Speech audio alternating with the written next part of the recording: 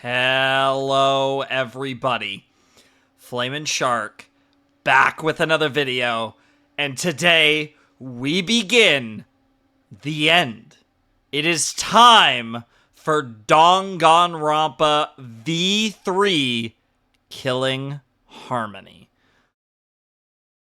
Oh boy, this is a big one. This feels like a really big one. The final game in the Danganronpa series. Now, I know there is the Danganronpa S game. I might check that out one day. I don't really know. But as far as, like, the main games go, this is it. It's time for V3. I am actually going into this with very little to say. Most of the Danganronpa games we've played on the channel, really, every entry, like, I don't remember if I said a lot going into DR1, but I know going into DR2, going into DR0, going into Ultra Despair Girls, going into the Danganronpa 3 anime, every time I've entered a new entry in the Danganronpa franchise, like besides the first one, I had a lot to say. It was a big conversation to have, right? Like, there was a lot to get into with the series. I was very excited about all the possibilities. This is a weird one because we finished the story. This exists beyond the story. And now that I've finally seen the anime, I do kind of understand how, like, we really did finish the story in Danganronpa 3. What on earth is this going to be? Because I don't buy that this is some sort of, like, full-blown retcon. We wanted to make a new Danganronpa game, so it exists. It's like a different universe, but yet Danganronpa, like, the events of, like, events similar to the events of DR1 still happen. I don't buy that for a second. I fully expect this to exist within the continuity of Danganronpa. How? I have no earthly idea. I genuinely do not have a freaking clue how the hell they're going to pull this off and make it make sense. But I also do trust Kadaka to cook. I don't know what this is going to be. But it's Danganronpa and it's a mainline game. Which means there's going to be a killing game. There's gonna be trials. It's gonna be the Danganronpa experience. Now, it should be interesting because I'm pretty sure there wasn't that long of a gap between DR1 and DR2. I know this game came out way later. Obviously, this is the last thing Kadaka did before setting off with Uchikoshi to make Tokyo 2 games. I believe. I'm pretty sure. Actually, I don't know. I don't know if Raincode was their studio or if he was still with, like, Spike Chunsoft or whatever. But this was near the end of that relationship, at least as it exists currently when I'm recording this on May 22nd, 2025, which gives you an idea. This is getting recorded fairly well in advance. I'm hoping to be done with the game by the time you guys see this first episode. So, yeah. This will probably be in the tank for quite a while. I'm very excited to jump into this, and I just don't know what to expect. I expect to get some incredible characters. I expect us to have some really interesting murders to investigate and some really fun trials. I expect new gameplay mechanics, just like we got in DR2. I don't want to say a full-blown overhaul to the way the game looks and feels, but this is a lot more recent in the lineage, right? I don't know exactly how much time passed, but this was like, I want to say this came out in, like, I could be wrong, and maybe it was like, I want to say 20, my gut instinct is to say 17, because I think the anime was before it, obviously, and the anime, I think, was more recent than I thought it was, when I checked. I think I checked either after the big 5-hour reaction or after the OVA reaction or something. At some point, I took a look at, like, when this stuff came out. I think it was during the OVA video. But I don't know. I expect this to exist within the lineage, within the canon of Danganronpa that's been established up to this point, but I kind of expect this to have nothing to do with any of the other characters from previous Danganronpa. I might regret this because it literally never happens, but I think I'm even going to go as far as to say I don't think...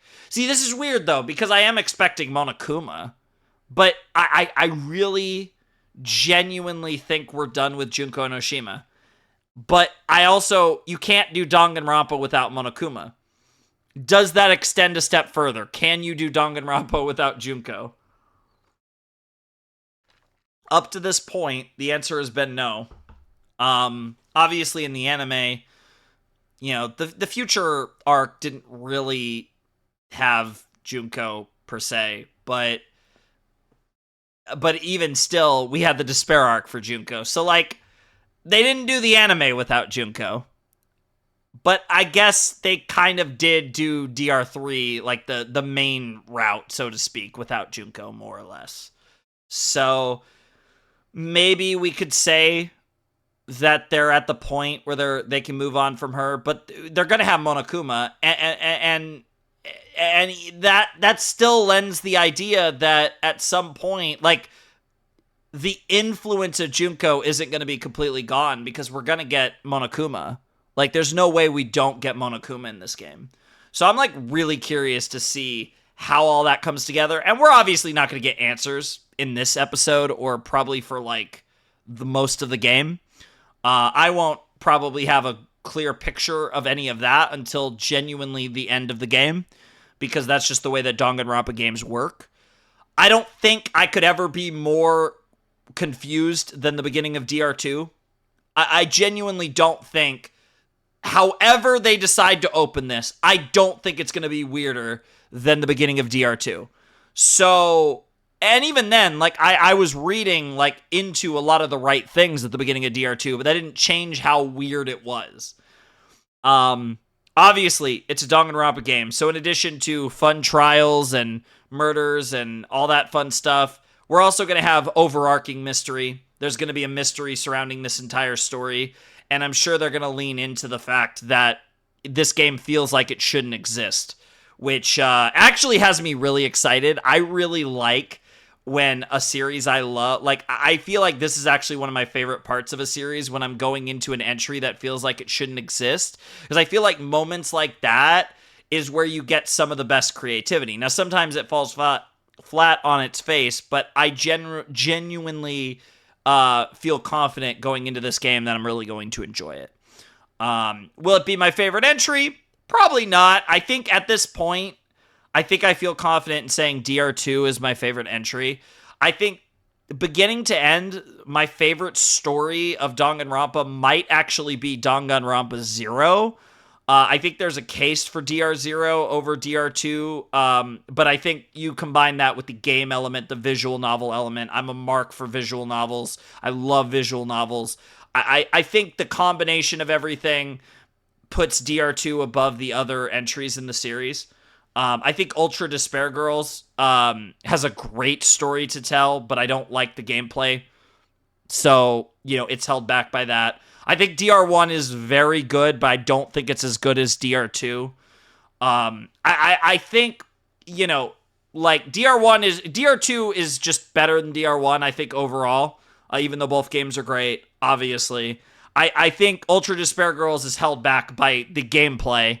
I think Danganronpa 0 is held back by the fact that it's a book and not a visual novel, and I just love visual novels, because I think that's the one story that genuinely might be my favorite story in this universe. It's probably between 0-2 and UDG, but I think UDG is probably third in that, even though I think it has a fantastic story. I do think it's obviously a shorter story, and I think certain parts of it are really strong. But I think beginning to end, the two best stories told in the Danganronpa universe so far are Danganronpa 0 and Goodbye Despair.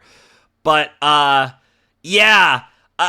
again, probably my overall favorite is DR2 for the combination of story, the visual novel elements, the trials, and all that fun that we've gotten to experience with that. And I feel like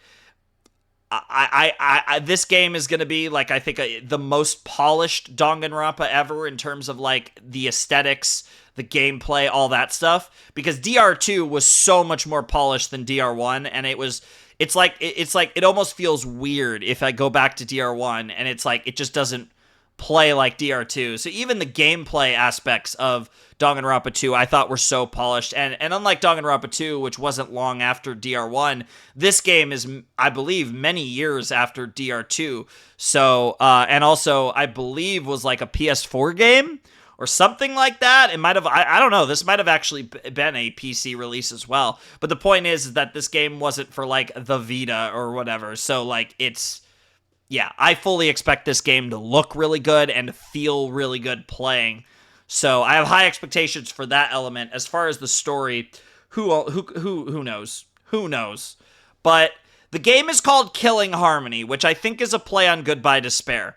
The last full-blown Danganronpa entry, DR2, not counting UDG, not counting the anime, if we're talking full-blown visual novel Danganronpa, was Goodbye Despair. Killing Harmony is essentially the opposite of Goodbye Despair, name-wise, right? Like, Goodbye Despair, it's a very positive naming scheme, and they did a double twist on it, obviously, where the Goodbye Despair was kind of only refers really to the beginning and the end of the game.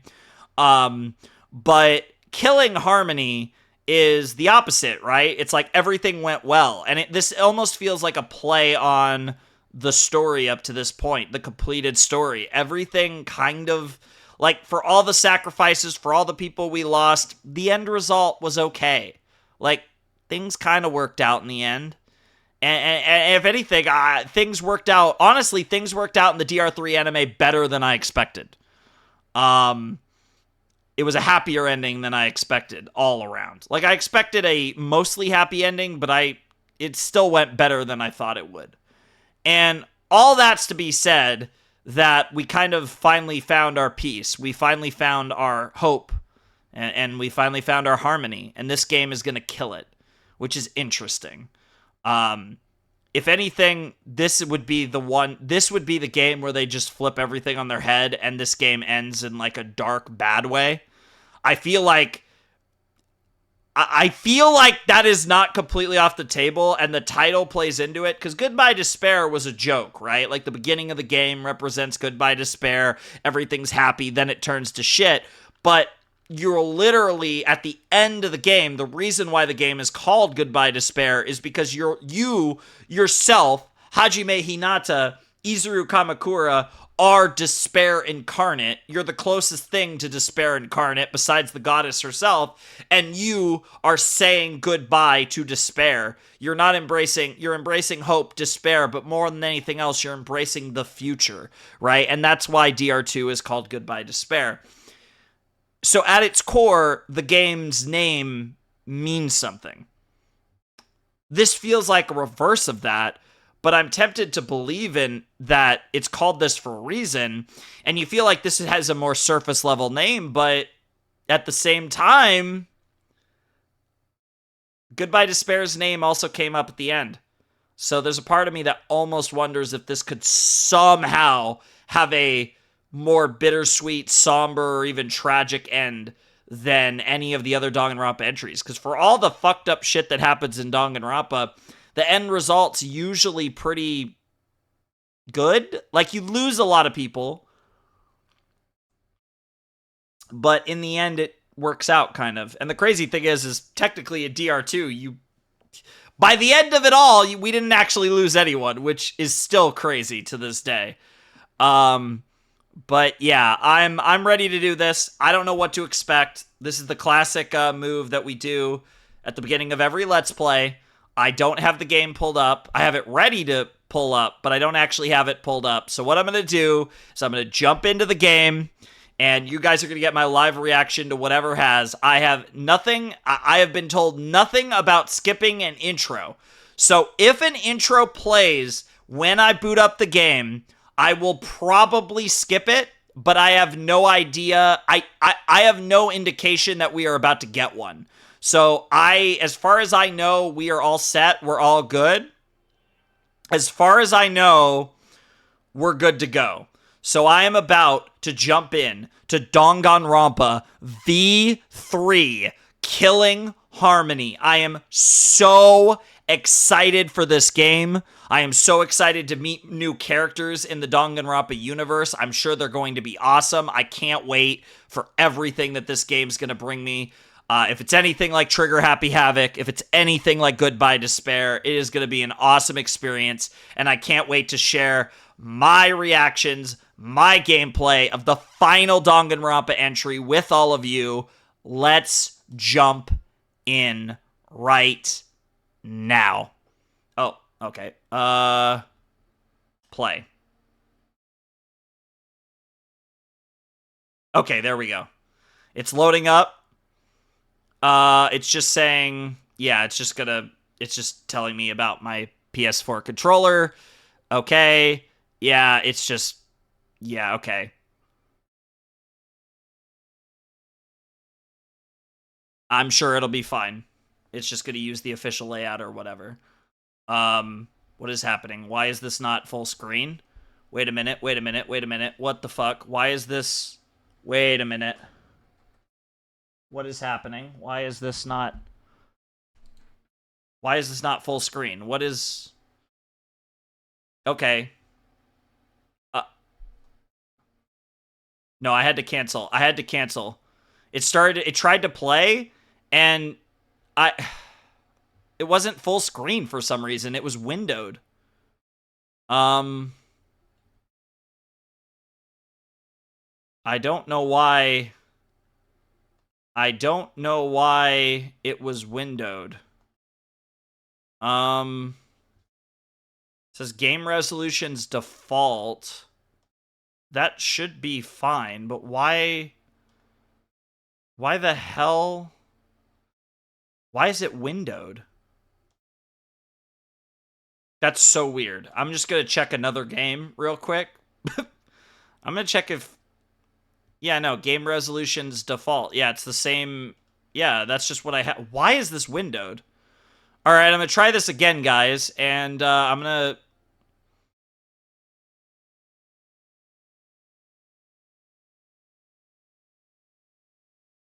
Yeah, I'm just going to play it again and see if it... No, it did the same thing. It's windowed. What the fuck?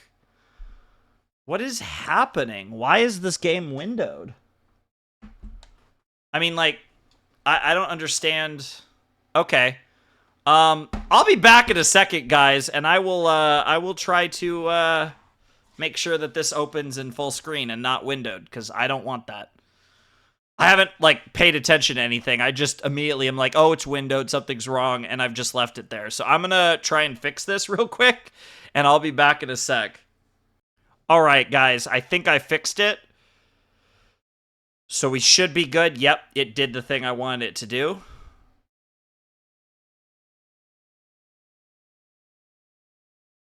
And I should be good. So yeah, it wasn't opening the configuration thing for whatever reason. So now I've fixed it. We should be good. Here we go. Yep, we're good. Yep, we're good. Spike Chunsoft. Spike Chunsoft, Danganronpa. I see Monokuma trial setup and the Monokuma like theater, but also more like the theater that we saw in DR3, the anime, with Junko and Chisa. Yeah, fictional game. Ooh. Okay, so no intro. Also, this is a really interesting, like, graphic. Like, this is not what I was expecting it to look like. Danganronpa V3 Killing Harmony. Team Danganronpa, Spike Chunsoft. Press any button. This is a really interesting... Also, that doesn't look like Hope's Peak Academy. Very interesting. I mean, the Danganronpa 3 anime was literally called The End of Hope's Peak Academy. Also, this music isn't stupidly loud. That may be the most shocking thing of all. Why does it want me to load game? Yeah, as you can see, switch date display. What does that do? Okay, I don't know what that does. Oh, maybe it's like American versus like European, like the order of the dates. You know what I mean? If you load save data from the demo version, you will unlock a special reward. Well, I haven't played the demo. That's cool. They had a demo. So this probably did release on PC. Like, I'm pretty sure this was a PlayStation game, but also, like, PC. I mean, the others were, so that would make sense. But, yeah, I think this did have an original release on PC, which is really cool. Wait. Oh, yeah, we're gonna go English. We can change it, which is cool. Do we have settings? Yes, we do.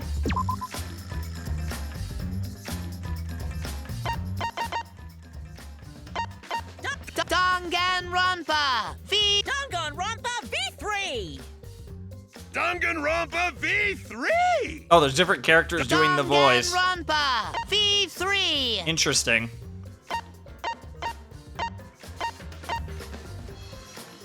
We'll go with this for now. This is probably fine. I'm assuming the rest of this is cool. But yeah, we might as well go all in on the voice volume. I feel like that's usually the move. Extra, Route V3. Anything hiding in there? Who was... Wait, I don't even want to know, honestly.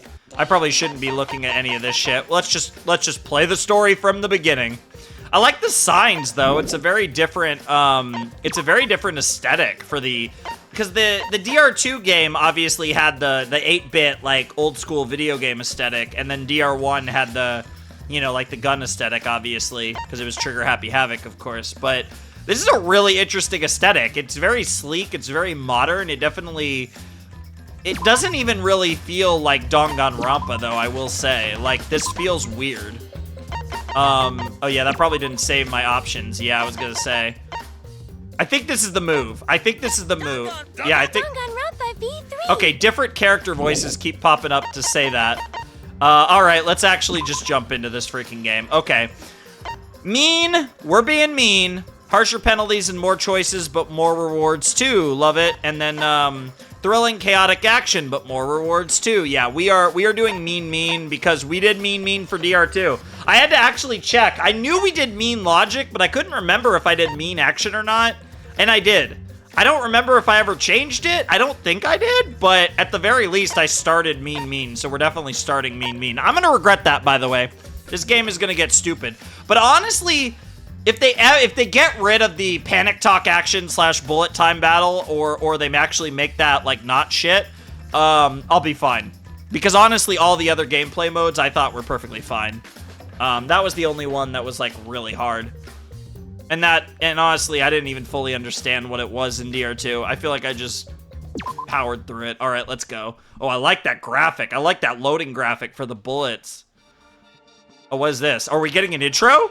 Wait a minute. Are we getting an intro? Oh my god, that's... Whoa, my god, that's Nagito. Oh my god, that was... Oh, wait, UDG? Shiso? Oh my god, this is everything! Yeah, Trigger Happy Havoc. They're gonna go through the whole series.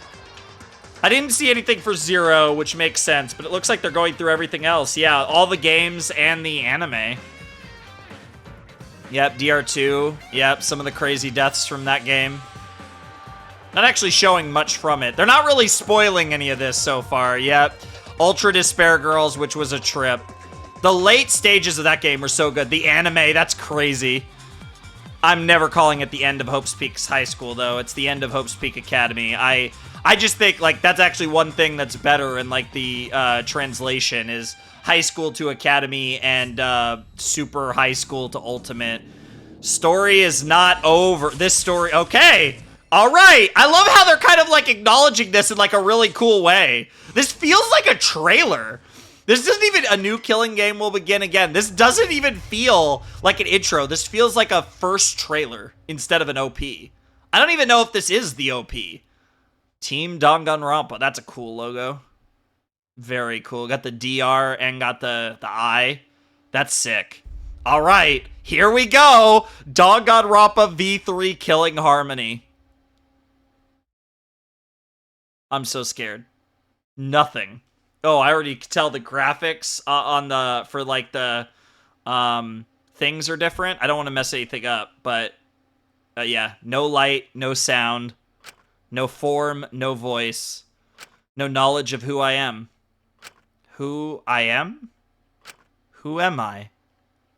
I extend a hand. This is really trippy. This is almost giving me, like, I don't know. This almost feels like Ava dialogue or something. A hand that belongs to no one. Okay. To take hold of my existence. What is this intro? Hello? This is me. Are we getting female protagonist? Because I'm about to nut. She has the ahoge! Oh my god, this really is the protag. See, it's crazy. Even though we got, like, female protag with Kamaru in DR2, or Ultra Despair Girls, I still did not at all really expect a female protagonist for V3. That's crazy. My name is Kaede Akamatsu. All right, first name going down. Kaede Akamatsu. Interesting. Let me guess, you have no talent, or you're the ultimate lucky. Or do we get to finally play someone with a talent? Probably not.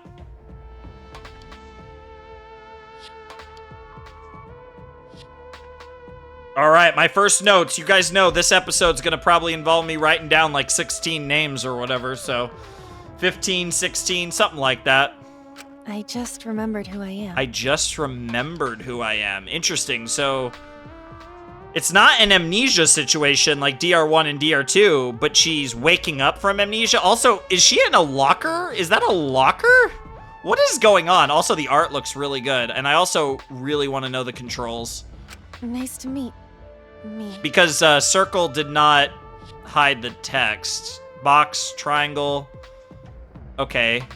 I really want to know how to hide the text. No, I don't want to auto.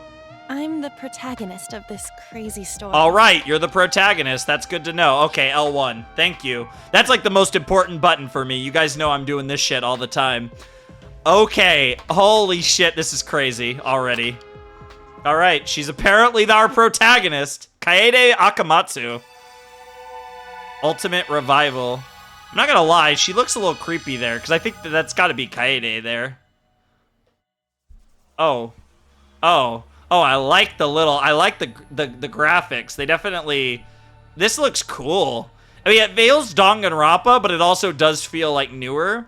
And then the visuals, and yeah, so we have like, yeah, so we're in like, so this is kind of like the DR1 setup. It's not the DR2 setup. Actually, yeah, she just woke up and walked out of a locker and remembered who she is. I like the pink on the K. I wonder if that's like a male-female thing. I wonder if we're gonna have like blue for male characters on like their first letter of their name or whatever. I like the visuals, the graphics. You got the blood stains too. There's a lot of cool stuff here. Or it might be pink on everyone because pink blood in Danganronpa. I like a lot of the aesthetics here. I like the way the text box looks. I like the wacky lettering for the name. Very cool aesthetics all around. I stumbled out of the locker in a daze, but as soon as I did, I fell on the floor. Rise of the Ultimates. Interesting theme name, Rise of the Ultimates. We're in the prologue. We have a level. I couldn't even brace for impact as blinding pain suddenly rushed through my head. So far, she's actually said every line. Gah! Ow! But thanks to that pain, I went from dazed to annoyed real quick. I like the side graphic, too. That's cool. Really liking the aesthetics of this game so far. I fully expect this game's aesthetics to blow every other Danganronpa game aesthetics out of the water. And Danganronpa has amazing aesthetics, but it's just Danganronpa aesthetics, but with more money, because this game likely had more money, more time, and it's newer. So, like, all of those things should really play into some great aesthetics, and like I said, the way the game plays, I think will be great. Huh? Wait, where am I? What is this place? Okay, so it's not fully voiced. I was gonna say, if this game was fully voiced, I was gonna lose my mind. It's one thing for Ultra Despair Girls, but if they fully voiced a full-blown mainline, like a main Danganronpa game, that would have been insane. So I wasn't expecting that, and I'm not disappointed to know that I am going to have to do my voices one final time for Danganronpa. You guys know how awful this is going to go, but hey, you know, we're here. I like the question mark, too. I rubbed my throbbing forehead. Yep, this is definitely going to leave a bump. I looked around. Oh, that's a cool shot. A classroom? That's a very cool shot. Interesting. There's like weird keyboards, big screen. This is a very unique aesthetic. This is definitely not our Hope's Peak. I feel like they are gonna say that this is Hope's Peak because that's what happened the other 2 times, but this is very like, and I don't think this is just because the art's been updated like so much because years have passed, but I also like how her sprite's in the background in the shot. I really like the way this game looks so far. Really impressed. Yeah, this is a classroom, all right, but I don't recognize it. Where am I? What am I doing here? Wow, I will say, a lot of voice acting so far, despite what I said. She's actually said almost every line so far. Is this a dream? I just have to pinch myself, right? Weird. Classroom. Like, the desks are really weird. Like, Hope's Peak looked like a Hope's Peak looked normal enough. Like, at least the classroom we woke up in as Makoto in DR1. This place looks weird. I'm wondering if this is in, like, the future. Like, my gut instinct was that this is somehow going to be after every other entry in the series. But now I'm starting to wonder, is this, like, way in the future? Because even though this looks weirdly futuristic, despite also looking weirdly old school at the same time. So I pinched my cheek. Is that supposed to be a pinching cheek sound effect, Kaede? What the fuck? But all that did was make my head hurt in 2 places instead of 1. Okay, hold on a sec. Let's just stay calm and think this through. We get to see her, like, finger. I like that we get to, when we're just, like, viewing things and get to, like, we actually get to see, like, her poses and stuff on the side. That's a really cool addition. Confused as I was, I tried to remember how I ended up here. Nightmare in the Locker, interesting soundtrack, or OST, score, I suppose. But no matter how hard I tried, in the end, I just couldn't. But you said you just remembered who you are. Like, you remembered that you're Kaede Akamatsu, so you at least remembered your name. But the way you framed it was like you remembered who you are. So even if you don't remember how you got here, because classic Danganronpa, of course, theoretically, you remember more than the average character in one of these games. Okay. Yeah, and then the... Nani? Whoa! Suddenly the locker next to mine started swaying and shaking, making all kinds of noise. Oh, yeah, it was a double locker, so there's a second character that's gonna walk out. I wonder, this is gonna be like the Nagito or Sayaka of the game. Obviously, Sayaka didn't end up being the Sayaka of the game. But yeah, this is gonna be like our Nagito Sayaka comp, I assume. As I fearfully turned around, the locker door slowly opened and... I assume that's a guy? Yep, a boy came stumbling out. Can't really get a good look at him. Wearing a lot of black as a hat, which is interesting. Not something we see very much in Danganronpa. In fact, have we actually even seen a character that wears a hat? Genuinely. I genuinely can't think of a character that wears a hat in this series. A normal boy dressed in a school uniform. In fact, he might be a high school student too. He looked bewildered. Oh, he looks cool. He's got Danganronpa eyes, of course. And when he slowly lifted his head... Interesting that we woke up first. I mean, you know, I guess it's that sec. Also, the door is interesting. And I didn't even get into the fact that, like, all the foliage that's growing in this place, which makes it look like it's been abandoned. I have a lot of questions about this place. This is already... Like, I like how this feels similar, yet different. And also, why is there pink outside the window of the door? Like, I don't like seeing that color. That makes me... We're gonna walk in and just see, like, blood. Imagine we see, like, a million... like, a bunch of bodies. Like, a bunch of dead people already. He screamed as if he'd just seen a monster fell on his butt and scooted back. There he is. Oh, that's kind of cool. Who are you? Are you with those other guys? Other guys? I have questions. Huh? What other guys? The people who kidnapped me. Kidnapped? Okay, so he remembers something that we don't. Interesting. Wait! Where am I? What are you gonna do to me? Hey, Hold on. I firmly gripped his shoulders. you know? What's your name? Huh? I'm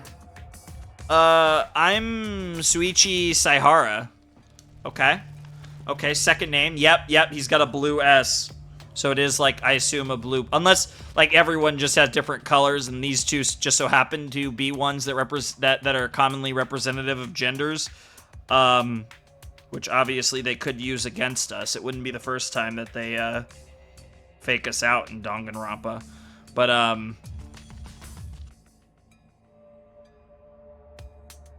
Interesting. Suichi Saihara. Okay, so we got Kaede and Shu. It's probably Shuichi, actually. Shuichi. Oh, man. Hard to say names, not gonna lie. Yeah. I'm Kaede Akamatsu. Now, listen to me, Shuichi. Oh, God. Oh, man. Why did they give me all these tough names? Especially... Got it? Shut up! You're not the only one who's confused right now. Also, I hate that these are probably, like, the two... Like I said, because they're the two characters we meet first, I'm imagining these are the two, like... Because obviously we're playing as Kaede, and I imagine Shuichi's, like, the other, like the secondary main character almost. Or, like, again, I compared it to, like, Sayaka before the twist, and, Nagito in the case of DR2. So... Unfortunately, both of these potatoes have tough names. Kaede, I can do. Shuichi is, like, really tough, and I want to hear him say it. Huh? Sorry. After making him shut up, I retraced my steps again. I will say, this might be my favorite first impression of a protagonist in this series. Like, between thinking about, like, Makoto, Hajime, and Komaru, I think Kaede is giving me my best first impression so far. Because obviously of the four, my least favorite is Makoto. I really like, and then Hajime and Komaru I do both like a lot. And I'd have to think about which one I prefer. I think Hajime is my favorite protagonist. But, you know, Komaru's dynamic with Toko that built throughout UDG was so good. So, like, I could be convinced Komaru. But it's definitely between Komaru and Hajime for my favorite protag. But I don't have, like, a protagonist that I just... is like one of my favorite characters in the entire series necessarily. So, who knows? There's always a chance that Kaede can find that, I guess. That's right. I was kidnapped too. Okay, you're starting to remember. Okay, you remembered that. Oh, Jesus. I was walking my usual route to school when all of a sudden someone shoved me into a car. I assume you're gonna say that I'm gonna say that you're from Hope's Peak Academy. Also, the ass on that silhouette is doing work. But I'm assuming this is a situation where they're gonna be like, oh yeah, by the way, you yeah, it's gonna be one of those things where, like, it's can I pause? No, by all accounts, it doesn't seem like I could pause. Oh, okay, that's the log. I was walking my usual route to school when all of a sudden someone shoved me into a car. That's convenient. Okay, it seems like we can't pause yet, by all accounts. Based on my controls, I don't seem to be able to find anything there. I shouted for help, but no one came to rescue me. Everyone pretended like nothing happened. It made me think how rotten the world is. Ooh, I like the way she said. I like that a little bit. There's a disdain in her. There's like, okay. Oh, they might. It's subtle, but they're already cooking. What I will say is, this makes me wonder, the way they're framing this, I wonder if this was in the beginnings of the tragedy. Because obviously... Because it's very possible that this is something that was set up, either, dare I say it, by Junko, or by people that were loyal to Junko, and then maybe they were just kept on ice, and maybe they're doing this because, like, everything else, like, failed. So it's like, Well, you know, we might as well have these students kill themselves for no reason, or kill each other for no reason. I could see that, but I also don't know how heavily they want to tie. I feel like they're not going to want to tie this much to the rest of the games. So I don't know. This is interesting, though. And then I lost consciousness. Sure. That's right. And when I woke up, I was inside that locker. I like her voice, too. I'm not sure if I'm familiar, but I do like Kaede's voice. Huh? Same with me. Were we kidnapped by the same people? It seems like it. But Jeez. why me? My family's not rich, and I'm no one special. I'm just a normal high school girl that doesn't go to Hope's Peak Academy, then? Because, I mean, if you're a normal high school girl, then you're not an ultimate. If none of these characters are ultimates, I'm gonna lose my mind. There's no reason to kidnap me. Okay. Me either. I'm just a regular guy. That would be interesting if they're all ultimates and none of them remember that they're ultimates. That could be a twist. Or they've been, that has been like just wiped. Like I said, they've been like the idea that their ultimates has been wiped. Because I can't imagine that they'd actually do a Danganronpa game with no ultimates. That just seems very unlikely. That would be interesting though. But that is kind of one of the signature trademarks of this franchise. And this is a school, right? Why did they take us to a school? A weird-ass school. I wonder why.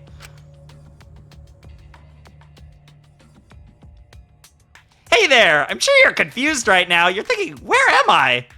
Well, I can't explain that, but I can give a basic explanation about the controls. Thank you. L stick to control the reticle. When you have a target, yeah, A, that's X for me. Right stick controls the view. This is all the same. You could press the right bumper to smack objects around. Who knows? You might find something amazing. Huh. That's new. You could always press the left bumper to return objects to their original position. Interesting. That's a new mechanic. However, not every object can be moved. Thank you for understanding. Okay. Yep, Y/triangle will show you all the... Yeah, this is the same. Yep. Yeah, I know it's a lot of information. And then you could press... Yeah, basically start to review the controls. Investigate thoroughly, that's how you progress the story, you know? So yeah, we still don't have a pause option. Yeah, there's no...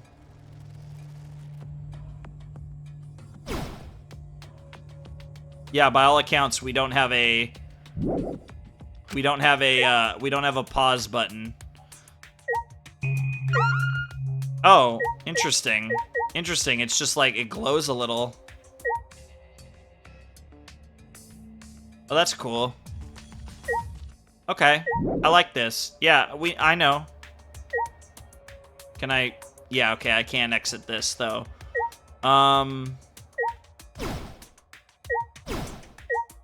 That's really interesting. The push mechanic is really, like... I'm, like, really interested in doing that. Can I push him? Boom! Anyway, let's just stay calm and think. I'm sorry I shouted at you earlier. No. No, it's okay. I shouldn't have yelled at you. Hey. Anyway, this place is weird. You don't think we got caught up in something bad, do you? Something bad? What's going on? What have we gotten ourselves into?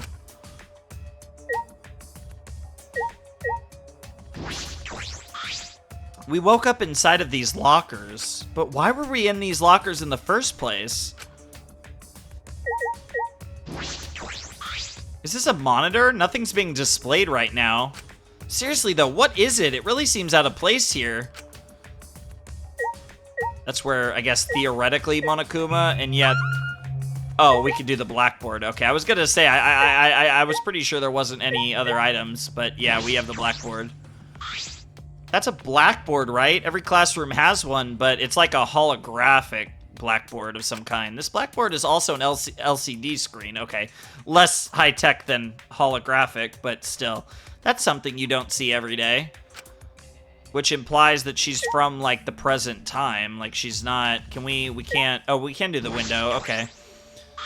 The outside of the window is covered in greenery and barbed wire. Why are the school windows covered in barbed wire? I mean, that is a little different from DR1. It still covers our view, though. And makes it hard to get out. Although, admittedly, I feel like it might be a little easier to escape through that than it was in DR1. Alright, now the door. Where am I? Why was I kidnapped? Who kidnapped me? I don't understand this at all. But that doesn't matter, at least for now. Let's just get out of here as fast as we can and find some help. Okay. Yeah, good idea. We ran as fast as we could to the classroom door and opened it with all our strength. But then... Is this gonna be the video, maybe? What the hell? Hell yeah! Found you! What on earth is happening? What in the 9 circles? What? Yeah. A monster? Yes, Nani indeed. Please do not tell me this is somehow another student. This is bad. We need to get out of here. What on earth? Okay. Are we just gonna run? Wait! This guy's way too excited, too. Is a regular dude gonna pop out? What is happening? What on earth? Oh, Kaede, over here! What on earth? Oh my god, we actually have to run from this thing. Okay. I guess we're running. Hallway, first floor. What is this location? There's another one. What on earth is happening? Don't go that way, over here. This feels so weird. What is happening? Yeah, we're running through all these different locations. I mean, the fact that there's multiple machines makes me think that this is the mastermind, but obviously...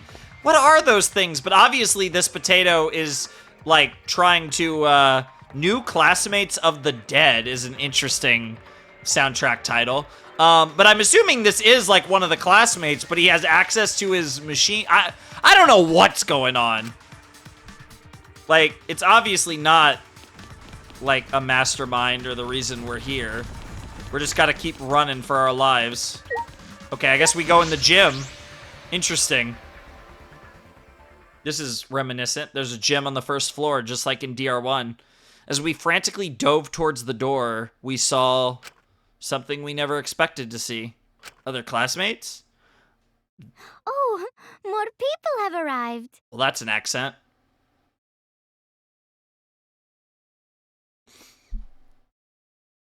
Damn, that's a buff potato with the glasses.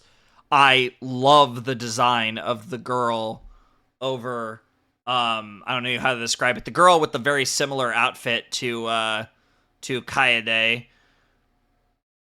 There's the guy with the super, well, there's actually 2 guys with super spiky hair. There's the guy in the middle with the little goatee, and then there's that. There's the Sayaka hair kind of girl with the glasses. She looks cute. There's like short guy. Then there's a really short guy. There's short girl, but that might just be because she's in the background. There's really short girl. Okay, I don't even know how to describe it. There's a bunch of characters. No one looks familiar. I don't think we know anyone here. Nobody looks like anyone who would be a relative of someone we know. This feels like a completely original cast, because obviously Ultra Despair Girls had a lot of relatives of DR1 characters. I don't think any of these characters are going to have any association to characters from the past. I think this is going to be like, again, also I want to count 1, 2, 3, 4, 5, 6, 7, 8, 9, 10, 11, 12, 13, 14. Okay, then we have 16, because there's 14 here, and then you add Shuichi and Kaede, and you get 16. I don't know what that means for the machine things that are chasing us. Are those like the Monokuma equivalents? There has to... universe that Monokuma's not in this. Also, there's a logo on the ground. I can't read it. It looks like, I can't. I thought that word was hope, but actually I don't think those are even words. I don't know. And then I assume that graphic is the eye, but I don't know. That graphic behind us, by the way, that logo is not Hope's Peak. I have so many questions. Huh? Did you all get chased by that monster too? Oh, yeah. We're about to get the introductions of everyone, which is cool. What are they? What do they want with us? That voice sounds a little familiar. They were trying to, I mean, in the end, they basically, we were like sheep, and we were all shepherded towards the gym. Also, the foliage in like every location is really interesting. It makes this place look like it's been deserted and like overrun forever. But that's obviously, I don't think that's the extent of the story there. I think that's just, it's meant to invoke that aesthetic, but who knows? Do you want me to check on what's happening? The interesting voice. You can't! It's too dangerous out there! It's likely that monster still lurks nearby. Was that, Todd Habercorn? Wait! I shouted at the top of my lungs. Who are you guys? And why am I here? Trust me, they know about as little as you do. And that makes 16. Yep, nah, that was the first thing I was looking for. It was the count. What? Is this potato gonna say that seems like like a good round number or whatever? I'm talking about us. There are 16 of us, all high schoolers. Interesting. Despite some of you look, I mean, a few of you look way older and a few of you look younger, but yeah, that's just anime for you, to be honest. What do you think that means? Or otaku shit. 16 high schoolers? All right. Oh. Right. Didn't answer your question. My name is Rantaro Amami. Rantaro. Just makes me think of Rintaro from Steins Gate.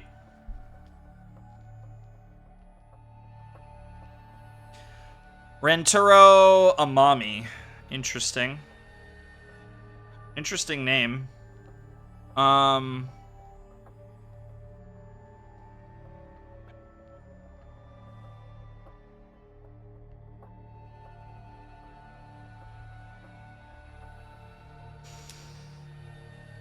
Also, yeah, this prologue was called Ultimate Revival.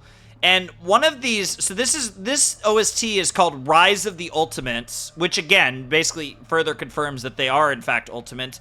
And then there was another one that was like Classmates of the Dead or something, which I think is actually a reference. But there's a lot of analogies to like death and resurrection in this. And death and rebirth, one might say. Shouts to Ava. But it's really interesting, right? And there's like, I feel like there's a play on like, there's a meta context here with like the fact that this is like the death and rebirth of Danganronpa, but also there's more to it than that. Now I'm starting to wonder, are like somehow all of us dead already? Like I'm already thinking of like the big potential plot twist for this game. I'm sorry, bud. Oh no, he has yellow. Okay, no, so they all have different like colors for their little letter in their names. Let's leave it at that for now. What? Huh? Okay. You know... Anyway, why does it matter if there are 16 of us? There might be more coming. Somebody's gonna say, that just sounds like the right number. No. Nah, I think this is all of us. If this is what I think it is anyway. Oh, wait a minute. Does he know about the killing games? Oh my god, I have so many questions. Oh my god. What? If this is what you think it is? Hey! What, you some kind of fucking know-it-all? If you know something, spit it out! Man, she looks deranged. It's the way they drew her eyes, but I really like, I like this. It was at that moment an unknown voice suddenly echoed throughout the gym. Is this gonna be, Yeah, it's interesting because it's a new logo and it says high school. It's got the crown. It's like a play on all the Danganronpa symbolism because it's got the crown. It's got the eye in there, but it's got another logo over top the eye. And then it just says high school. It's really interesting. Okie dokie. That sounded close to Monokuma, but I don't think that was Monokuma. Okay, quiet everyone. Shimmy down, shimmy down. That's a female. No. It's Simmer Down. What? Huh? Who's that? Where are they? Interesting design. What the hell are these machines? Okay, there's... Thanks for bearing with us! Well, that confirms it! Thanks for bearing with us! Oh, they're all in machines, too. This is actually interesting, because this is reminiscent of Danganronpa 2 with the Mono Beasts. Very cool shot, though.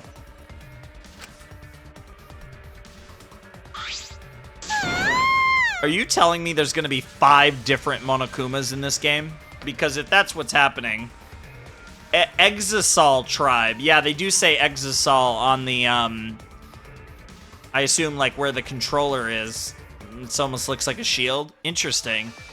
Are you serious? Damn it, there are more monsters. We're surrounded. These aren't monsters. They're Exisals.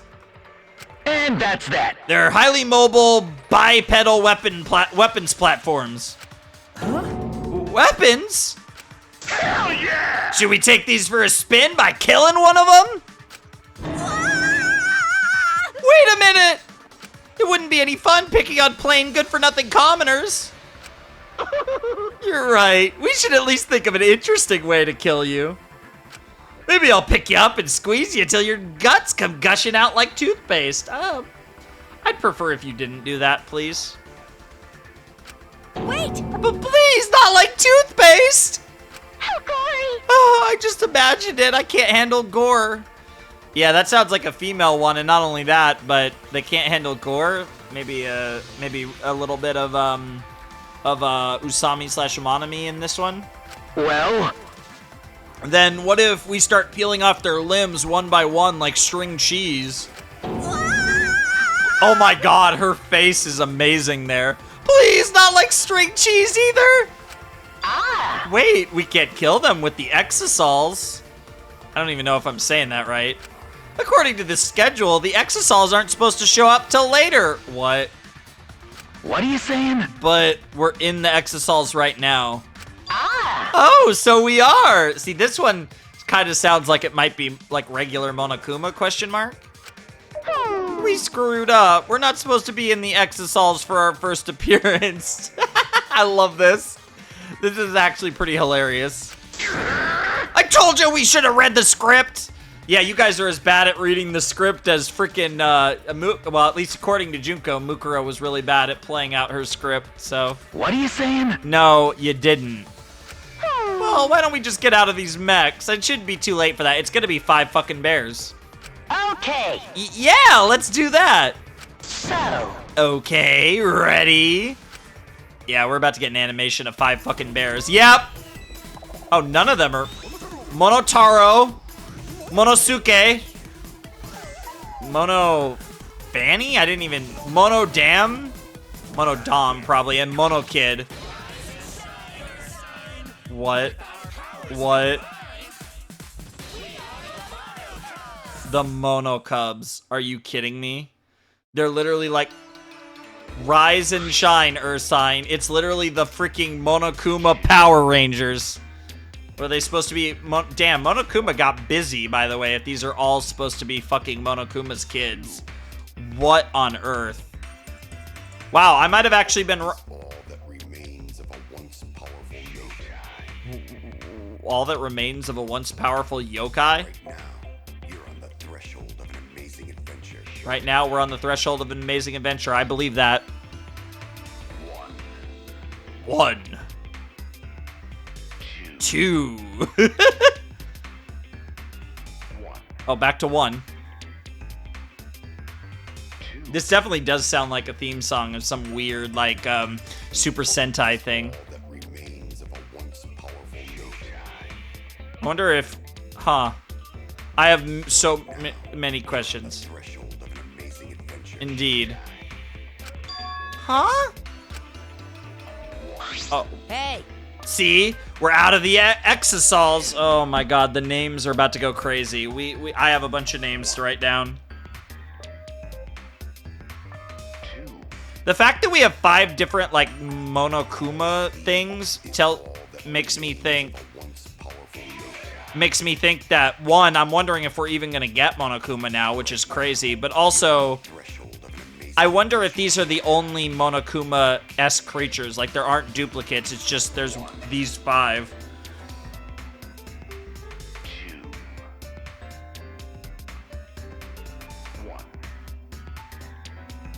Interesting. Now we're not scary anymore, right? His desperation is strangely terrifying. Mono Fanny? What the fuck is even that name?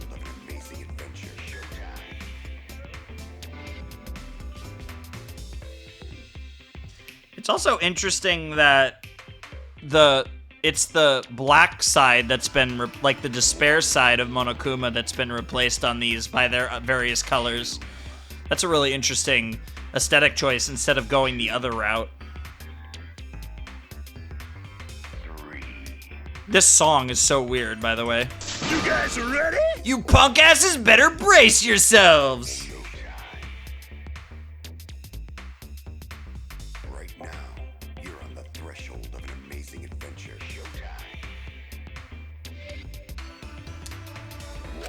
And he's just outright terrifying! That's right! I'm a messenger from hell, from the depths of hell. I'm a messenger from hell, from the depths of hell. Someone like you would talk like that. I love the stars, though. And the shoulder pads are really cool. Here to drag you down to hell. Oh my god, you're selling hell almost as much as Franziska says foolish fool. Hey! No, Mono Kid, you're saying hell too much. It's ruining the hellish impact. Yeah, that's what I was saying. It's probably Monosuke. It's instead of Monosuke, I'm almost positive it's Monosuke. And they're like stripes, the colors. Like, there's been a lot of stripe aesthetics with these potatoes. Hey. What's hellish mean? What? Hey, what's up with these stuffed animals? How are they moving? I have no idea. Hey. Moving stuffed animals. Yeah. On top of that, it seems like they call themselves the Monokubs. You're the one with that voice? Jesus Christ. Yeah. Moving stuffed animals. Monokubs. So yeah, this is a canon where the events of the killing... I assume, well, I mean, yeah, they wouldn't know about the killing school trip. Because nobody knows about the killing school trip. That was basically kept secret from the world. Outside of the Future Foundation, but the killing school life was broadcast to the entire world. So if they remember that, and yet we're seemingly living a relatively regular life, that implies that this is after the events of all of the rest of Danganronpa, in like a world that like quote-unquote recovered, you know, post-DR3. Huh? Wait, you guys call yourselves the Monokubs? Yeah, they're all reacting to that. So all of them have the information of the events of Danganronpa 1. And presumably, they have a more limited understanding of the rest of the story. At least the events of DR3. But most importantly is because basically everyone in the world would know the story of DR1. And depending on how far in the future it is, they could have learned this from their parents. Like, this could be far enough. I can't get over this is all that remains of a once powerful yokai. But this could be a situation where they learn this from their parents. This could be 20, 30, 40 years in the future. Oh, yeah, the last one. Monodam. Monodam? I have no idea. Like I said, I'm taking all the character notes. Which is more than normal because we have 5 freaking Monokubs. Oh, don't bother asking Monodam. I have no idea. He only talks to close friends. The years of abuse have really done a number on his heart. Isn't that right, Monodam? Yep, nothing to say, huh? Just a Lipsy city. Just a Lipsy city. Monodam, you won't even open your heart to me? Yeah, and Rantaro's like... Yeah, they're all thinking the same thing. I see. Looks like I was right. Actually, This is exactly what I thought it was. I'm getting a little bit of Byakuya vibes from Rantaro, so I think I'm gonna like him. But who's behind all this? Why the ridiculous theatrics? Shut up! Gosh, shut up, you! All of you are reacting way too normally to this. It's boring. Actually, don't their clothes seem kind of boring too? Are we about to get uniforms? hey, Wait a minute. You think maybe they haven't been given their first memory yet? Is all that remains of a once Interesting. So we're gonna get like drip-fed memories over the course of the game? Like genuinely? I feel like we've teased this bullshit multiple times, but if they actually give us more and more of our memories over the course of this game, like genuinely, like to everyone, that could be really interesting. Yeah? That should have happened before they woke up. Hey, answer my question. If you guys are the Monokubs, then... Hey, who the hell are you punks? Huh? that remains of a once That is. What do you mean? I really like her hair. I'm very curious about her. what? We're just wondering, do you guys have ultimate talents or anything like that? Oh my god, bro's got yen, but it's like mono yen. Ultimate talents? No. I don't have one, so they do. So they just don't remember. So they're about to remind us of our ultimates, theoretically. I have a skill that I devote myself to, but I wouldn't call it an ultimate talent. Interesting. But me either. I don't have anything like that. Okay. Yeah, same here. Told you so! I knew it! They haven't gotten their first memory yet! Hey, Monophony. It's like Stephanie. Okay. Monophony, weren't you in charge of that? The ellipses speak loudly. And now she's pretending to be asleep. She's sleeping? Did she seem really tired to you guys? you stupid. She's obviously faking it. Even if she's faking, she looks so peaceful. Let's whisper so we don't wake her up. If you say so. Anyway, if you guys really are the Monokubs, then Who cares? don't worry about us. The real issue is you bastards. Monosuke over here. Well, issue is putting it mildly. This is actually a huge problem. Yous all have forgotten your talent to become generic high school students. Interesting. That I like this. That's an interesting play on, again, the same ideas that we've played on over and over again with like the memory loss stuff. Huh? Forgotten?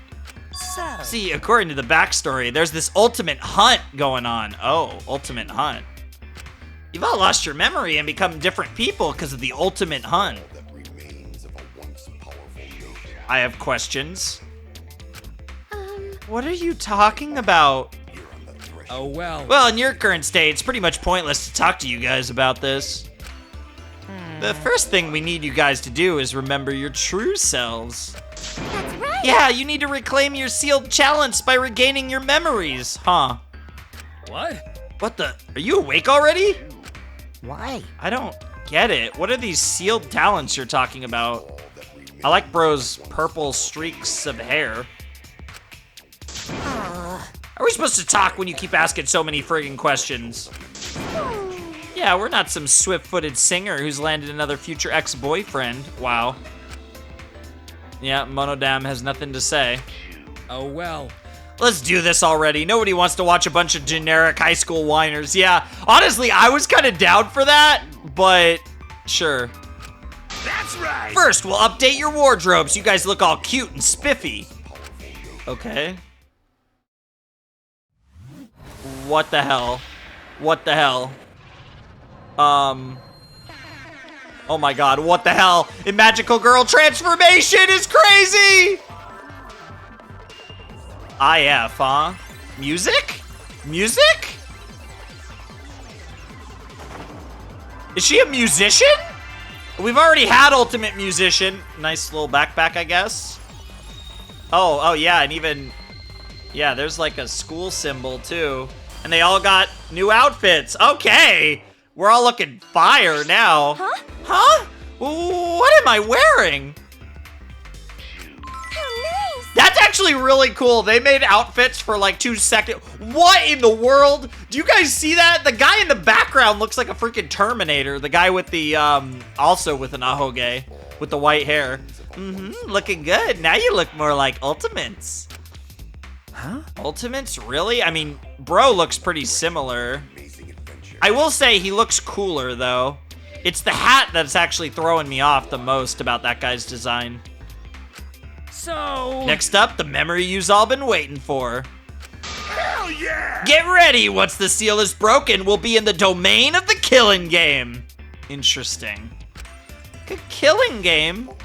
All right! Now then, after the flashback light helps you remember your amazing talents, this amazing story will begin for real this time.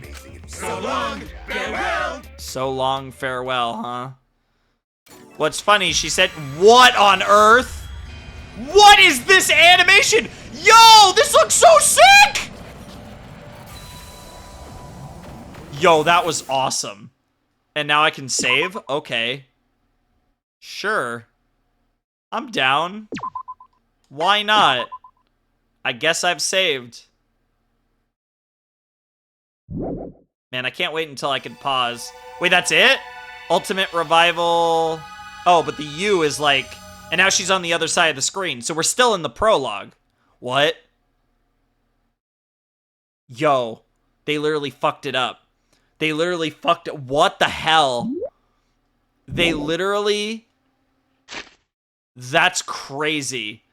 They literally fucked it up. They literally fucked up the intro and, like, reverted us back to the intro. What on earth? Huh? That is trippy. Also, she looks awesome. I love the music aesthetic. She's obviously a musician, but I'm wondering if it's going to be, like... We technically haven't had the ultimate singer yet, but all the music notes makes me think she's going to be more like something related to classical music, like the ultimate, like, violinist or something. Yeah. Oh, and now we have a yellow text box. What is happening? I stumbled out of the locker in a daze, but as soon as I did, I fell on the floor. Yeah, now Rise of the Ultimates, but now everything's in yellow instead. Is that because it's supposed to be, like, in the day? Because I noticed the sun's out in that graphic. I couldn't even brace for impact as blinding pain suddenly rushed through my head.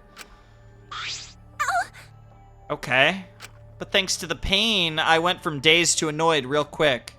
Huh? What? Wait, where am I? What is this place? I rubbed my throbbing forehead. Yep, this is definitely going to leave a bump.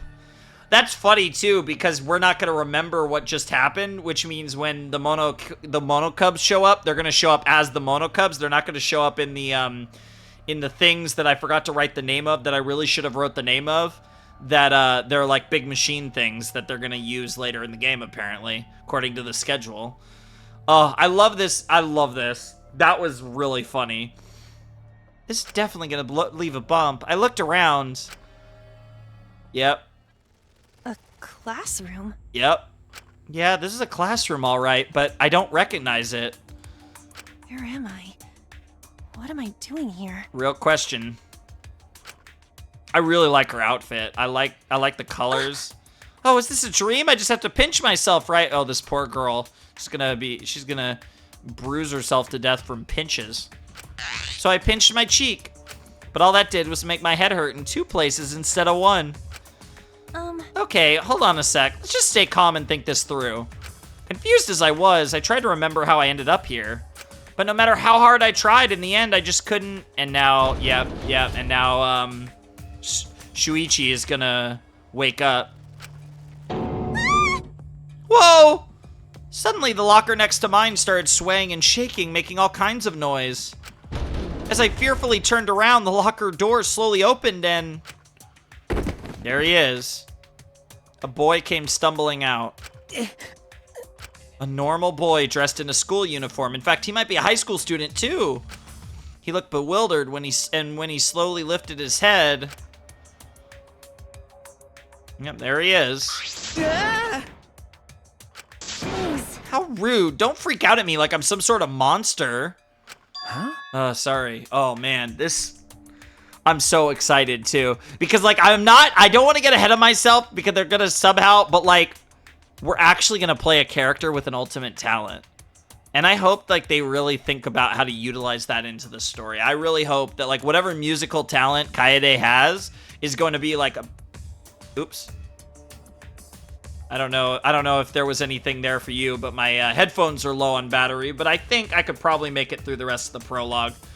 Hopefully. We'll see how long the prologue is.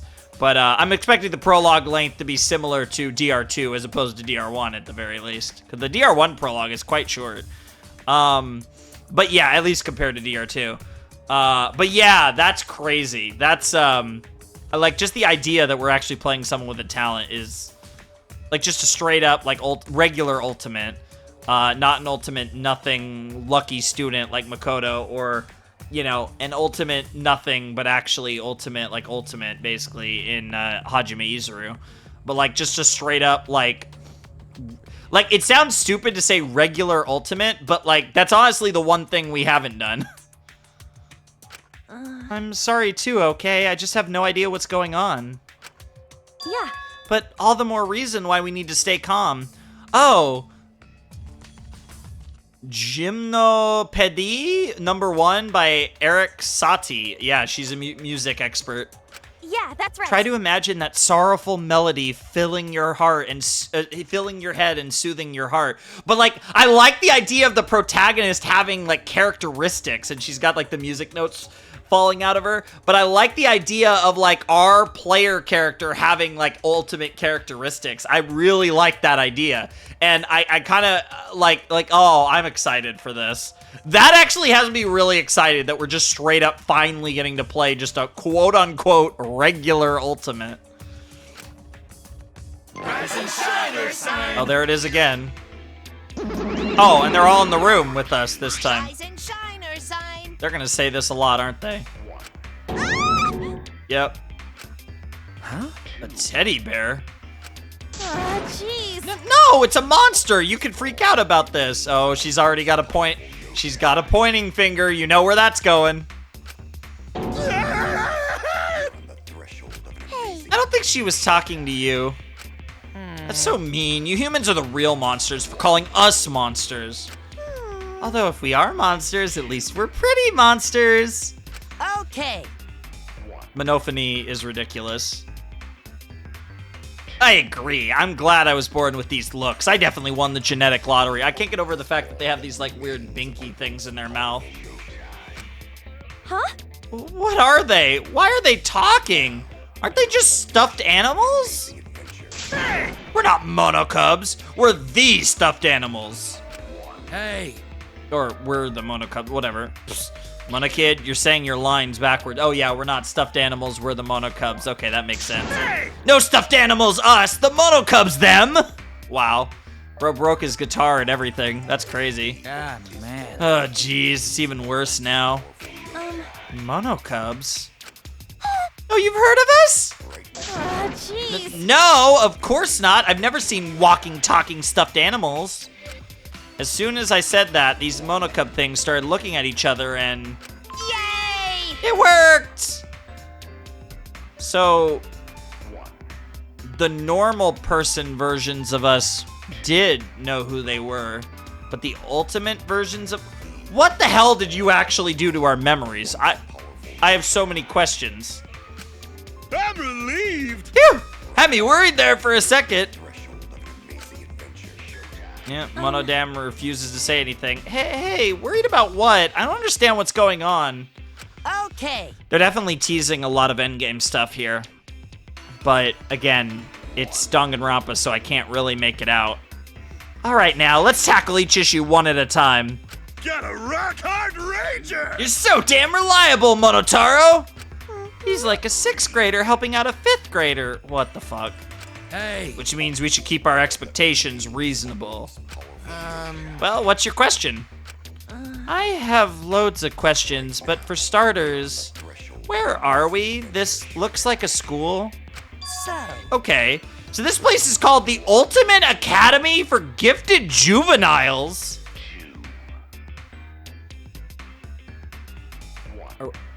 Are we troublemakers? I have a lot of questions. Ultimate Academy for Gifted Juveniles? Ultimate Academy? I've never heard of a school like that. That's right. Of course you haven't. This school was made for you 16 cretins. What on earth is happening?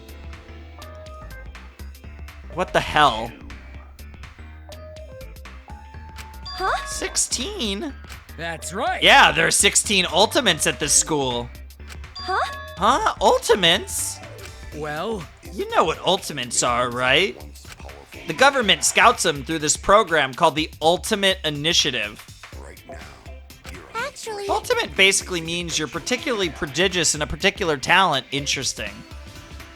So they're framing all this stuff while completely not they're not giving up they're not talking about like anything as it pertains to Hope's Peak or anything related to that.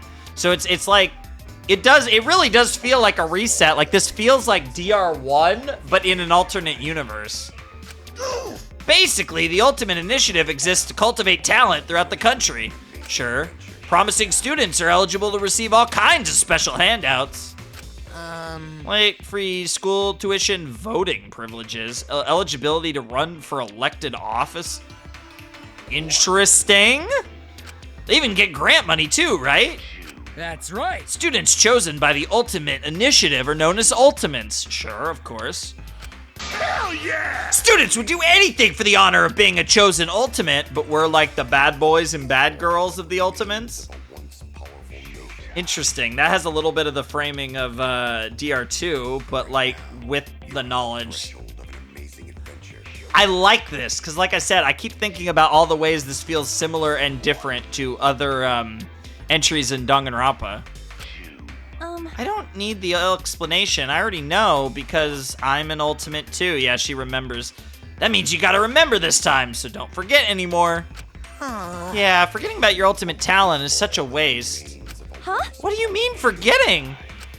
Shut up! Quit your yapping and get started already. Do an ultimate introduction about your ultimate talent.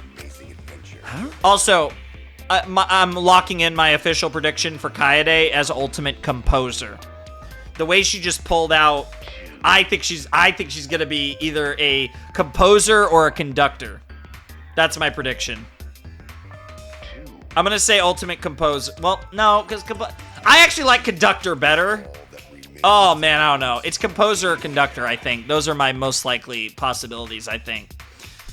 It could still be that she plays an instrument, but I don't know. I think the way they're framing her, I think she's one or the other. Get started with what? Why, exploring this academy, of course. Well, Also, you should introduce yourself to the other Ultimates, because you guys are all going to do an activity together later. Got a right Awesome! rager! I've got a rager right now! You didn't need to tell me that. Well then! So long, farewell! I love the graphics. So long, farewell, and then the sound effect Shoot. was very, Monokuma. Ah, they left, but I still have so many questions. Hey, This isn't a dream, right? No, but I wish it was. Anyway, we have to find a way out of here. But they said there are 16 ultimate students here. Does that mean he's one too? Yes.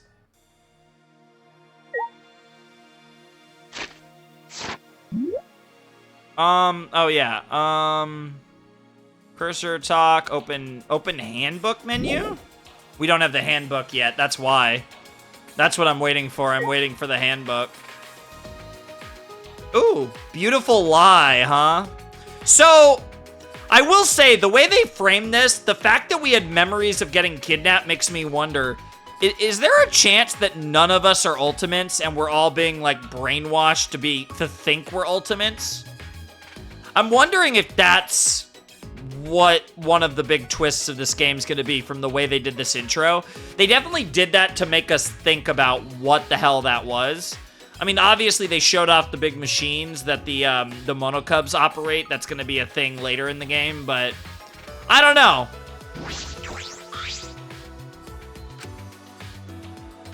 Yeah, so I assume all of these dialogue options are going to be the same, but I'm still going to check.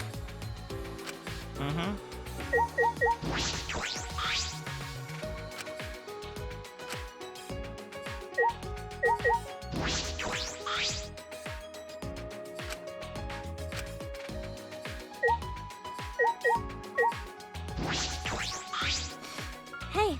Are you an ultimate student too? Okay. Yeah, well then... I'm Shuichi Saihara. No shot! They call me the ultimate detective, but... What the fuck? What? What? Wait... He's the ultimate detective.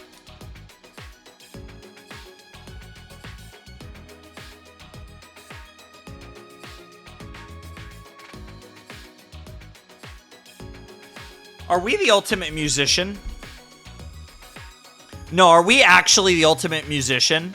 Is every talent in this game gonna be a rehash talent? What is happening? He's the ultimate detective. What the fuck? Of all things he could be, he's the ultimate detective? What? Really? Huh? What? You're a detective? That's amazing. Interesting. Well, he is definitely going to be a major character, just like the ultimate detective from DR1. No. No, I don't have the credentials to call myself a detective yet. I just happened to solve a case that I came across, and now people call me that. Okay. So you're like a... No. Not many people can just happen to solve a case. You should be more proud of that. That's an interesting pose from Kaede. Honestly, I do like the OST. I'm going to turn it down even further once I get the chance. I'm not going to lie. Honestly, I thought level 3 would be enough, but it's louder than I expected it to be. Oh, yeah. My name Pianist! is Kaede Akamatsu. I'm the ultimate pianist. Yes! Nice to meet you. Okay, well, you guys know it's my favorite instrument. I'm not going to complain about her being the ultimate pianist. Also, the idea that we're playing as the ultimate pianist is so cool and unexpected. Like, not only are we an actual ultimate, theoretically, although the twist might be none of us are, the way that they framed it with him, like, oh, I solved a case, people call me that, and like, with her, it's going to be a similar thing, right? Where it's like, I love music. She has a talent, right? It's the same thing, because what she said at the beginning was like, I have a talent, but I wouldn't call it ultimate, right? So it's like, what they've done is they've like leveled up their talents, where I assume none of these characters are ultimates, but we've like leveled them up. Very interesting. And that would... Very interesting. Ultimate pianist? Yeah. Well, no one calls me the ultimate pianist, usually just piano freak. Yeah, they're leaning into that, where it's like, yeah, I'm the ultimate, but nobody actually calls us that. But then again, then there's the element of, are we in the future? Is this like an alternate universe? Like, there's those elements where like ultimate, where like we talked about like the government's involved in the Ultimate Initiative, which is similar to what we have with Hope's Peak, but different. So there's a lot of lore drops that I want to say are inconsistent with Danganronpa, but again, if we're in the future, not necessarily. What? Ever since I was a child, I would play the piano whenever I got bored. Interesting. I definitely need to turn this OST down. I love it, though. See, Johann Sebastian Bach. Of course, Bach is a legend. I don't know Fur Elise. I don't know what that is, but yeah. Bach is a famous... There were even times I played the piano so much that I would forget to eat and sleep. That's actually really cute. Eventually, I won trophies from concerts, and people started praising me. Well, there you go. That's how you got your ultimate title? That's way more impressive than me. Aw, her smile's so cute.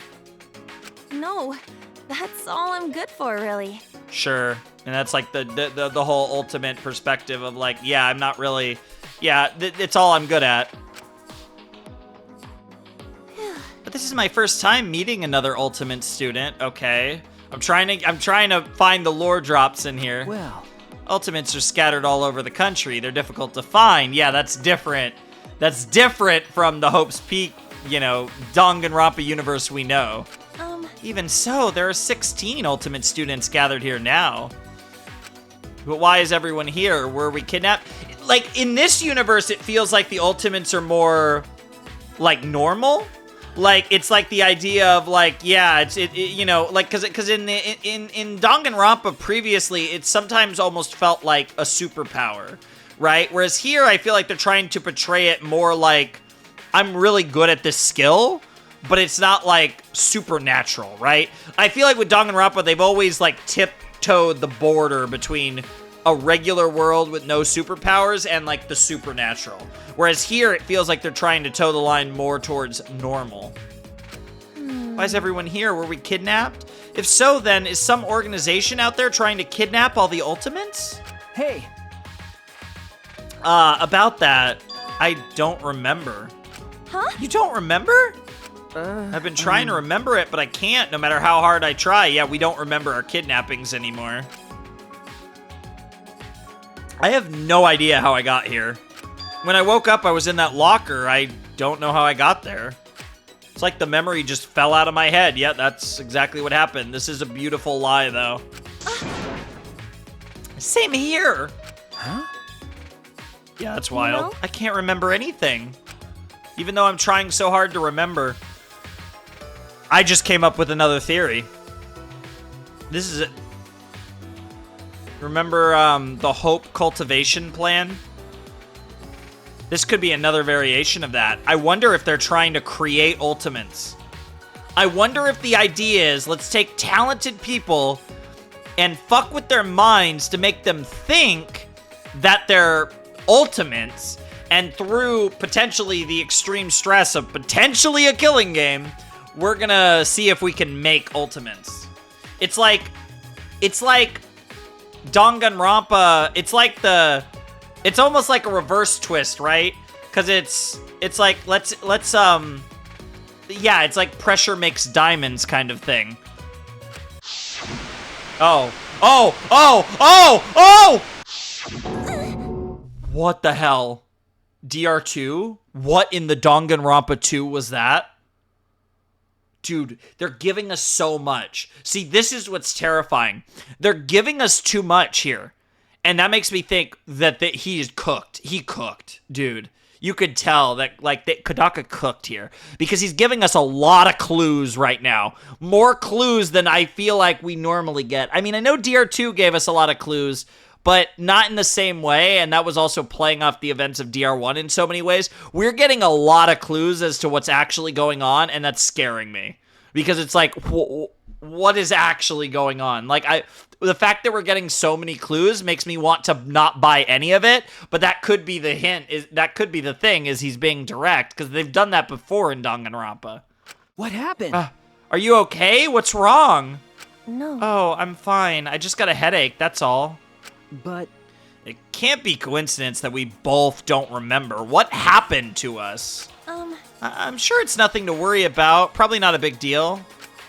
Right? We're confused. We just need to relax is all. Oh, let's imagine Maurice Ravel's Sona time? I thought that was going to be something related to Sonata, but no. Interesting. Is that music? I don't really know much about music. I see. That's unfortunate. When we get out of here, I'll share it with you. I can't wait. I hope we get to see Kaede playing the piano multiple times in this game. Oh, right. But first, let's look for a way out. And if there are other Ultimate students here, we should talk to them too. At least one of them got to know something. you're right. Yeah, good idea. Friendship fragment. Okay, it's not a hope fragment, it's a friendship fragment. Interesting. But we can't actually... Hey. Everything will make sense soon. Okay. So we have friendship fragments, but we can't activate our access our handbooks, I guess. So here we go. Cool little cool sequence, and we're on the second floor. Even though it's a hallway, there sure are a lot of plants growing around here, and the air here is heavy, oppressively heavy, as if forcing you to recall your fears, smothering you in anxiety. This is just a school, right? What kind of school makes you feel like this? Well, if it's the ultimate academy for juveniles, it's a prison. But also a school? What's the matter? I just felt something in the pocket of my uniform when I looked. Oh, we're about to get... Okay, perfect. We're also level 2 now, already. Yep, there it is. Remember. I found this inside. It's some type of mini tablet computer. That's definitely the handbook. Oh, maybe I have one too. I knew my backpack felt heavier. Yep. The word monopad is written on it. Okay, it's the monopad. When did this get in my backpack? My name was displayed when it booted up, like a student handbook. Yep, indeed, like a student handbook. I don't know what it could be used for, but I don't think we should throw it away. Let's just hold them for now. Hold on to them for now. Yeah, I agree. Yep. Yep. That I believe is square for me. It's got tons of game info on it. Stuff like the report card and map. Be sure to check it out. If you got a sharp eye, you may have already noticed. By getting closer to your fellow student, your report card will be updated with content. Yep. Since you are now acquaintances with Mr. Saihara, his info has already been added. Very nice. And I bet you've already noticed you can level up by performing actions. Yes, we already have. When you level up, your skill slots increase. You can equip even more skills. So this is all like regular Danganronpa. There are a lot of skills, so view them in the report card. If you want skills, make friends, strengthen your bonds. Be sure to test out all the skills. Also, there's one more important thing to tell you. Is it going to be a pet? Oh, yeah, you can save and load. Make sure you save all the important stuff. Well then, off you go. Find your classmates. Oh, that's cool. Oh, that's cool. Okay, I have to get used to this. So we have no coins. This is the map. Yeah, we'll check that out. Truth bullets we can't access. Presents we don't have any. Report card. Yeah, we'll look at that in a second. School rules we can't access, and then system, which yeah, backlog's cool. Dress up. Oh my god, there's what the hell? There's 38 monopad themes? That's awesome. That's so cool. Yeah, I think I have to go with smallest. Yeah, like it's still like decently loud. I feel like the sound effects can be this loud. I might actually... Yeah, I think that's actually good for sound effects. I don't think I need the sound effects to be quite that loud. I am actually gonna save here. Yeah. I think I'm gonna save there. And then, yeah. And now let's look at our report cards. Yeah, she's the first one, so I assume it's flipped in this game. It starts with the women and it ends with the guys, because she's number 1, and then he's like number... Why? He's level 0, or is that our... Yeah, because we don't have a level. We're just page 0, page 1. Bonds. Huh. So we have... The other characters have levels. Interesting. Okay. Huh. A lot of interesting stuff here.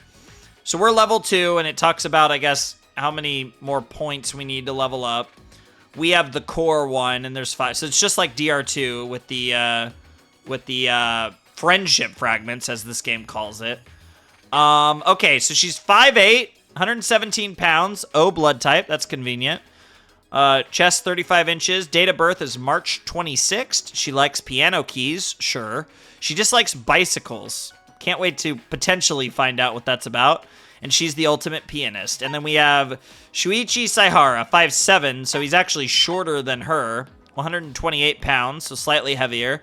Blood type AB, birthday September 7th. He likes novels. Okay. Dislikes gossip, and he's the ultimate detective. Simple enough. Not a whole lot on the report card. But, you know, it's all the basic stuff. I'm really... Yeah, we don't have anything yet. How many items are there? 143. Okay. And then we can't access the truth bullets, and I don't really need the map yet.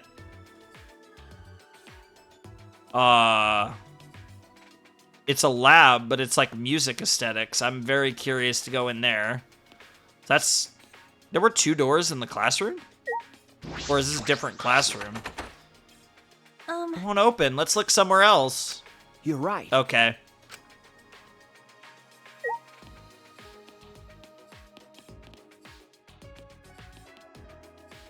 I have to get used to these controls, by the way. They do feel a little different. Yeah, this is totally going to be a room. Yep. Oh, wait a minute. Is this the music room? It said lab, but... I mean, either they're teasing us or she's about to get a hope boner to rival even the best that Nagito ever had. Yeah, Kaede's lady boner is so... it just died when she realized that this room's locked. Huh? It won't open, but this room does look like it was made for me. Huh. Rise and shine, Ursine! Oh, here they come again. Rise and shine, Ursine! They're here again! Hey. What do you think this place is? Check out all this fancy schmancy writing. Seems like a place for eggheads. Well, we're the GOAT. We're the ultimate egghead. Isn't this an ultimate research lab? You stupid. The hell? Why would you tell them? We were trying to make it all dramatic. Yeah, it did say lab. Ultimate research lab. Interesting that, like, it's all, like, music themed on the outside. I see. I'm sorry. Huh? What's an ultimate research lab? Yay! We want you guys to keep honing your ultimate talent, so we set up these... Oh, is there one for every character, and this is Kaede's ultimate research lab? This is the ultimate pianist lab. But we set up labs for the other ultimates, too, of course. That's sick. So there's going to be 16 different labs for each of us. I assume these aren't our rooms, either. I assume this is, like, a separate area for us to work. Well, actually... Most of them are still hidden, though. By the way, the reason this research lab is still locked is... Because we're still setting up everything. Sorry, we'll hustle to get it all ready. Just wipe your asses and wait! Apparently, we have to wipe our asses and wait. The hell you saying? That's good advice and all, but don't you mean to say hold your horses? Trust me, Monosuke, I don't think any of us know what Monokid is saying. Monokid is such a dummy, baka, silly head, stupid, idiot. Hey! What are you laughing at? I'll bully you like I bully Monodem. Monodem's gonna be terrifying one of these days. So long, farewell! I love the Ursine and the Barrowell. It seems like the music room, but I guess it's an ultimate lab. Hey, Do you think there really are other rooms like this for everyone? I wonder about that too. Anyway, I thought this was the music room. Aw, I really wanted to play the piano. Oh, that face is really cute. Oh well, I could play as much piano as I want when I finally escape this place. I mean, that's a good way to look at it, but interesting. The ultimate pianist lab, huh? I will say, I don't know what I think of Shuichi yet, but I will say, it's really early and she'll have to be really good to actually, you know, beat Komaru and Hajime long term. But first impressions, like early, like prologue of the game, she's my favorite character of the protagonists so far of this series. It's really early, but that is kind of how I'm feeling. Oh, we found a new character. Bronze dragon statue. What is this? Also, it's interesting that we seem to be able to interact with items in like the hallways and stuff, which we really, I don't remember being able to do that really at all in.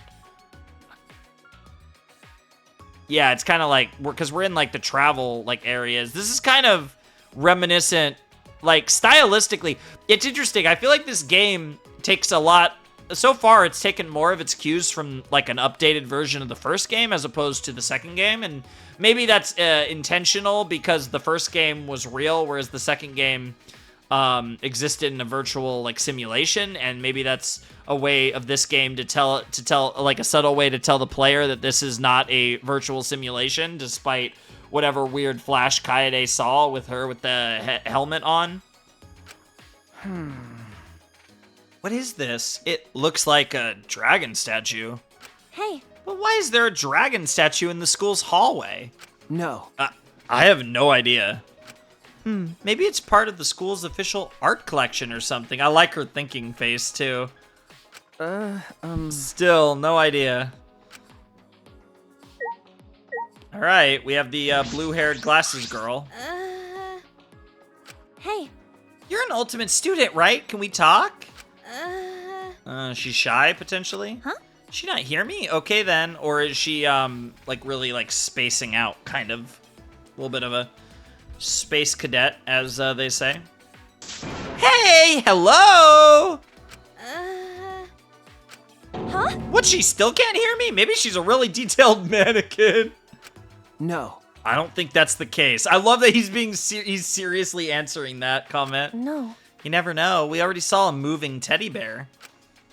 As I said that, I poked her cheek and felt her skin squish beneath my fingertip. What the hell? Huh? Poking her doesn't work either? Then maybe she is just a doll. If Kaede starts poking girls left and right, I'm gonna really like her. But she looks so real. Try it, Shuichi! Poke, poke! Oh my god. That's the other thing, too, is like, again, they're like, obviously she's a pianist, but like, what I really like is she's not like an over-the-top bombastic, like super bombastic character like some Danganronpa characters are. But what I love about Kaede already is that her personality is shining through like instantly, which I really like. She doesn't feel like a self-insert protagonist, which is what Makoto felt like. And you know, there were moments where I felt that way about Hajime and Komaru, even though I do feel like they did feel more like MCs as opposed to self-inserts. Huh? No thanks. Just do it. It's so fun. Oh my god. What is wrong with you, Kaede? What the hell? The sound effect is amazing, by the way. As I grabbed his hand to make him poke her other cheek. Hey now. I never thought I'd be poked from both sides. How truly unexpected. That sounds wrong as hell. That sounds lewd as hell, girl. Yeah. I see. So she wasn't a mannequin. Well, I knew that. Wait! If you knew that, why did you make me poke her? Huh? Because she wasn't responding. No. Oh, I didn't mean any harm. I was just deep in thought.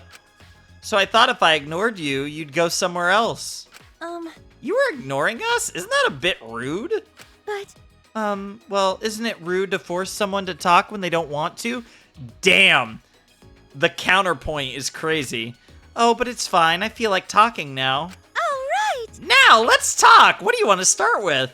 Right. My favorite Doraemon episode is number 53, the one with security cameras and target practice. Oh no. Oh no. Have we unlocked the ultimate weeb? Have we unlocked the ultimate otaku? Have we unlocked the ultimate anime fanatic? Oh no. You know? Before you talk about that, can you tell us your name? My name is Tsumugi Shirogane. I'm the ultimate cosplayer. Oh. So not ultimate otaku, but ultimate cosplayer, huh? Sure. Tsumugi. Okay, that name's pretty cool. Shirogane is an awesome name, but Tsumugi, huh?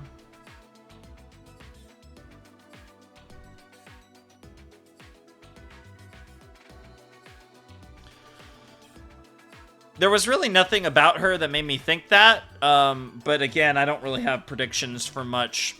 I mean, obviously, I have to see, like, the redesigns of the characters that we got, because obviously, like, Kaede's gave away music-related right away, but I would say that Shuichi and Tsumugi's redesigns didn't really give much away.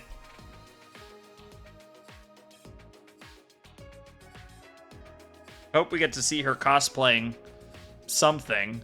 I don't know what we could, like, maybe like fiction, like Dong in universe stuff, because obviously copyright, but it would be cool. It would be crazy if they got permission to cosplay actual stuff. I mean, we did just straight up reference Doraemon for no reason, so she's gonna be making anime references all the fucking time, I assume. So I'm just taking my notes on her.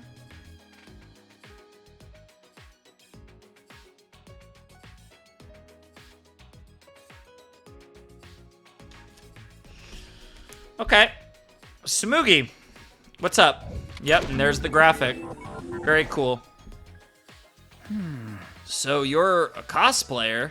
I guess. Are you surprised? I get that a lot since I'm so plain. I mean, that doesn't really surprise me. I mean, if you know how to make, you know, costumes and makeup. I mean, that's most of the battle is costumes and makeup. And I guess, depending on how serious, given she's ultimate, I wouldn't be surprised if she takes tries to, like, become the characters or whatever. No. I mean, it sort of makes sense. You have this strange, almost sexy aura about you. Kaede, don't tease me like this, because you know I'm going to want to go for the girls. Honestly, the ironic thing is playing as a girl makes me want to go for the girls more. Because, as we all know, Yuri is based. It's just facts. I see. I bet it's because you've got people ogling all over your curves on a daily basis, huh? I love how confidently she says that. Like I said, any of the other protagonists of Danganronpa, again, Makoto, Hajime, or Komaru would be embarrassed as hell. Makoto or Komaru, the Naegis would be like blushing like crazy. And I feel like even Hajime wouldn't be able to say something like that. Kaede, you sound like a creepy old man. Dude, let Kaede cook. Normally, I don't really like people looking at me like that.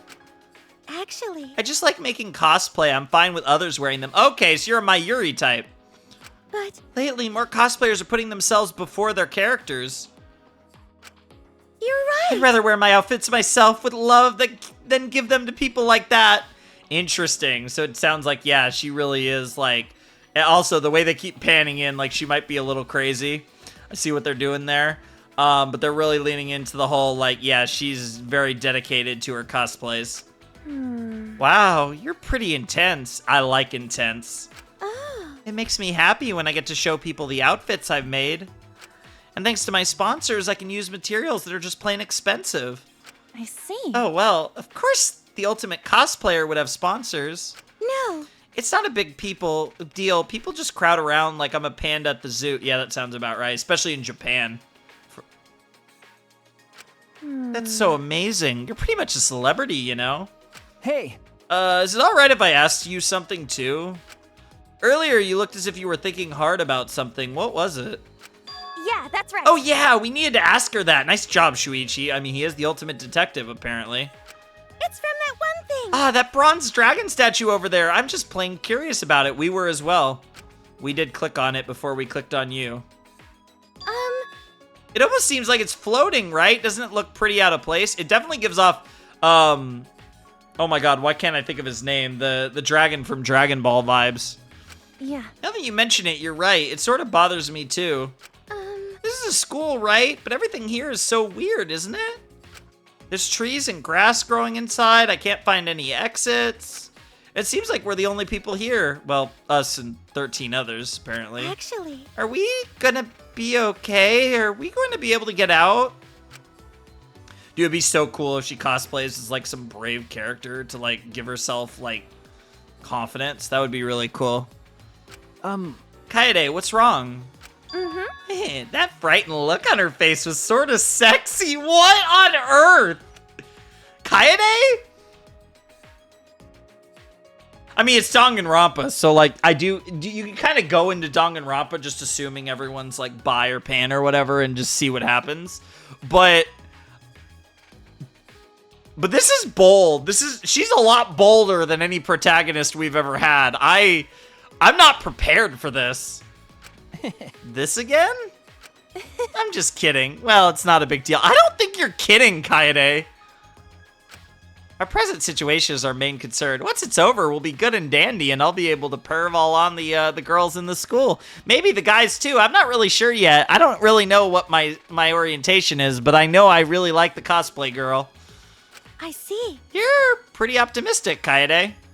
Well, people do say I'm carefree. Yeah, you definitely are. Yeah, that's right. Worrying won't get you anywhere, you know? It's better to just be carefree. Oh my god, I'm falling in love with Kaede. I mean, it's really early, but she's my favorite character so far. And I've never had a protagonist really challenge favorite characters. So if Kaede ends up being the best character of this game, I will be shocked. But she is off to a good start. Yeah. Yeah, I guess so. Being all depressed won't help anything. Yeah. Yeah, so let's try to find a way out. All right, so that's it for our Tsumugi interaction. I like the models too. I like how they look on the like main menu, whatever you want to call it. All right. Oh, that's cool. That's cool. She's got like a thread and it's red there, so it's kind of like the red thread of fate. All right. Tsumugi Shirogane, 5'9", 112. That's pretty similar to the other two.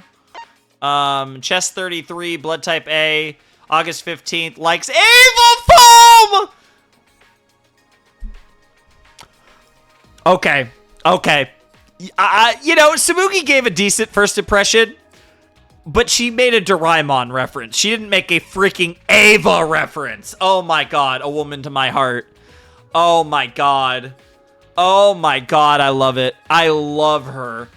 And her dislikes are disorderly cues because she's been to a bunch of, like, kamimas, probably. I don't know what kamima's like, but I assume it's not that different from, you know, like, anime conventions in the West. Not that I've actually ever been to an anime convention, but I've heard a lot of stories. And she's the ultimate cosplayer. It's interesting that that's notes, not talent or whatever. It's just they put notes. I wonder if more notes are going to fill out in that section. Because there is space for more notes, potentially.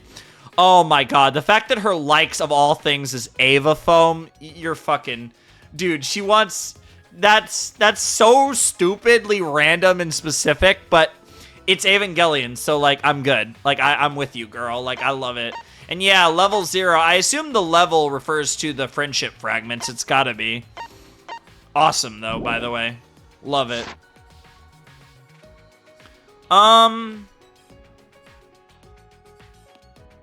Anything else you have to say? Yeah. Yeah, being depressed won't help anything. Do you want to try? It's plain to see the next comm is coming up. What should we do? Oh, that's right. What am I going to do if I don't finish my outfit in time? I'd love to see your outfit, girl. What the hell is that? Interesting. Piping, and then... Yeah, we go down this room, and it's all, like... very frou-frou down the... stairs. It's like a weird, like, sectioned off, cordoned off area. We have the boys and girls bathroom, very high-tech signs above. This is the girls' bathroom, right? You know? Shuichi, do you mind waiting here? Okay. Sure. Jeez. Don't give me that weird look. I'm just gonna check if there's anything inside. I doubt there'd be an exit, but just in case. Sorry. Yeah, I assume we can't go in the boys' bathroom. The toilets seem normal, but it's weird that the plants are growing this thick. Yeah, they're everywhere.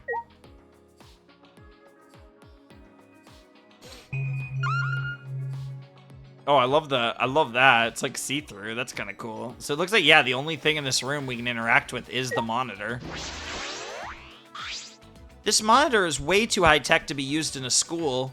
Yeah, it's got like 20 million speakers and megaphones and stuff on it. I don't even know if I'd call that high-tech. It's something, though. Yeah, let's get out of here. Interesting.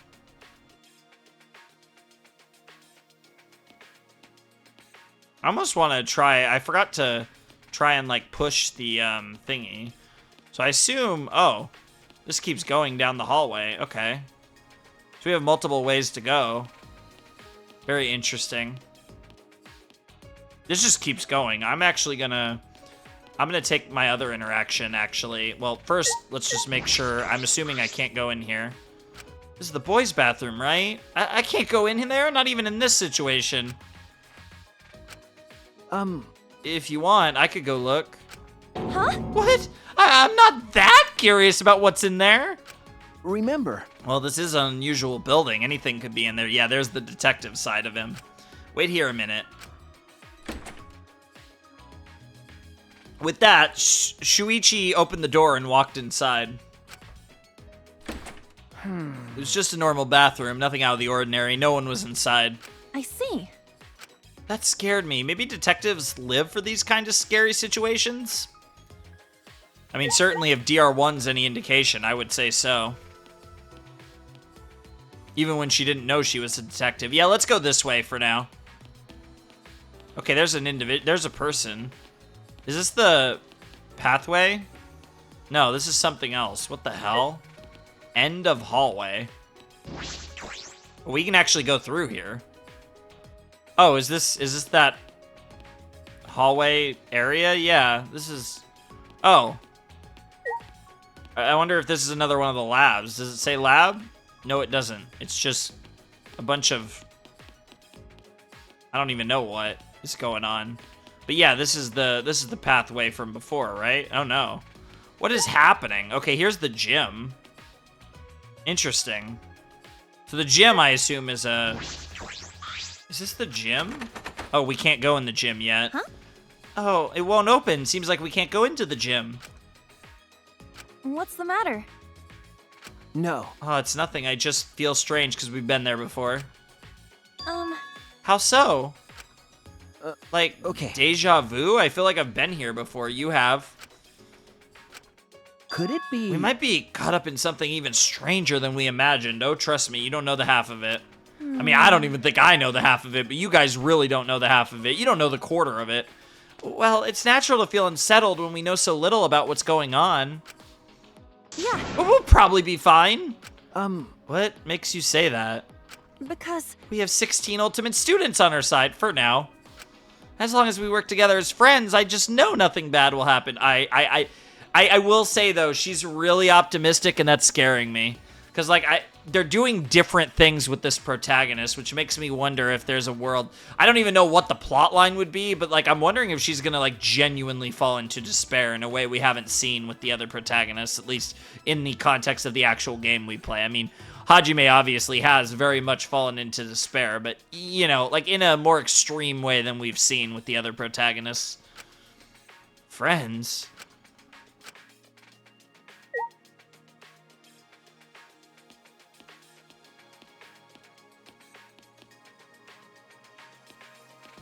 Okay, so we can't go in the gym. Oh, are these all the characters? Excuse me? K1BO or B0? I'm looking for a name I recognize. Yeah, there's Saihara. That's our guy. These must be the guys. What on earth? And then we have Yonaga Shirogane. That's a cosplay girl. Where is... Oh, Akamatsu. There we are. Yeah, these are like something of ours. These are like our lockers, question mark, for the gym or something? Interesting.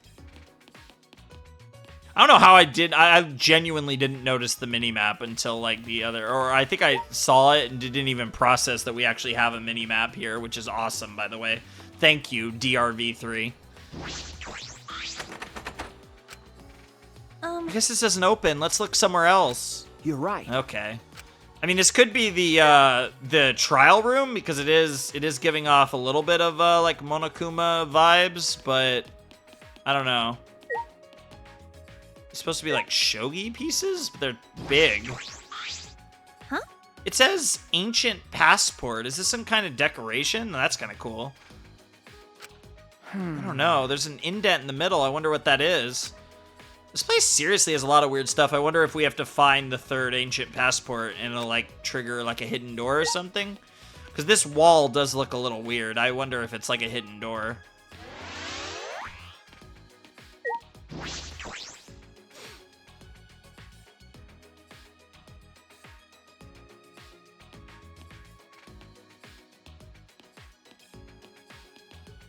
This feels like it's going to be a really, like, big area. This feels like even already, this feels like a bigger area than in the other games. I'm not going to lie. So this is the Rontaro guy. Hey. Oh, hey there. You guys get kidnapped too? Well, you both look all right. That's good. No.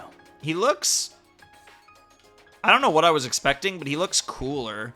Like, he's got a very cool vibe. He's got the ear piercings, like, a little edgy, but, like, just really cool. He's got a million bands on his arm for no reason. Which, you know, is kind of a style. Situation could be better, though. Yeah, totally. Hey. Let me ask you something. Do you guys remember how you got here? If you're asking us, then you don't remember either, do you? Actually. You're the same way too, huh? You don't remember anything, do you? I guess that means everyone here's the same. Huh? Everyone? No. I asked the others too. They all said they don't remember. So the others don't remember either. You got me. It's like we all have amnesia or something. Seems a bit selective, but we definitely do have some sort of freaking amnesia again. But that's not normal. If everyone here has amnesia, yeah, it's like our memories are being altered. that means... Well, I guess we're all in a pretty abnormal situation then. Oh, God. Bro is creepy, which is crazy because the cosplay girl was pretty creepy. Huh?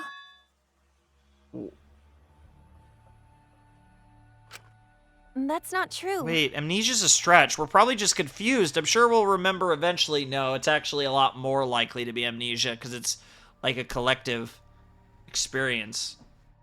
All of you forgetting at the same time is too suspicious to be a coincidence. No. Oh, or it could be group hypnosis, maybe brainwashing. I mean, yeah, there is precedent in this series. In any case, I hope we remember soon. That's a shame. Otherwise, I'll end up the outcast. Interesting. The outcast? What do you mean? How should I put this? To tell you the truth, how I got here isn't the only thing I don't remember. Oh, is he the ultimate question mark? I also forgot my own talent. Interesting. So he's the ultimate question mark, because we've always had an ultimate question mark. In the first game, it was Kyoko. In the second game, it's Hajime. In the third game, it's Rontaro. What? You got me. Whew. I'm in trouble. I know I must have been some kind of ultimate. I just don't remember. Is that true? I wonder if we're gonna get an ultimate lucky as well. Well, yeah. Of course it is, but then again, I don't blame you for not believing me. Oh, I never told you my name, did I? It's not like I already told you, but then I forgot I did, right? No, that actually is. You're actually the only one besides Shuichi who did tell us your name beforehand. No. You haven't told me your name yet. My name is Rantaro Amami. Rantaro Amami. I can't remember my ultimate talent at the moment. So he's gonna be the ultimate question mark, right? But I promise, I'm not a bad guy. Nice to meet you. I actually don't think you're a bad guy because you came off really creepy. Yep, ultimate question mark. Of course, there's always an ultimate question mark. It's a Danganronpa staple. Someone who can't remember his talent, he doesn't seem too shaken up about it. Yeah, he seems pretty chill. Actually. Is it weird that I'm not really bothered by the fact that I don't remember my talent? Huh? Nani? Looking forward to it. You know, I'm actually kind of looking forward to finding out. I wonder what ultimate I am. I guess if all of us have an ultimate lab, theoretically, we just need to find the lab that doesn't match the others. Anyway, it'd be nice if we could get along. We aren't going anywhere for a while. The fact that he's ultimate question mark, I mean, so far the ultimate question marks have gone 2 for 2 for making it the entire game. It makes me think he's going to last long. I'm not going to say he's going to survive the whole game, but we are 2 for 2 so far in ultimate question marks surviving the game. Jeez. Stop that. We'll escape soon. Oh my god, that's adorable. You really think it's going to be that easy? Huh? Huh? What do you mean? No. Nothing. Just a feeling. This guy is interesting. I don't know what to make of this guy, though. He's got a little, like a tiny bit of Nagito in him. Nothing that crazy, but hey, don't worry about it, all right? I thought he would be a pretty chill guy to talk to, but I have no idea what's going through his head right now. All right, that's the end of that interaction. We'll check his report card momentarily.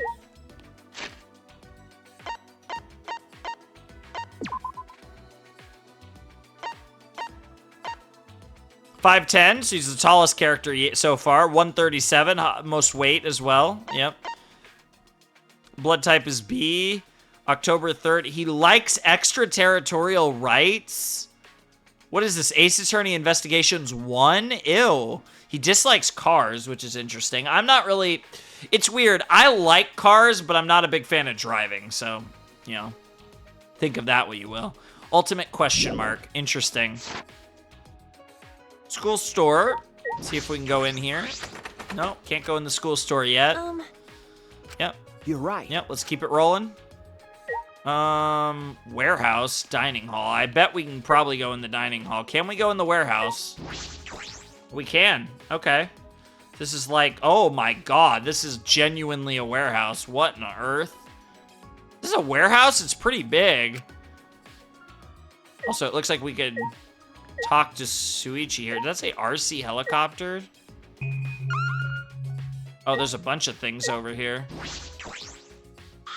There are hurdles, too. We could hold our own track and field meets with all this equipment.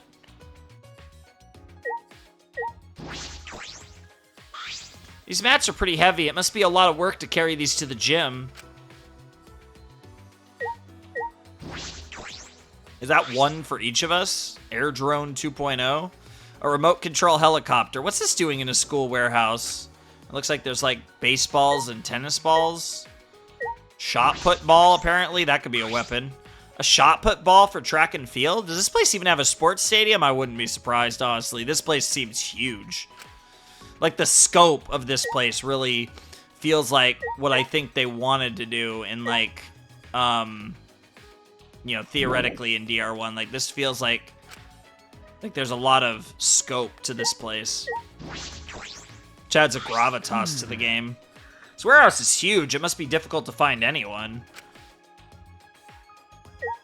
Alright. Her design is incredible. I can't wait to find out what her deal is. I love... Damn it! I love the, like, steampunk glasses vibes. She honestly gives off steampunk vibes in general, but especially the, like, goggles. Love the design. Honestly, this might be my favorite one, but I gotta get, you know, better looks at the rest of them. Also, she's got some sort of weird, like, bear pin. I know that's, or mouse pin. Maybe that's supposed to be like Tom from Tom and Jerry or something. I don't know. Doesn't look like him, but, you know, obviously non-copyright version. Damn, where the hell is it? We saw a conspicuous girl rummaging through a shelf filled with different chemicals. Is she the ultimate chemist? Hey. What are you looking for? Bitch! Don't sneak up on me, bitch! Yeah, she did swear earlier, too. I literally just met you and you've already called me a bitch? Hey! Yeah, I feel like Kaede's not the type to take that lying down. I feel like Kaede will throw it back, actually. Hey, I'm sorry we surprised you, but you shouldn't talk to Kaede like... Hey! Hey, crotch rot, you staring at my tits? Crotch rot is crazy. I'm not gonna lie, though. Those are fabulous tits. Huh? What? Hell. For a second, I thought she was, before as her lightning spit came out, I thought she was doing like an Ibuki pose. Help yourself! A guy like you could only dream of landing a big-boobed hottie like me. Based? I'm not even sure. That's not what I was expecting. Go on, get yourself a good eyeful. Okay, so she's proud of her tits. No, I wasn't staring. My eyes just happened to look there. Aw, he's kind of embarrassed. You motherfucker. Oh, my eyes just happened to look there. Oh, my hand just happened to grope her. Okay, there's a big difference between the two. Let's be honest. Like, what are you talking about, girl? Also, oh, you motherfuck. Like, what? But it's like, it wasn't even motherfuck. It was like motherfuck. Like, she didn't get to motherfucker, but she basically did say fuck. Ha! Fucking virgin. Ha! I can identify pervs on sight, and you were definitely a fucking perv, you fucking virgin. Oh my god. I love her. I think I love her. She's giving off a great first impression. That's why you wear that hat, right? To hide your skeevy eyes. Damn. And that's why you wear those pants, right? To hide your nasty crotch. What is up with you and crotches? Everyone wears pants, though. Actually, a lot of you are wearing skirts, but I assume all the guys are probably wearing pants. Everyone knows that only pervs wear hats. If Shuichi turns out to be a massive perv secretly, and this girl's a prophet, that would be funny, but I somehow doubt it. Poor guy. Bro's like, what the fuck? Don't hate on my hat. I'm very curious about the hat, though, because it doesn't... Like, the hat has not really been an aesthetic we've really seen from Danganronpa. Stop it. Damn it. Leave me alone. I can wear a hat if I want to. Oh, he's got a little complex about his hat. I wonder if that hat has, like, a special significance to him. It was his father's or something, maybe. That was an unexpected reaction. She wasn't expecting the pushback. So she's the type that can give it and not receive it. What? What the hell are you getting pissed off at me for? Oh, that's actually adorable. I wasn't prepared for that. So she talks like an absolute bitch, calling other people bitches and stuff. But then when somebody like pushes back at her at all, she gets all like, tell the world you're sorry. If you startle me into losing motivation, that loss will be felt across the whole world because you're the ultimate chemist, I guess. Hey. Hey, your vulgar language is uncalled for, even if you do have massive tits. Just who are you anyway? Really? Huh? Seriously? You don't know who I am? Oh, we've broken her. We've broken her. She's double Aho gang. Yeah, we've broke her completely. I'm the gorgeous girl genius whose good looks and golden brain will go down in history. Oh, I like her. I'm the one, the only, the legendary ultimate inventor herself, Mew-Iruma. Mew. I saw that. I was definitely thinking Mew, but it's just Mew. Huh?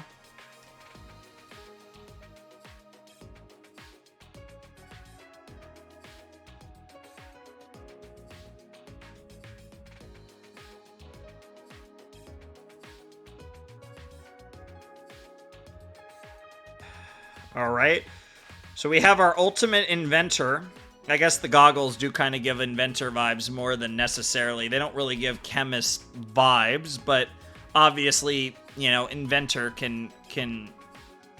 is a very broad term, and she obviously, I imagine, fills a lot of broad scopes of her fields. The glasses, I love her design. I really like her attitude so far too. She has a fun personality. All right. I've never heard of you. So what kind of things do you invent? I assume it's pretty broad, like I was saying. I make all kinds of gadgets. Ones that let you type while you sleep, read while you sleep. Something tells me you sleep a lot. Even ones that let you eat while you sleep. Why does everything involve sleeping? Sure. I was inspired after I realized how much time people waste on sleep. Oh my god. Okay, I'm in love with her.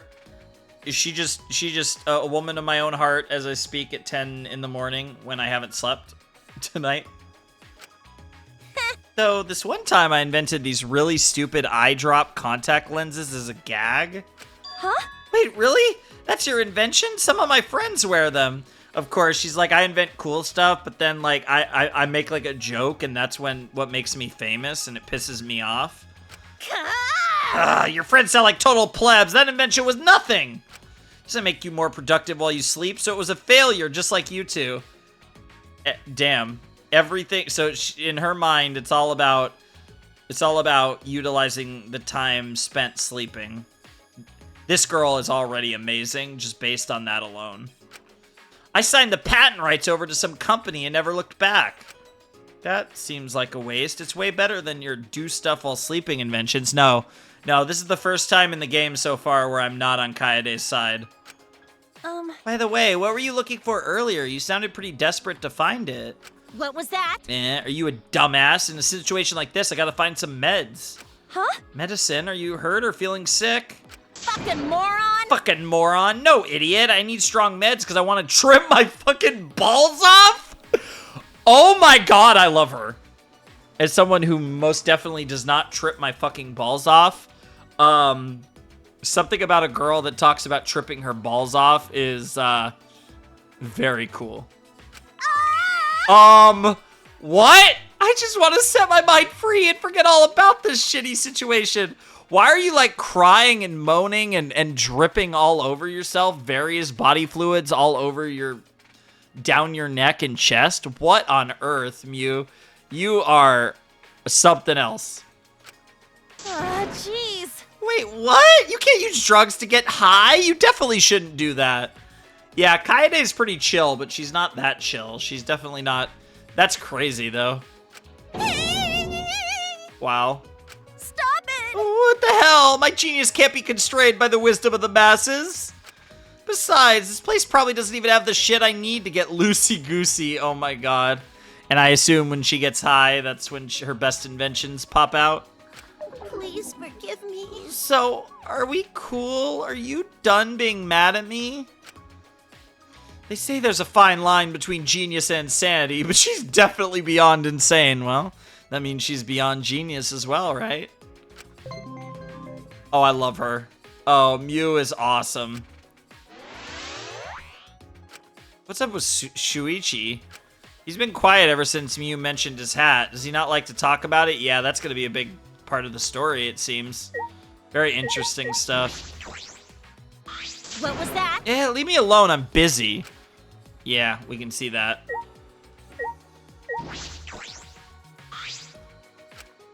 Yeah, apparently so.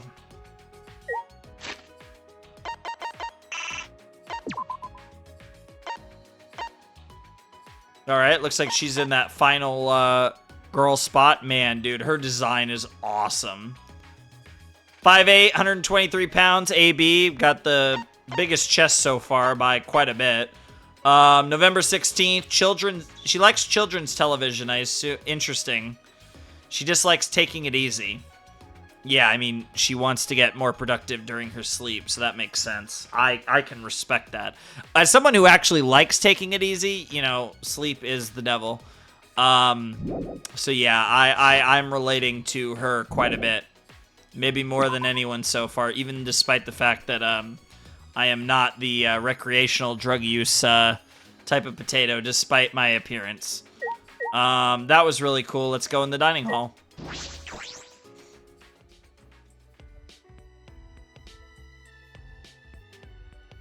Oh, we got 2 potatoes in here. Is this a dining hall? A dining hall definitely makes this place feel more like a school. But this place is called the Ultimate Academy for Gifted Juveniles. I doubt it's anything like a typical school. Yeah, you have no idea. First of all, terrace door, which is barbed wired off. Yeah. Yep. Don't tell me all the exits are blocked. Oh, yeah, they definitely are. The rules, huh? Dining hall rules. This looks like the rules for the dining hall. Feel free to eat anything you like. Clean up after yourself. The cafeteria is locked down at nighttime. That sounds pretty similar to DR1. Yep. Yep. Oh, please take responsibility for all utensils and dishes used and clean up after yourself. Mm-hmm. Nighttime, so it's closed at night? Sure.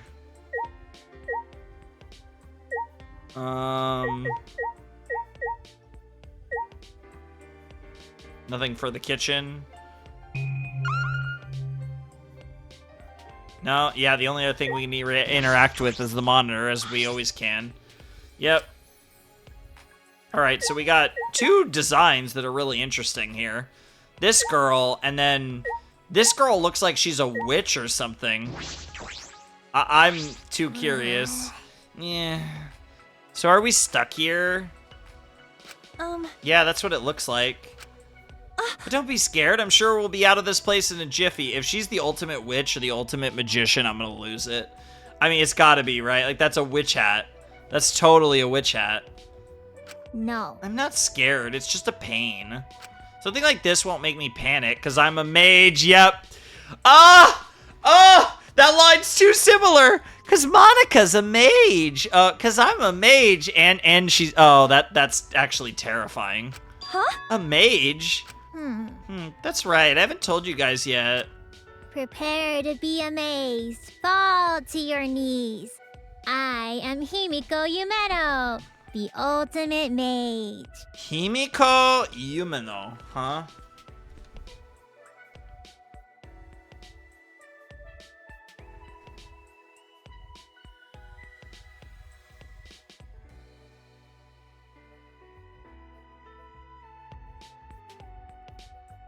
Also, another character with a hat, by the way, which is interesting.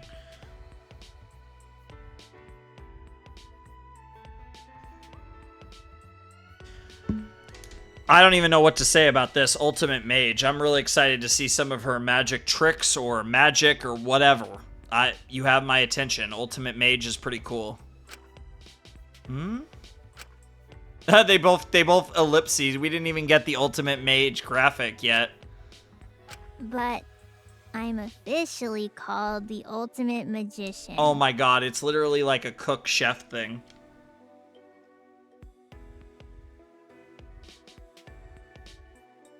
I have more notes to write because of that.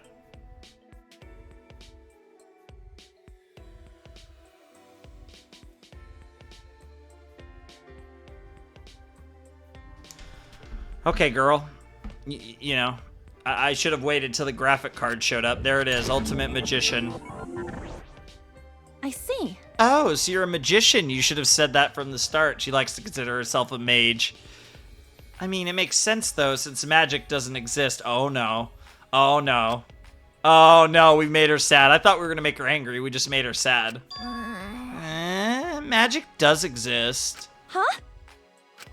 Because I am a mage. Oh, my God. I'm getting flashbacks to Ultra Despair Girls every time she says, I am a mage. You're just a magician, right? No. Only on paper. Okay. I'm known as a magician, but that's just a ruse. I am actually a mage. Oh yeah, we're totally... She's either going to get murdered or murder someone, and there's gonna be a whole thing about exposing magic tricks in one of these cases. I almost bet money on that. Huh? Just a ruse? You guys might not know them, but there's a group called the Magic Castle, also known as the Hall of the Magicians. It's where the world's magic lovers gather. I was the youngest person to ever win their Magician of the Year award. I see. That's pretty cool. Cut it out. It's all a ruse. Why you? They're keeping my magic a secret by disguising it as tricks. Because of this ruse, I became famous all over the world for performing tricks. But I'm not a magician. I'm a mage. Nobody believes me. There. Don't be sad, magician girl. Hey! We're not calling you a mage. Well, you could show us your magic, then we would believe you. That's right. Oh, that's right. Help us out with your magic. Take us back to when we originally... No. Magic isn't all powerful. I can only do so much because I'm totally not a magician. I'm a mage. I see. Then what can you do? You're right. I can choose the card you picked, pull out coins, and release doves. Okay. Wow, girl. How impressive. Yeah, if I get serious, I could even saw someone in half. Lovely. Magic tricks. These are just ordinary magic tricks. Wow. Okay, I like her. Hard to read her. I don't love her yet, but I like her. For sure. Also, cool morning. Cool OST. It seems that this place has all the facilities you'd expect, but it's covered in overgrowth. Could that mean this has been abandoned for a long time? Alright, who are you? Okay, are you the fighter of the group? There's always a fighter, it's always a female. Because all the badass characters in Danganronpa are always girls. Finding Peace Party, by the way, interesting OST. Huh? I'm yelling so I can build up my spirit energy. Oh, Lord. Don't you know you can unlock your brain's full potential by yelling to build up spirit energy? That's... Also, why does she have a bell on her neck? I've heard that pro athletes do that. It's supposed to help you focus. Yes! I must be prepared for combat at all times, just in case someone tries to attack me. I will protect myself with Aikido. Huh? Aikido, then you're a martial artist? Oh, yes! Oh, yeah. I'm Tango Chabashira. Yeah! The ultimate Aikido master. Interesting. Tenko. Tenko's easy to say.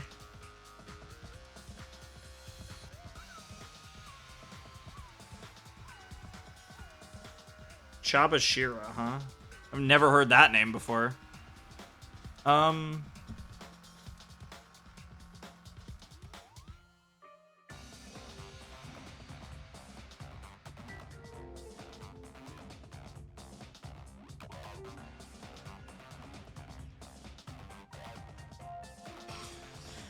The ultimate Aikido master. So she is theoretically the fighter of this group. It's always a woman in Danganronpa. Yep. Interesting design. Very creative. I see. Oh, I always imagine Aikido masters to be huge, burly guys, but you're so cute. Of course. Cute. Oh. Stop it. I'm not cute. Oh. Oh, go in for the kill, Kaede. This is your prey. My face crinkles when I suck down a shake, and when I wipe my face, my eyelids turn inside out. I see. But I think you're cute, right, Shuichi? Okay. Oh, right. What the fuck is that face?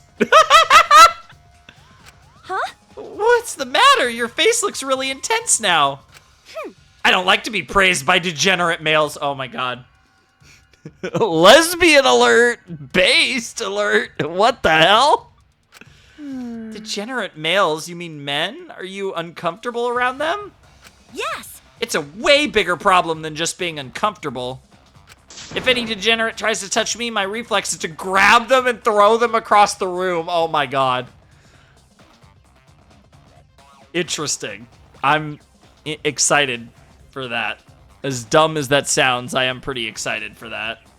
Yeah. You're right. That is a way bigger problem than just being uncomfortable around men. Yeah, that's kind of understandable. This girl's a little crazy, but so far, most of the people we've met seem pretty crazy. Even by Danganronpa standards, this cast seems surprisingly insane. Hey! Although they are supposedly juveniles, apparently. They're delinquent. They're all delinquents. By the way, what is this Neo Aikido you mentioned? That's right. Neo Aikido is an original form of Aikido that my master and I completely made up ourselves. Your master? Interesting. So your Aikido is all self-taught. Huh. That's all the information we get. Interesting. I like her.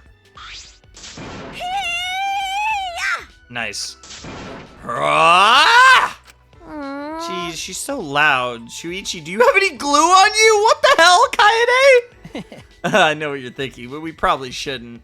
To be fair, I don't think she'll let you even get close, Shuichi, but Kaede, she might very willingly let that happen. She seemed interested in our attention.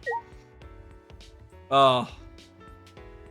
All right, so we have two to check out. So, all right.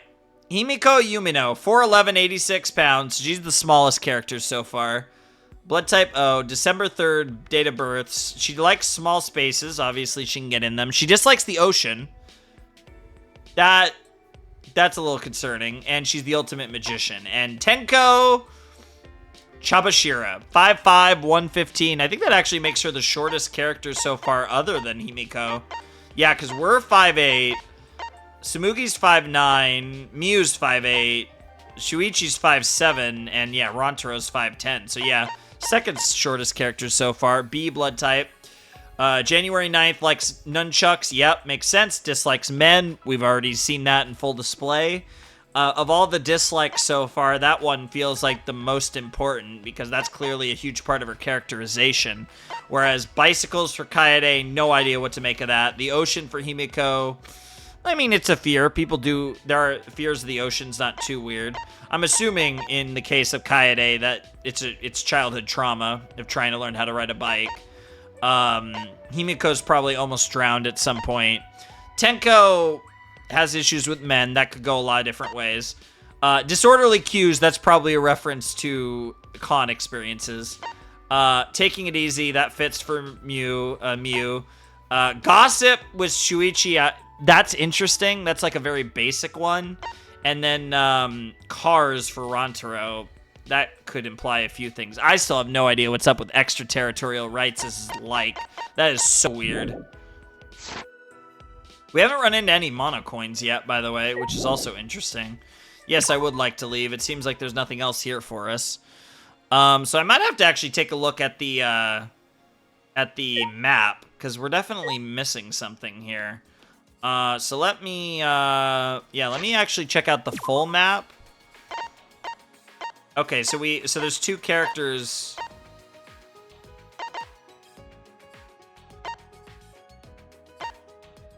Okay, so yeah, we haven't gone by the entrance hall, so we have to go this way then.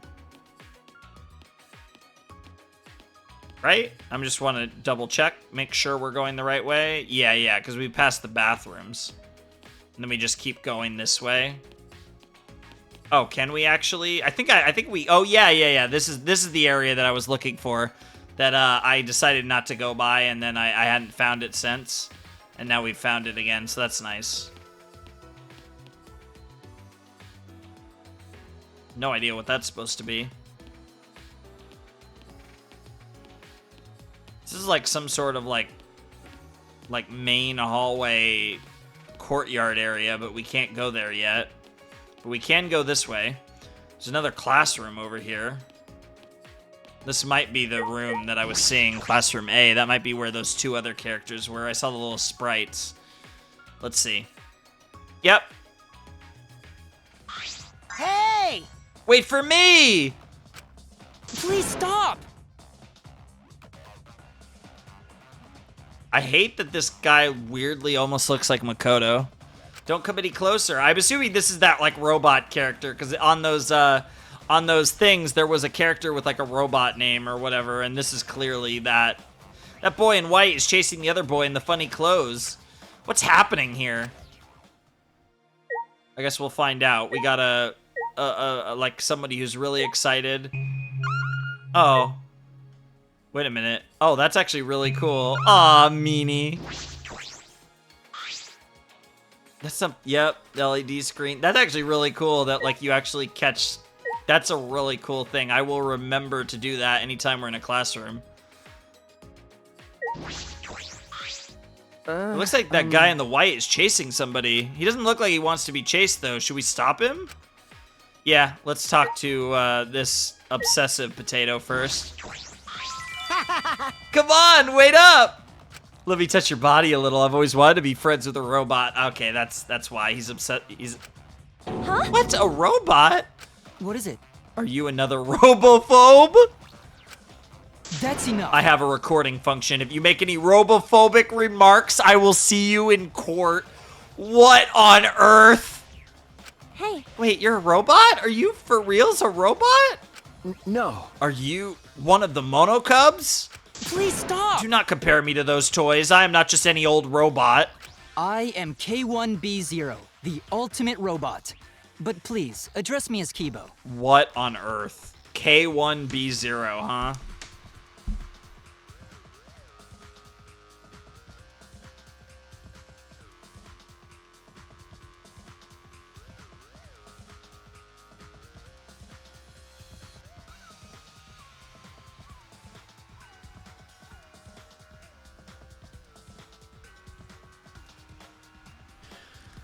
All right. I don't think I need many notes to remember K1BO, the ultimate robot, aka Kibo. Obviously, we're going to be calling him Kibo most of the time, but that's crazy. That's wild. I don't even know what to say to that. Another tease that seemingly we are presumably in the future, but... Huh. I don't even know. Ultimate robot? That's not fair. You can't be the only one who gets to show off. I'll introduce myself too. Yeah. Oh, go ahead. I'm Kokichiyama, the ultimate supreme leader. What the Excuse me? The ultimate supreme leader? That's not what I was expecting him to be.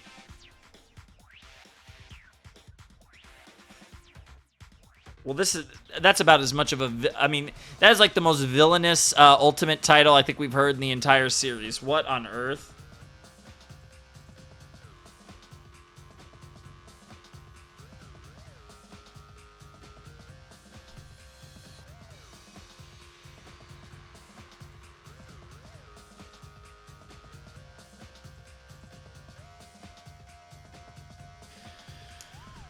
Well, he's the ultimate supreme leader, I guess. That's a crazy freaking title. So, yeah, a robot and Supreme Leader, neither of them make any sense, yeah. So in his case, he's obviously he's the, I guess in theory, he's kind of a Byakuya and then like Fuyuhiko Sonya analog, I suppose. But apparently he's a Supreme Leader. By the way, I learned the hard way that a robot's breath smells like gasoline.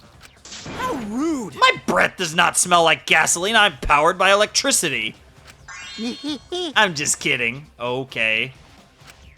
That is not funny. Yeah. Right? Of course you don't think I'm funny. Robots can't understand human humor to begin with. Do not mock me! I have studied the complete history of stand-up comedy. I think you should have just watched stand-up comedy instead of studying it. Plus, I may have the appearance of a robot, but I am a high school student just like you. Huh? You're a high school student? Yeah, I have a lot of questions here. Yeah. I was created by Professor Itabashi, the leading authority in the field of robotics. I'm actually writing that name down. Believe it or not.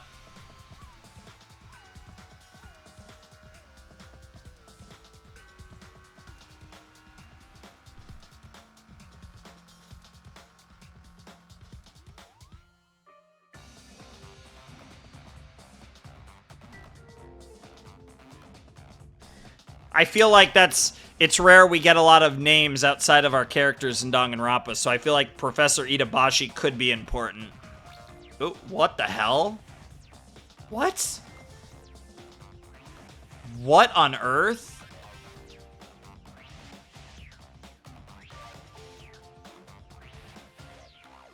What?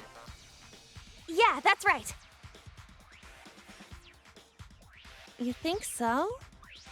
Reaction voice? That's actually really cool.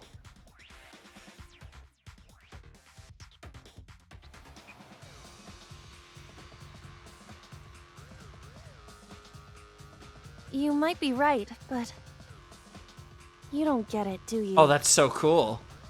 That's just like really immersive. I don't even know how I found that. I think I accidentally found that. That's so cool. I wonder if that's going to come in play at some point. He installed in me a strong AI capable of learning and maturing like a human brain. A strong AI, huh? Would we perhaps be familiar with it? Is it perhaps your alter ego, so to speak? That's why at the time of my creation, I didn't know anything. I was like a baby. That's actually really cool. But The professor raised me like I was his own child. He taught me so many things until finally he enrolled me in high school. how about this? And now I stand here before you all. See, I'm just like everyone else. Hey, Hey, do robots have dicks? Hey! Please do not ask ridiculous questions. Oh, ridiculous questions? I only ask because your backstory is pretty flaccid for a robot. What the fuck, Kokichi? What the hell? Well, I can see how being a robot might be enough to be called the ultimate robot. Hey, Kokichi, I don't really understand your ultimate supreme leader talent. Oh, I'm just the supreme leader of an evil secret organization, that's all. What the fuck? I missed it. God damn it. Shit. Actually, there was another button that... No, I don't want auto. No, I'm actually gonna have to... God damn it. Oh. Did I not actually miss a line? That's crazy. Nani? I gotta say, it's pretty impressive. My organization has over 10,000 members. What the hell? Huh? Seriously? The supreme leader of an evil secret because I'm a liar. Who knows? I am a liar after all. Huh? So you were lying just now? Oh my god, ultimate supreme leader is not even his talent. It's true. Well, I am a supreme leader of an evil secret organization. That part was true. Jeez. So were you lying or not? I don't know. Was I? I'm not telling you. Oh, I like him already. Hey, By the way, what's the name of that organization? Ah. It's a secret, you know, because it's a secret organization. but I've never heard of such a large secret organization like that. Well, you wouldn't have heard of it. That's why it's secret. Maybe. Of course you haven't, because it's a secret organization. He's the ultimate bullshitter, clearly. Jeez. Hey, everything he's said so far has sounded like a lie, so that's gotta be a lie too, right? But that's part of his trick, right? The best lie is the truth. Oh, dear. Just leave him alone. Everything he's been saying has been a lie. Oh, I'm gonna like him. He's a far more suspicious person than I am, that's for sure. Well, of course you're not a suspicious person, because robots aren't people, silly. You mad? Oh, you mad? Are you gonna hit me with a rocket punch? He's so excited about that prospect, too. I can't. I don't have that function. Oh. Man, you're boring. What a weird boy. He's like a mischievous little kid. Yeah, he is. This is no time to be joking around unless he really is an evil Supreme Leader, right? Right? You doubt it, but you can't be 100% sure, right? Like, there's the small doubt in you. Interesting. Yeah, Kokichi and K1B0's report cards have been updated, so that was a 2-for-1 special right there. So yeah, let's take a look.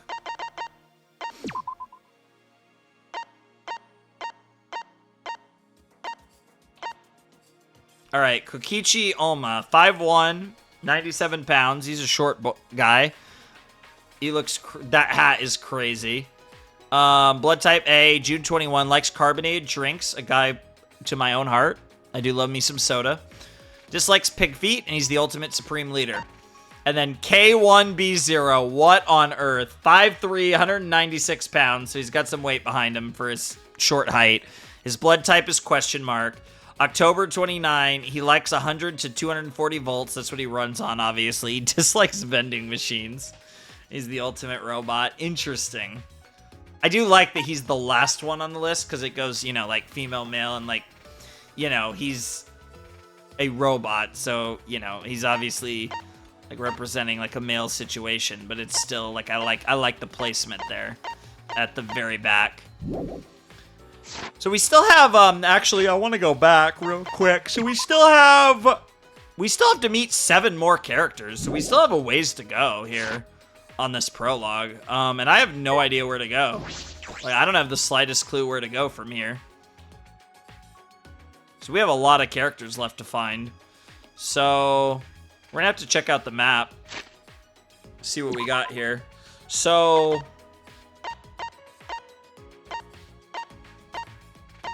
yeah, we can't access the entrance hall yet. So I guess we have to go down or up those stairs, question mark?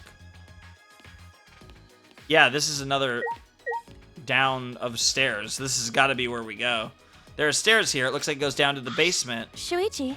What should we do, Shuichi? You want to head down? I don't know. The basement might be dangerous. This place is full of mysteries. That's right. Let's proceed with caution, with you at the front. Okay. So I'm in front. I see. With hesitant Shuichi leading the way, we carefully made our way down the stairs. So yeah, this is where we're going to find, presumably, the rest of the potatoes. Interesting that there's a floor 0/basement. It's already kind of creepy. Doesn't look very dangerous to me. I don't know. It does look kind of creepy from the tiny bit I can see.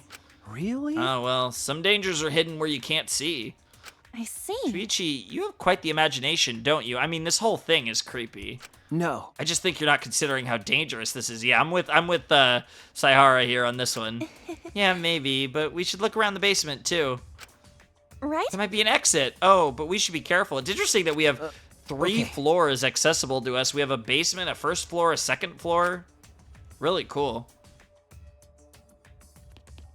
That's just weird. Extra desks, theoretically. I guess we'll start with the library. Here at the end of the hall. See if we have anyone in here. A character with really long hair, giving me a little bit of Toko Jill vibes. Especially in the library. As soon as I opened the door, I suddenly gagged from the musty smell of old books. Ew. Is this a library? I mean, it looks cool, but You're right. there are books all over the place. It doesn't seem very organized. Oh, does that bother you? Are you a neat freak, Shuichi? She's excited about that. No. No, it's just I was wondering if someone was using it before us. Huh? Someone? No. Ah, it's nothing. Let's just investigate for now. Yeah, like it doesn't look like it's. Yeah, like it had a purpose prior to had some purpose, like some use prior to us, theoretically. What a beautiful globe. Okay.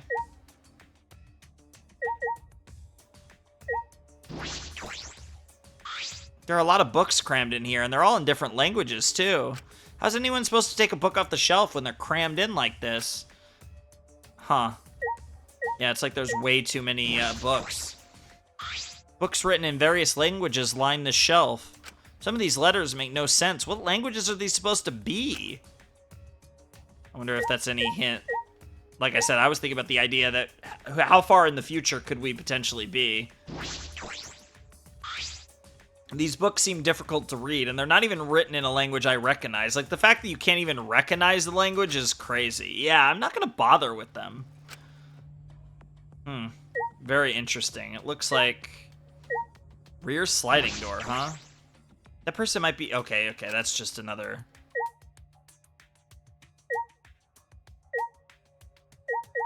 Oh, no, that's not... God damn it. There we go. Alright, let's talk to her. Interesting. She's got a cute face. She's got a rose pin on her. Hey. Are you an ultimate student too? Okay. Yeah, that's right. Ooh, I like her voice. I can't wait for her to say a full line or two in a sec. Huh? Is that it? She sure doesn't talk much. I'm Kaede Akamatsu. I'm the ultimate pianist.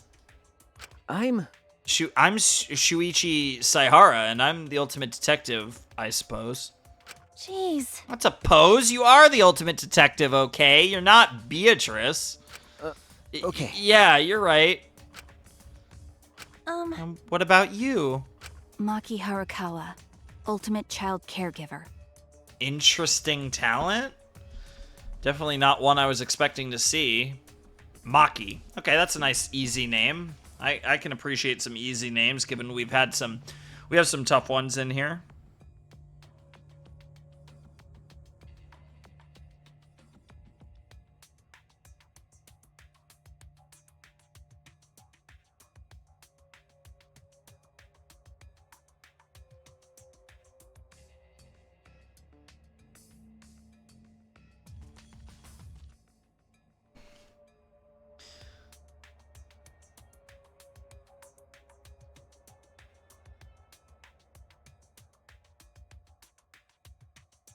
Yep.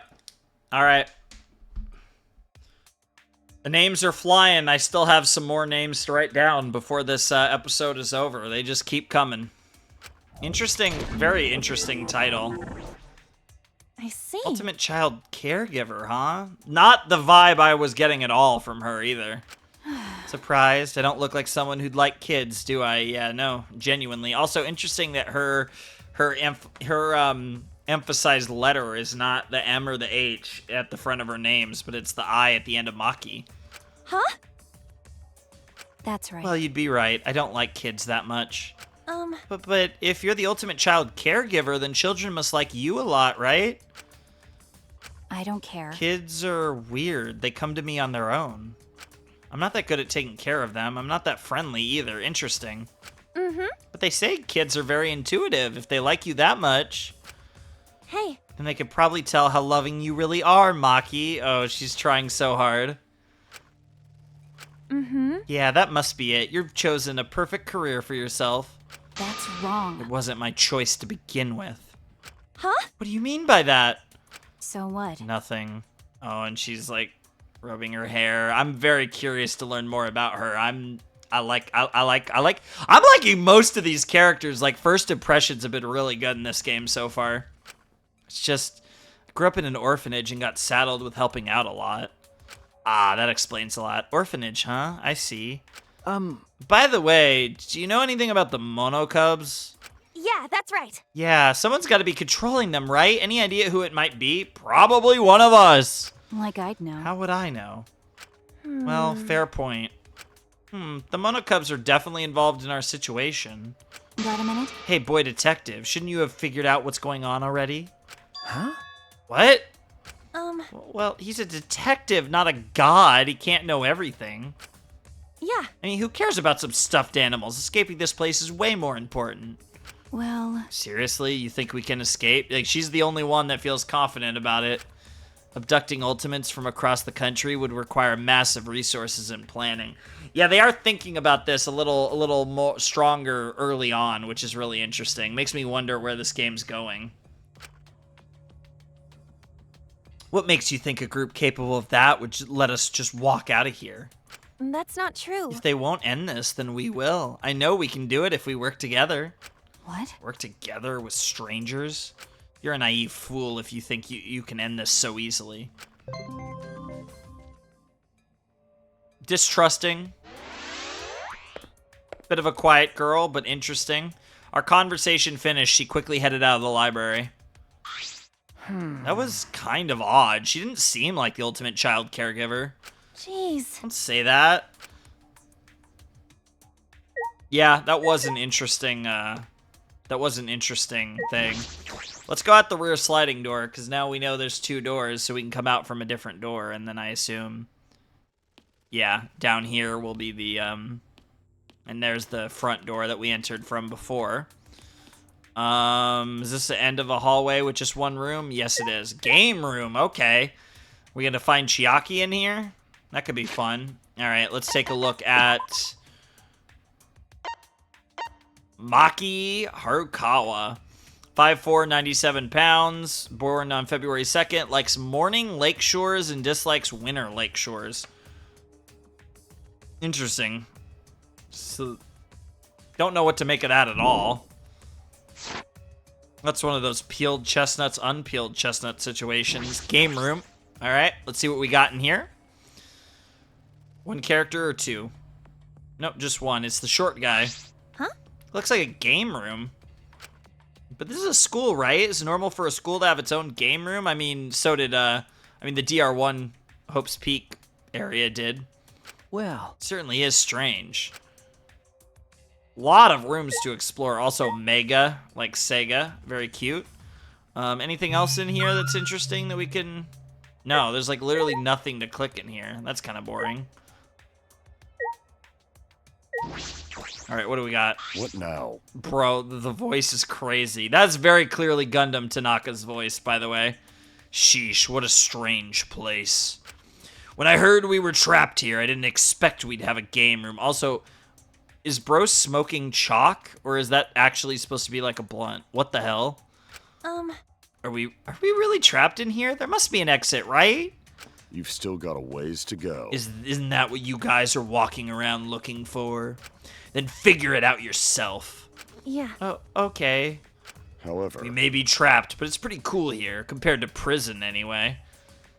Huh? Prison? What? But you're an ultimate student, aren't you? that's an old story. Ryoma Hoshi, the man called the Ultimate Tennis Pro, no longer exists. Interesting. Interesting! I'm nothing more than his empty shell. What the hell? Huh.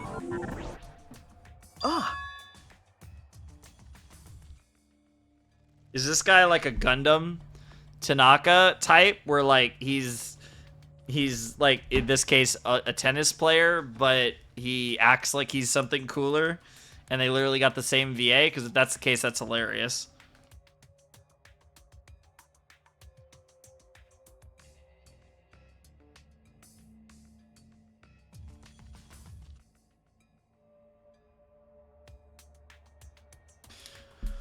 Don't know what to make of that, but again, another good impression for a character. Ryoma Hoshi? Really? I've seen you in the newspaper. The tennis prodigy who single-handedly took down a mafia.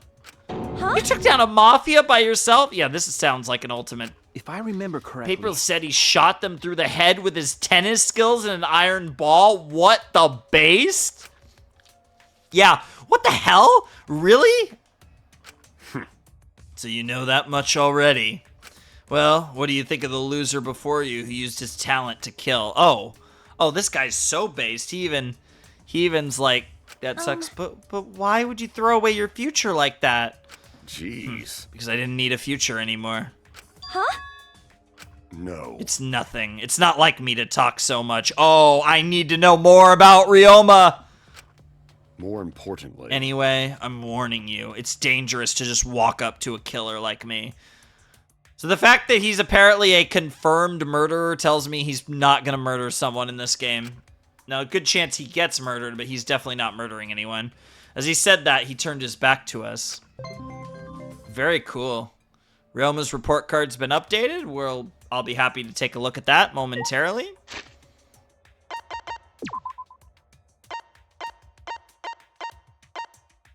There he is, 3'5", 88 pounds. Ridiculous. He's 3'5". Born on July 1st. Got the B blood type, of course. Russian blues.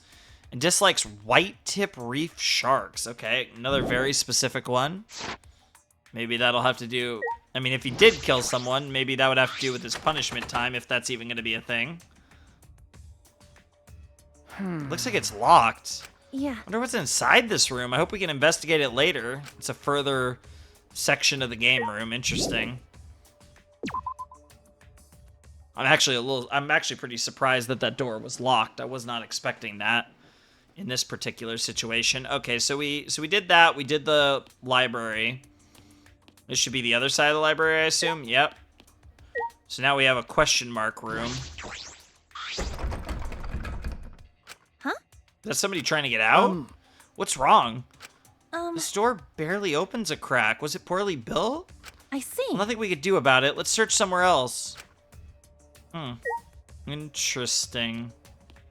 Is there really nothing else in here? Oh, no, there's nothing else over here. This was the game room. Is this really it for the... Yeah, this really is it, huh? So the basement just has the library, the game room, and then the secret door. Huh. Interesting. So that means there's more to find on the upper floor. We still have not explored everything. Okay.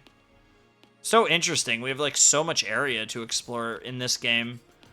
Okay, we definitely have to go back to the map here. We gotta find 5 more characters.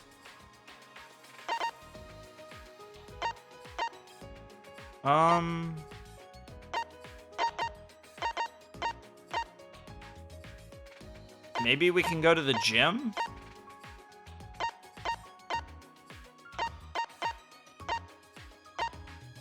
Huh. Maybe we could try the gym now.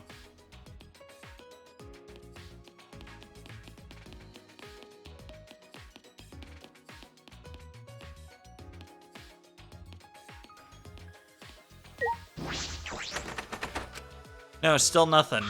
I knew it. It won't open. Seems like we can't get into the gym. Can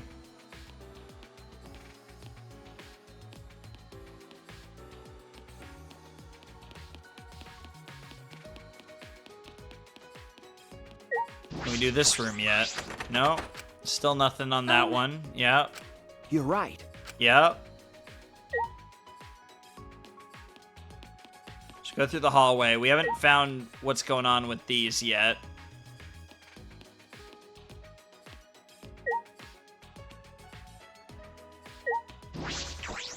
Oh, I was wondering if I could, like, grab it and, like, move them or something, but clearly not. So we have to find the other piece, and that's going to do something. I don't know if that's something for this prologue or later, but I do think we're going to have to grab the other piece and then, you know, use it, obviously. Okay, so there's nothing over here. No, we can't go in. All of these places are locked, right? Yeah, school store is a no-go. Yep. Yep. Warehouse we already went in. Dining hall we already went in. So nothing there. So we have to go this way.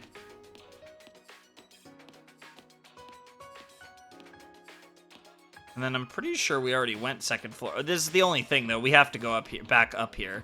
This is where we started, I believe. But maybe there's more here. Doesn't seem like it, but... Do something with the bronze statue? No? Huh.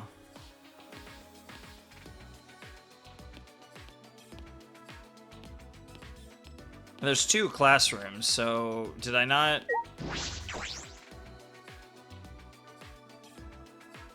Yeah, this is the one that we started the game in. Yep. I love how I'm genuinely, like, lost. This is actually amazing. It's the prologue, and I'm genuinely, like, struggling to find everything. And then classroom C. Locked. You're right. Huh. Like, genuinely, I'm, like, missing something. That's actually crazy. Yeah, and we can't open the... We know we can't go in the Ultimate Pianist lab. Who knows when we'll be able to, but at the moment, that's a no-go. Okay, so it's definitely nothing on this second floor. We're definitely...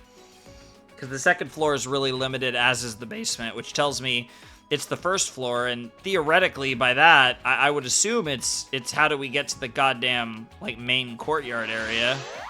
Well, we just leveled up. That's cool. Oh, the courtyard's open. Okay, that makes perfect sense. Oh, we couldn't go through here before, right? Looks like the iron grate opened. Someone opened it for us? Let's check it out. So yeah, we had to, I guess, like, do all this other shit before we could go in here. Oh, is this the entrance hall? Right, Shuichi, this must be the entrance hall, don't you think? Okay. Yeah, I suppose so. Hey. Which means... The door must be the entrance. If we walk through it, we can escape this place, right? No. Wait, I don't think we should open doors carelessly. It could be a trap. Do not worry. What on earth? Worrying about that isn't necessary. I have already examined the doors. Yeah, this is the guy that was wearing a mask, but now it's even crazier. What on earth? Yes. You wonder who is this? Yes, I shall make that clear first. My name is Korekio Shinguchi. I am called the Ultimate Anthropologist. Interesting. That's not the vibe I was getting from your outfit, but sure. Korekio, huh? Never seen that name before. And then Shinguji.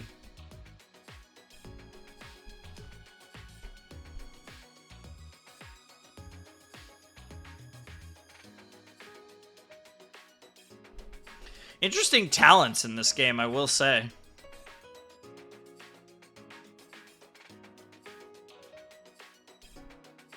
Okay. There it is, the Ultimate Anthropologist.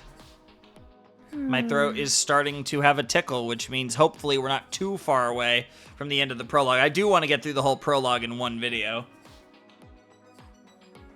If possible. Korekio? Anthropologist? Oh? Please call me Kyo. Okay.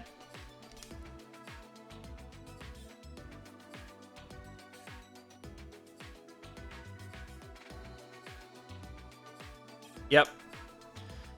As for anthropology, would you like a simple explanation?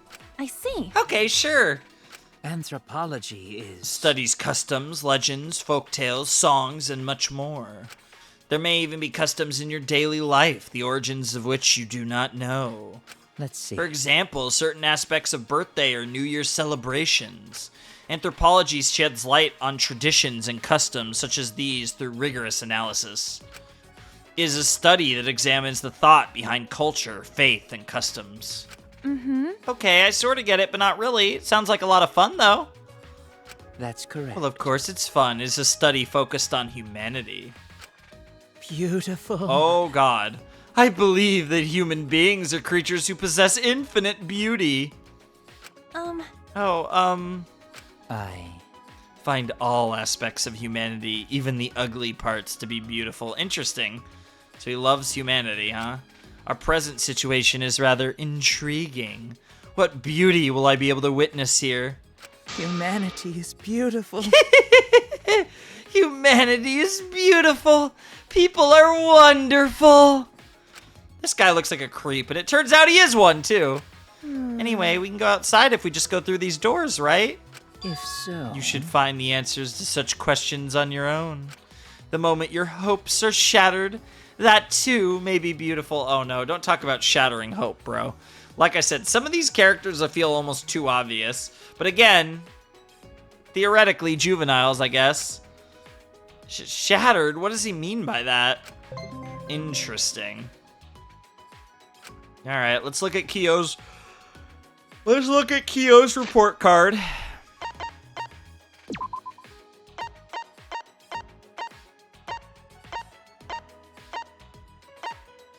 Oh, the mask is sick. He's 6'2", 143. Wow, he's pretty skinny. O blood type, July 31st birthday, likes straw ropes. He dislikes air conditioning. What? Imagine. It said no one ever, and he's the ultimate anthropologist. Interesting. Yeah, he is pretty skinny. Cool design, though. One of the cooler designs so far. Yeah, and this is just the other side. So east-west, there's no north. That's interesting. Well, let's go through the entrance door, see where this takes us, I guess. Shuichi. Then let's go, Shuichi. Okay. Determined as I was, I just couldn't muster the courage to take that first step forward. To be honest, I was scared, because what if beyond this is just... That's wrong. Ah, jeez, this isn't like me. Just because I'm scared doesn't mean I'm gonna run away. I gotta move forward. Are you okay? Kaede. Of course. Don't worry about it. Let's go, Shuichi. I psyched myself up and with newfound strength walked boldly towards the doors. I'm very curious what we're gonna find on the other side. We're about to get a cutscene? Upon opening the door... Are we about to see a murder? What is happening? Upon opening the doors, we were immediately greeted by blue sky... Real... What? What? Bright sunlight, gentle wind, and... What the hell? A cage? A wall? What on earth? Also, the music is crazy here. Both words were accurate. What stood before us was both cage and wall. It's a bird cage. It's a giant bird cage. It's like, for anyone who's seen, there's a certain ED in Attack on Titan. Reminds me of that a little bit, but also, like, what the hell? Either way, the enormous wall struck a terrifying chord. The mere sight of its imposing presence was enough to send waves of panic through me. Huh. No matter where we looked, ahead, behind, above, or all around, the cage surrounded the entire school. What is this? We're trapped? Yeah, it's a prison, after all. What's going on? I mean, just by the name of the school, it was already, like, it's always been implied that it's some sort of prison. What? Rise and shine, Ursan! Bro. Why does this look like a fucking city? Hey. Surprised you're at the cage, huh? I totally understand how you feel. The first time I saw it, my teeth and fingernails fell out. That's not a healthy way to react to a surprise. Got a rock-hard rager! A rock-hard rager is crazy. Bow! But it's so awesomely huge, I can see why it's called the End Wall. Interesting. Huh? End Wall? That's right. Normally walls are erected to separate two places, right? But that wall is different. It represents the end of the world. Hey. What are you talking about? What? What were we talking about? Yeah? Oh, was someone talking? Was I talking?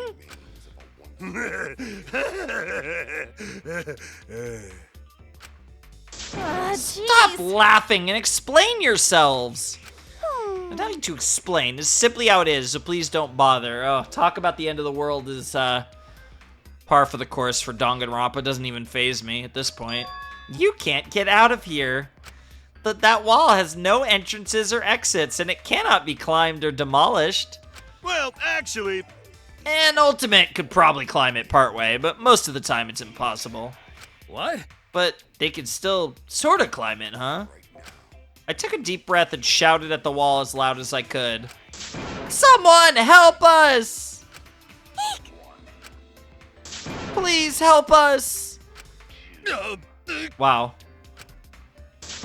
Someone, anyone, please help us! We're trapped inside this huge cage! I love how they're all getting scared, even though, like it's like they didn't think of it, even though they know that no one's coming. I shouted as loud as I could, but for all my shouting, there was no response. Stop it! You'll hurt your throat! Yeah, trust me, That's my right. throat is struggling. Yeah, scream all you want, no one can hear you anyway. No one can hear us? Hey! What do you mean? What do you mean no one can hear us? Monodam, you gonna say something? Wait. Yeah, say something. Monodam? Hey! Why don't you just answer, Monodam? Damn it! Nope. Monodam is ignoring them excellently because he refuses to open his heart. You can thank my fearsome bullying for making that happen. Wow. Okay, Monokid. Now, let's all get along. Dumbass! Shut up. We're the Monokubs. We need to be tough and whatnot. What is this? You things, this school, what is all this? So, Bastards will have to use your legs, hands, and eyes to find that out for yourselves. Actually, But please watch your step while you explore. The school is still under construction. That's a really interesting layer. Huh? Well, she said that they did mention, like, they're not, like, the lab, the Ultimate Pianist lab isn't ready yet. So I looked around. It was true. Some areas did seem as if they were still under construction. Interesting. Looks like they're still building some of the facilities here. Huh. Oh, and there was a Monokuma under construction there. That was actually a classic Monokuma graphic. Are they still in the middle of building this school? no. I don't think so. It seems more like they're renovating an abandoned school. Yeah, that makes more sense. Either way, the construction will finish soon once we set the exosols on autopilot. huh? Exosols? Yeah, we know what those are. Hell yeah! What's part of a biker gang? Really? The exosols now work construction to support their wives and kids. Wow.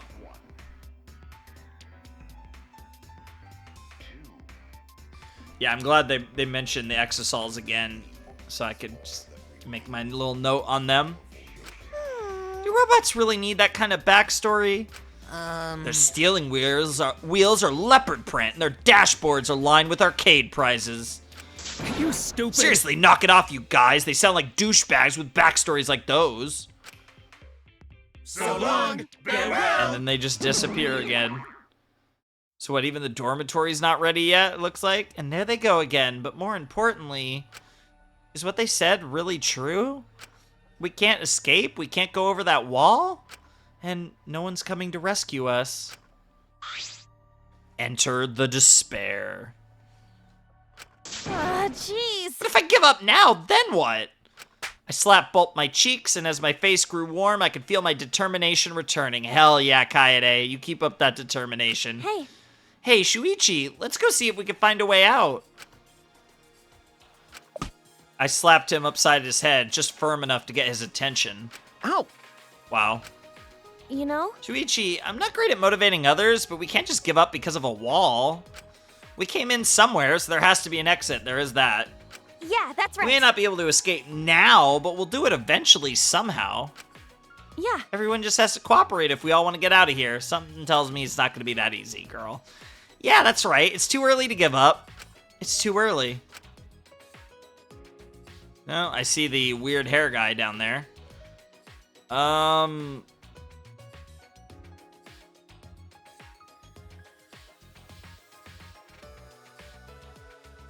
hell is this? Okay, well that has things blocked off. It's a really cool area, though, I will say. There's a lot going on. This is, like, really cool.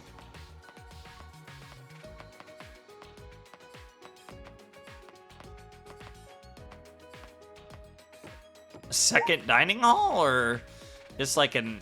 What? It looks like I can enter the school building from here, but it's blocked off. Okay. That's actually cool. So obviously we're gonna get more of that later. And then this path is blocked off, so I can't go that way yet. All these areas of the school that are gonna get renovated and further, you know, further made or whatever over time. Let's just talk to the boy over here.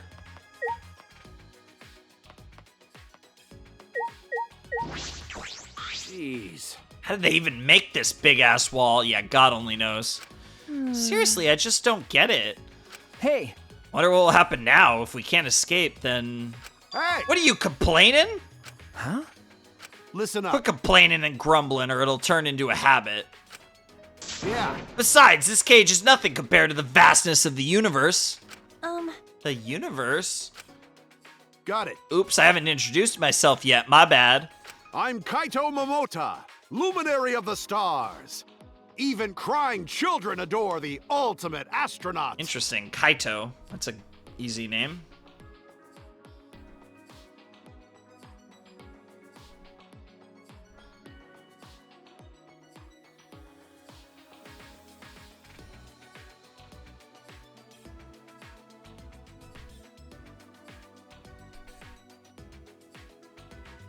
The ultimate astronaut, huh?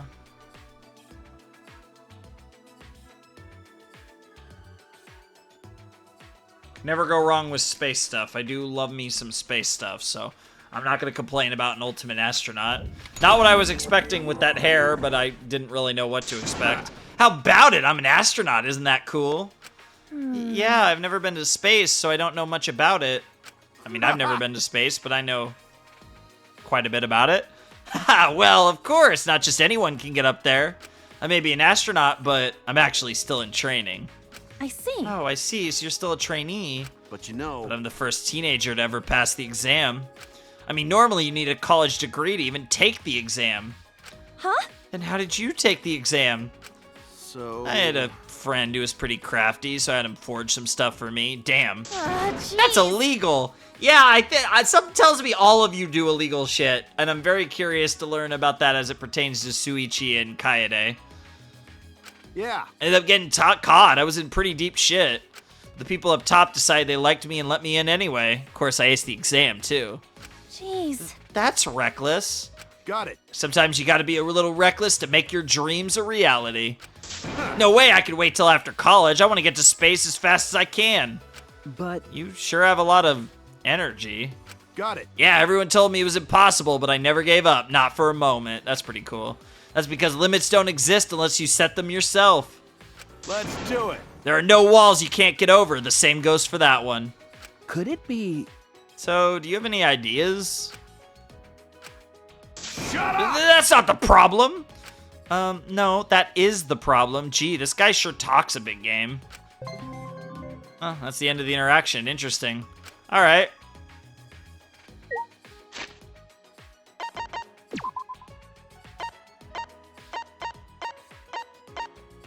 Six foot, 163 pounds. Blood type, born on April 12th. Likes houseplants. Interesting. Dislikes the occult. Oh no, we have a hero hater. And the ultimate astronaut. Okay.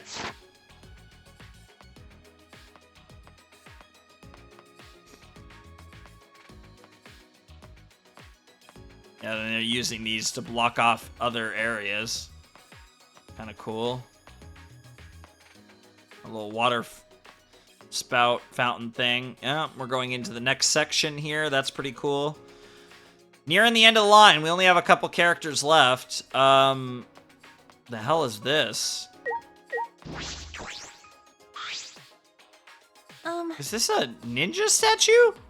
You're right. It looks like one, but why is this here? Seriously, there are so many odd things. Huh. So just to double check. Yeah, because I pressed right. R1. I didn't press X, so I just want to make sure. But yeah, okay. We have like a bird cage up there, so we're going to talk to this potato first. Okay. I mean, bro is tense. Bro's got his glasses and everything. Whoa, this guy looks scary. He's so big and muscular. We actually have like a tough... I mean, we've had a few tough guys, but... Excuse me? Huh?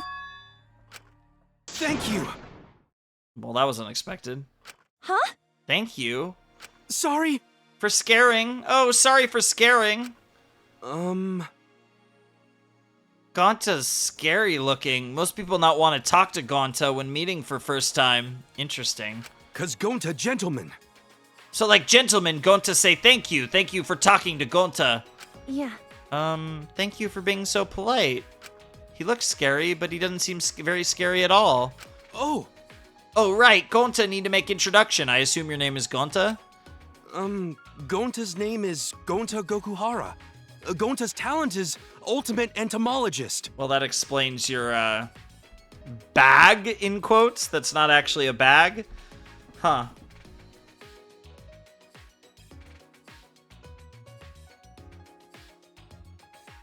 Gonta Gokuhara.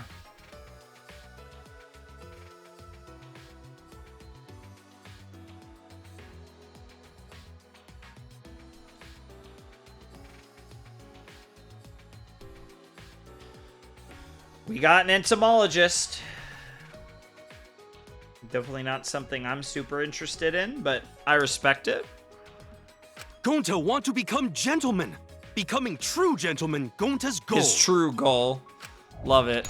Oh, he looks so serious in that shot, though. I see. Oh, so you're Gonta. That's a really cute name. Never heard of that one. There's actually a lot of names in this game I've never heard before, which, honestly, when I see this many names I've never heard of, I'm actually surprised just because at this point I've watched a lot of anime and just gone through a lot of, like, Japanese fiction and even some real life stuff, like wrestling, for example, and stuff. But, like, I'm just surprised when I run into a lot of names that I've never seen before. Huh? Really? So, thank you. I don't even know what to do for his voice. Aw, you're actually pretty nice. Silly me for being so scared at first.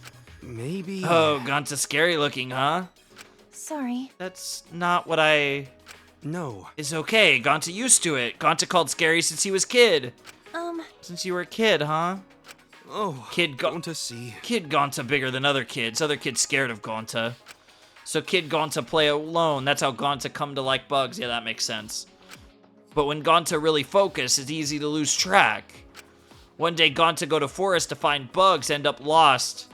I see. Oh, is that why he struggles to... Is that why his English or Japanese or whatever isn't that good? That sounds rough. Were they able to find you right away? Yeah, it took 10 years though. Yeah, he was like a Tarzan guy. Huh? 10 years? But... Gonta fine. New family took care of Gonta. I see. I'm glad they were nice people. Well, they weren't people. Oh, not people. Wolves. Oh my god. He was dancing with wolves. Huh? Wolves? But... They really nice. Because of Forest family, Gonta learned to speak bug and animal. Gonta... As thanks, Gonta want to show Forest family what great gentleman Gonta is.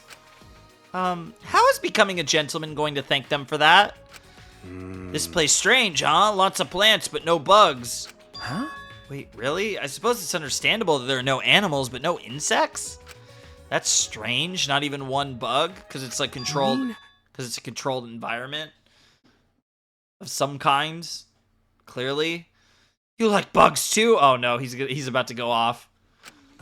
Amazing. Hey, what's your favorite bug? What do you like about him? That is a crazy shot. Very Sakura reminiscent. No, I wasn't saying I like bugs or anything. Wait! Then you hate bugs? Oh no, you were about to get murdered. Huh? What? But how? You hate bugs? That's not true. You don't hate bugs. You love them, right, Shuichi?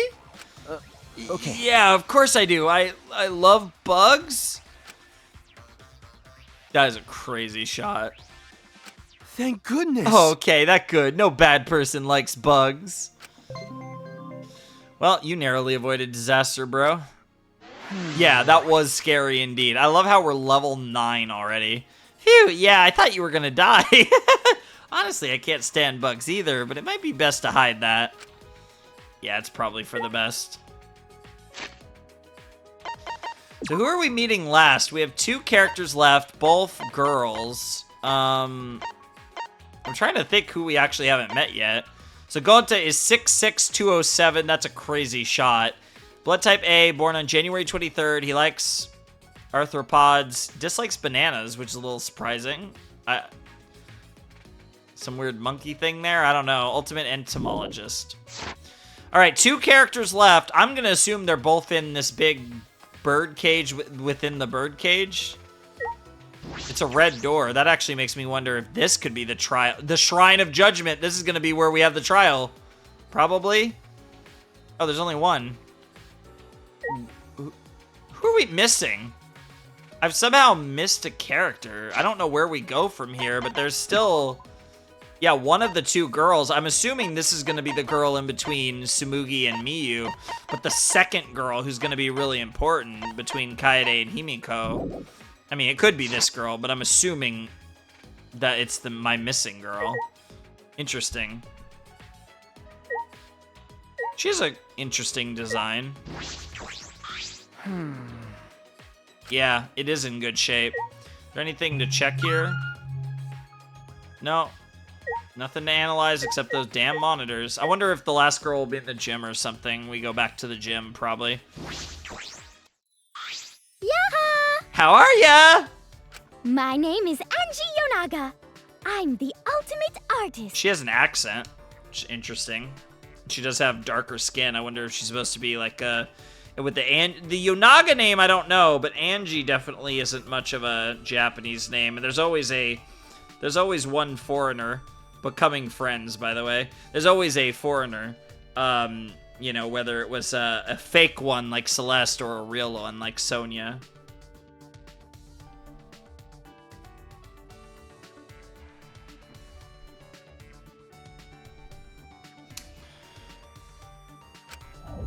All right, she's the ultimate artist. Let's go. You're pretty cheerful. She's a bit too happy considering the situation we're in right now. Oh no, she's one of these. There's no reason to carry bad thoughts with you. You gotta live every day like it's bright, cheery, and fun. I like the energy. Cause Atua says so. Cause Atua says so. So says Atua. Huh? Atua? The god of my island, Atua, is always with me, speaking to me with his divine voice. Okay. Interesting. Okay, I'm writing Atua down. Oh, well, she's certainly devout. Do you specialize in painting or sculpting?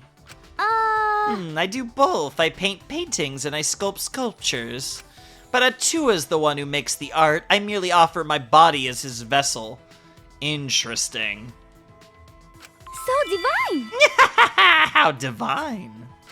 I see. That's interesting. If you don't mind, can you show me some of your artwork? Of course, of course! In return, will you make an offering to Atua? I'm scared. What does that entail? An offering? Every Monday and Wednesday morning on my island, a truck comes to collect offerings? That sounds oddly similar to putting out the trash for pickup. But... Don't worry, don't worry. When I say offering, I just mean a pint or two of your blood. What type of god is this Atua? Don't worry? Sorry. I'm a bit anemic, so I'll pass. Interesting. I see. What about you, then? Huh? Me? Yep. Boy's blood is also an acceptable offering. Come on, come on! It won't hurt one bit. Oh. I'm kind of scared that, like, she's more interested in blood than she's letting on. Wait a minute. Don't run away! This girl is so weird. All of you are weird. There's literally a robot in this freaking class. Actually, if anything, she's kind of cute. But so is, like, every girl in this group. Angie Yonaga, huh? Okay, where the hell is the last girl? Oh, I forgot to actually look at,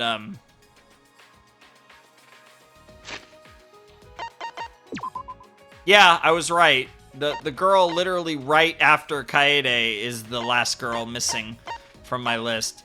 Angie Yonaga, huh? 5'1", 90 pounds. Man, these girls are so thin. Like, not to say like it's cool, but like I know it's Japan, but goddamn. I mean, really, even the guys too, except for the ones that are like beasts. It's actually kind of crazy. She likes avocados. That makes two of us. I do love me some avocados, especially just on a nice salad, like just straight, like just, you know, avocados in like a regular ass salad. I don't really eat avocados in many things. That usually it's just on a salad. I don't make guacamole very much, but you know, guacamole's good too. Dislikes humidity. Interesting, because she comes from an island that probably is quite humid, if I had to guess. She's the ultimate artist, as we know. Okay, where the hell is the last potato? Like, genuinely. Oh man, we can see some sort of building way out there. I love all the detail though. I love how it's like not even just hitting, like you can actually see like a lot of interesting detail about so I'm assuming, yeah, we're gonna like have to go back and, oh, I didn't even check the dormitory. This has got to be it. Yep, we can go in. This has got to be where the last girl is then. Yeah. Oh yeah, it's the really cool one that I think had the really cool design. This is where we're living. This building is round and has a lot of smaller rooms inside. Very nice to see you again. Oh, it is very nice to see you, 5 again. It definitely is. Nice to see you again. Why, hello, Bear. We're intruding. Sorry to intrude. Jeez. What is it this time? And what do you mean by intruding? The hell you saying? This is your home, you bastards. We finished setting up the showers. Now you can go pee. What? Hey. Why don't they just use the toilets? Even for number 2? Yeah. Ah. Wait, do you go number 2 in the shower? Ew. Ew, that's gross. So long. Wow, that was the entire scene with the Monokubs. That's crazy. Um, What do you mean our home? Could it You be? mean for us to live here? See, there are 16 doors. Perhaps a room for each of us? stop it. I don't plan on staying here long enough to need a room. Yeah, something tells me you're gonna need the room. In fact, there's our room.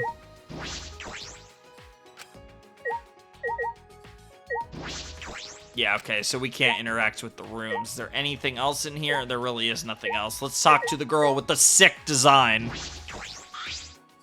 But I love her design. Also, like the spider web on her like right boob is like, that's really cool. I love her design. This is a contender for my favorite design, I think. I failed to see their objective. Huh? What do you mean?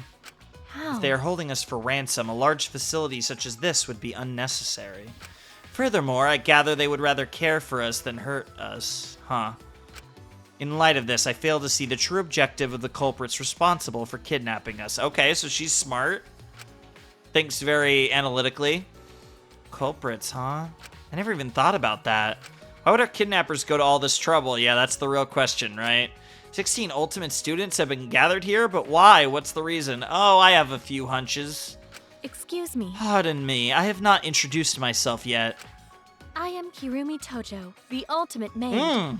Please let me know if you require my service. Interesting. You sound ironically kind of robotic, which I guess kind of fits. Kirumi, huh? That's a cool name. I like that name. Kirumi Tojo.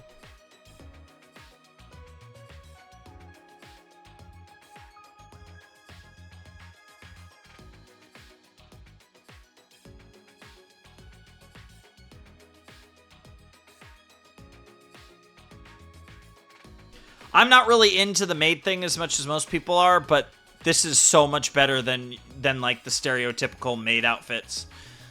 She has an awesome outfit. So her design's incredible, and you know, maid is cool. So like, I'm not gonna complain. Very cool. Our final ultimate's locked in. We have the squad. Wow, the ultimate maid sounds like a really cool talent. Oh wait, I've heard of Kirumi Tojo. If I remember An ultimate correctly, with incredible intellect and strength, working as a private maid. Incredible intellect and strength, yeah. So she kind of has like I said, maybe spy vibes to her a little bit. Not that we haven't run into that in this franchise, but I heard that her work is so perfect she can complete any request given to her. Yeah, okay, so she's a badass. Huh? What? She's that amazing? I do not agree. Please, you are exaggerating. I will not complete any request that is asked of me. I once received a request to annihilate a rival nation, but as it was impossible, I rejected it. Jesus Christ. But being requested to do that is pretty impressive on its own, honestly. that's true. I've also heard that she's been hired as a bodyguard to several foreign dignitaries. I do not agree. I have only been employed as a maid, not a bodyguard. Okay. So she will do whatever. As long as you employ her as a maid, she's willing to do whatever, basically. But she frames it as maid work. I see. But you've been hired by so many important people, you're like a super maid. I think you mean ultimate maid, Kaede. May I? Moving on, what do you intend to do now? That's a tough question. What should we do? What would you do, Kirumi? I do not agree. I hold no opinions or desires of which to speak. Something tells me you don't have much of a will of your own, I'm assuming, but we'll see. I am a maid after As a all. maid, my only desire is to fulfill the desires of others. On the surface world, this feels like a pure, less fucked up version of Pecco, but something tells me it's going to be very fucked up. So please think about what you desire for yourself and what you desire from me. For everyone. No matter the situation, no matter what happens, I'm here to serve everyone. That could be very helpful or very concerning. Even in this situation, she's more concerned for others. Well, she is the ultimate maid, after all. I love that face of Kaede's. And we have obtained the final friendship fragment. I was gonna say, oh my god, we have a ding dong bing bong. Huh? Yeah, okay. We have a ding dong bing bong, which means it's time for shit to go down. But before that, what the hell is she holding there? Is that a sword? What is she holding there? That doesn't look like a gun. I don't know what she's holding. 5'9", 115, B, blood type, May 10th. Likes cleaning, dislikes taking days off, always likes to work. So she's another badass. Looks like we have a few badasses in this group. But Kurumi and Tenko both kick ass, presumably.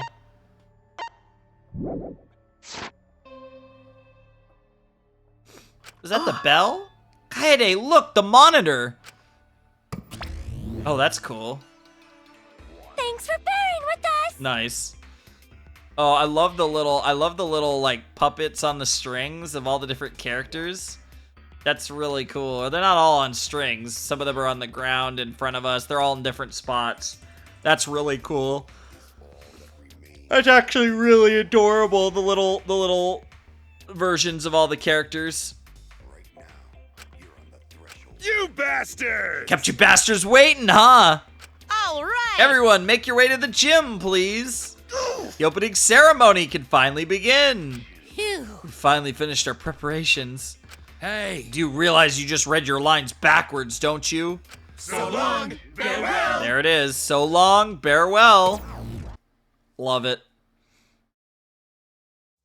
Gym, opening ceremony. Hey, Kaede, what should we do? What should we do? Go, of course. Everyone else is probably doing the same thing. You're right. True, but I'm a little worried about this. Well, I'm not a little worried. I'm very worried. Doesn't mean we shouldn't do it, though. All right, yeah, and everyone disappeared. Okay, so in that case, we'll go map.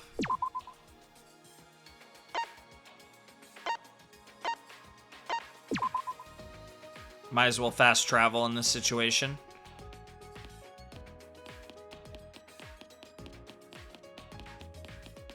All right, here we go. It's gym time. Let's see what we got. Presumably nearing the end of the prologue. There's everyone. Do you agree? All 16 of us have gathered.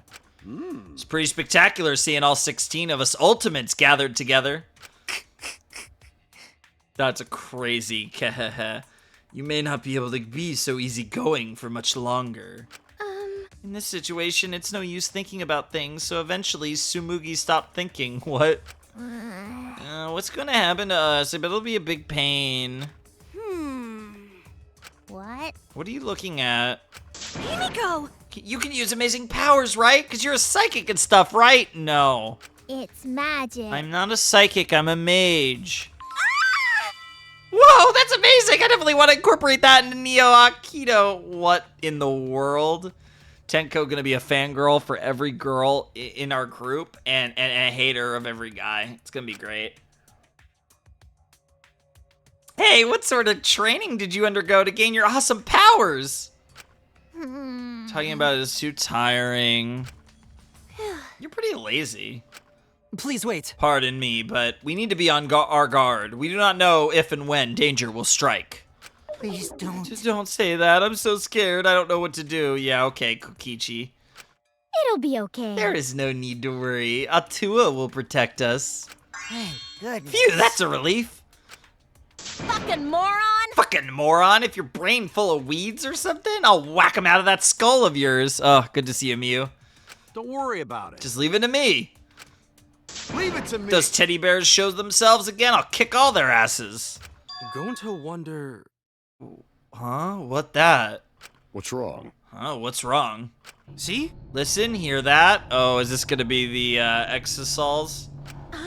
I think I hear it. It sounds like an engine from a robot anime, of course. Like Evangelion. Yep, there they are. Oh, they weren't saving them for long. Yoo-hoo! Rise and shine, our sign! Okay. They had to give us the full pan there. Everyone! Behind Gonta! What? What the heck are these monsters? Wow. So cool! Hell yeah! They're Exosols, highly mobile bipedal weapon platforms. They got lots of hometown pride too. What? What are you saying? Can't keep track of these backstories. That's different from what we said the last time before we fried their brains and started over. Whatever they are, they better kill off the Uggos and save me for last. Oh my god. Hey! Run, Himiko. What the hell, Kokichi? Why are you so concerned about me all of a sudden? By the way, Didn't someone say they would kick all their asses? Oh, what the hell? Nobody told me about these. It's okay. All right, chill out. No need to panic. We're probably not in any danger. If they wanted to kill us, they'd have done it by now. Yeah. With that, Rontaro casually walked up to the Exosols. Then... So, what do you want from us? Clearly want something. That's what the guns are for, right? Let me guess, you're going to force us to do something, and if we don't, we get hurt. Yeah, right on the money. That means... Well, you have our attention, so what do you want? And that's that. Huh, well, aren't you a wise guy? I'll start us off. Listen up, here's what we want you punk asses to do. My heart's going 100 miles per hour. I'm gonna say it. You ready? Hell yeah, it's a killing game. Oh, Monodam. It's a killing game. Huh? What? Nani? Monodam, how dare you upstage me? Huh? Oh, wait a sec, what did you say? If I heard him correctly. It's a killing game. It's a killing game. Wonderful story, interesting. Oh, he said it again. God damn it, Monodam, I'm gonna crush you here with this here Exosol. Come on, we don't have time to fight amongst ourselves. We should be happy that Monodam actually said something. Okay. Yeah, if you don't stop fighting, I'm gonna crush you with this here Exosol. You too, Monotaro? This is what it comes to, that I will crush the four of you with this here Exosol. What are you saying? Hey, why are you including me? Oh, well. It's more appropriate for us to be hostile towards each other, to each other. Are they about to start fighting? What on earth? You wanna go, Jabroni? Jabroni is crazy. Oops. Who you calling Jabroni, Jabroni? What'd you say, Jabroni? Oh my god, The Rock would approve of this game. I'll throw down anytime, Jabroni! Check yourself before you wreck yourself! Monofany did not just say check yourself before you wreck yourself. This is amazing. Seriously? Are they gonna get it on right in front of us? You don't need to make it sound so weird, Miu. Don't worry. Atua is watching over us. If you say so, Angie. In a situation like this, is he just going to watch? Either way, it's too dangerous. We need to get out of here, or else... Now. Oh my god. The king? Daddy? Daddy's home? Daddy's home? My cute little cubs. You gotta knock off this awful fighting. He's doing like a weird voice, but that is definitely Monokuma. Oh, that voice! Daddy's home. Daddy's home. Daddy's home. Father! Father, is that you? We are getting Daddy. Papa Kuma! Papa Kuma! Daddy! Where are you, Daddy? Huh? Daddy? Oh, here it comes. At that moment, the lights in the gymnasium suddenly shut off. Yeah, this is going to be a bigger budget Monokuma entrance than we've had in the first two games, I bet. Oh no, it's going to be pretty similar. They're doing the same thing. Here he goes. The lights pop in. Oh no, it's definitely higher budget. Damn, he's got wing. Oh, there go the wings. Wow. I am the god of this new world! There he is. He's the god of this new world. And the headmaster of the Ultimate Academy! It sounds like the same voice actor doing a slightly different take on the voice. Which is... The one, the only, Monokuma! Nice to meet ya! Nice. Yay! Father's here! Hell yeah! Another epic entrance from Papa Kuma. Yes, it has gotten more epic, and we're hearing it sounds like a slight variation on the Monokuma theme, which is very cool. How nice! Daddy is so cool! Freaking Monodam. My little cubs. My cute little cubs, you're all so freaking cute! Unbelievable. The only reason I can tolerate your tiresome antics is because you're all so cute. They're so cute. Even when the prologue is going way too long, I'll allow it because you guys are cute. Yep, I agree.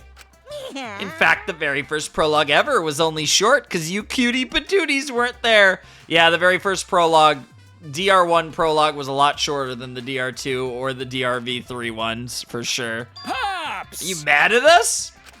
Don't be stupid! Don't be an idiot. I would never get mad at my cute little cubs. He is mad.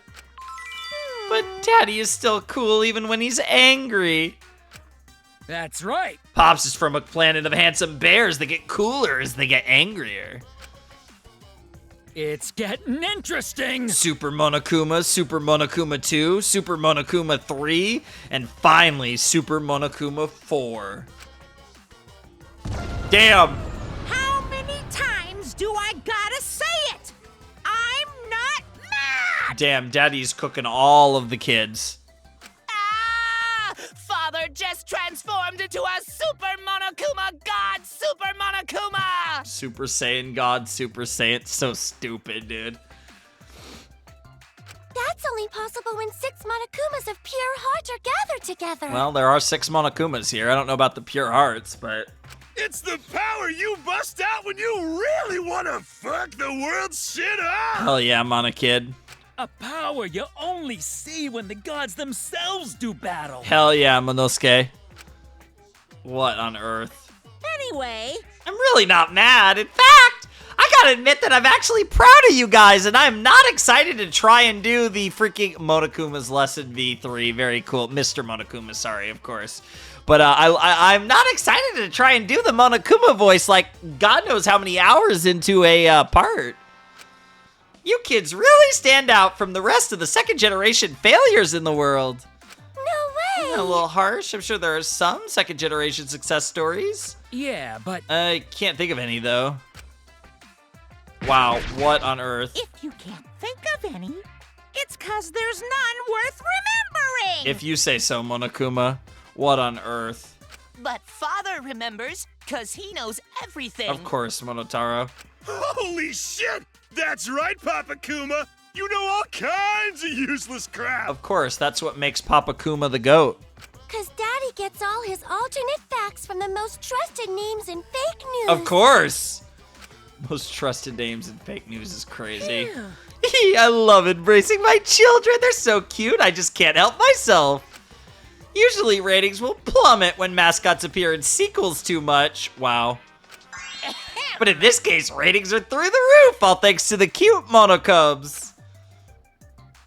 What is this? What's going on? Yeah, trust me, I'm with you, Kaede.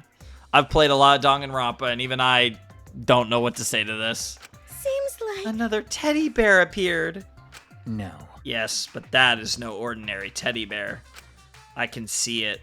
The despair and madness swirling around that cursed thing. Oh my god, bro said the D word. You're really bugging me. Whoa! First of all, I'm no teddy bear, and I'm not Tanuki either. I'm Monokuma. And show some respect. I'm the headmaster of the Ultimate Academy for Gifted Juveniles. Huh? Headmaster? It appears to be some sort of autonomous robot with a built-in AI, like me. Dong dong dong. Yeah, but... The Exosols are different, though. They're brainless buckets of bolts. That's right. They're mindless, pretty killing machines that can only be controlled by us, the Monokubs. I was about to ask about that. Sheesh. Autonomous robots piloting weapon platforms. This is certainly turning into quite the story. Actually... Well, that may be, but what I'm worried about is this killing game you mentioned. What exactly does that mean?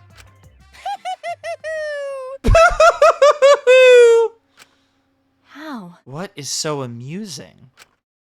It's just, when I said it before, I kind of just phoned it in, and now I feel awkward. Extreme! I want you students with your ultimate level talents to participate in a killing game. Huh? Killing game? Us? Please stop! Please stop joking. Why would we agree to participate in a killing game? Huh? You guys don't want to do it? Gota never do that? Of course not. Gentlemen not hurt people.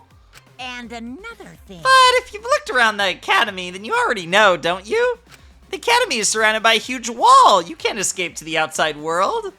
And as long as we have the exosols, you can't defy us. In other words, I hold the power of life and death over each and every one of you. So unsure. So do what you say if we don't want to die.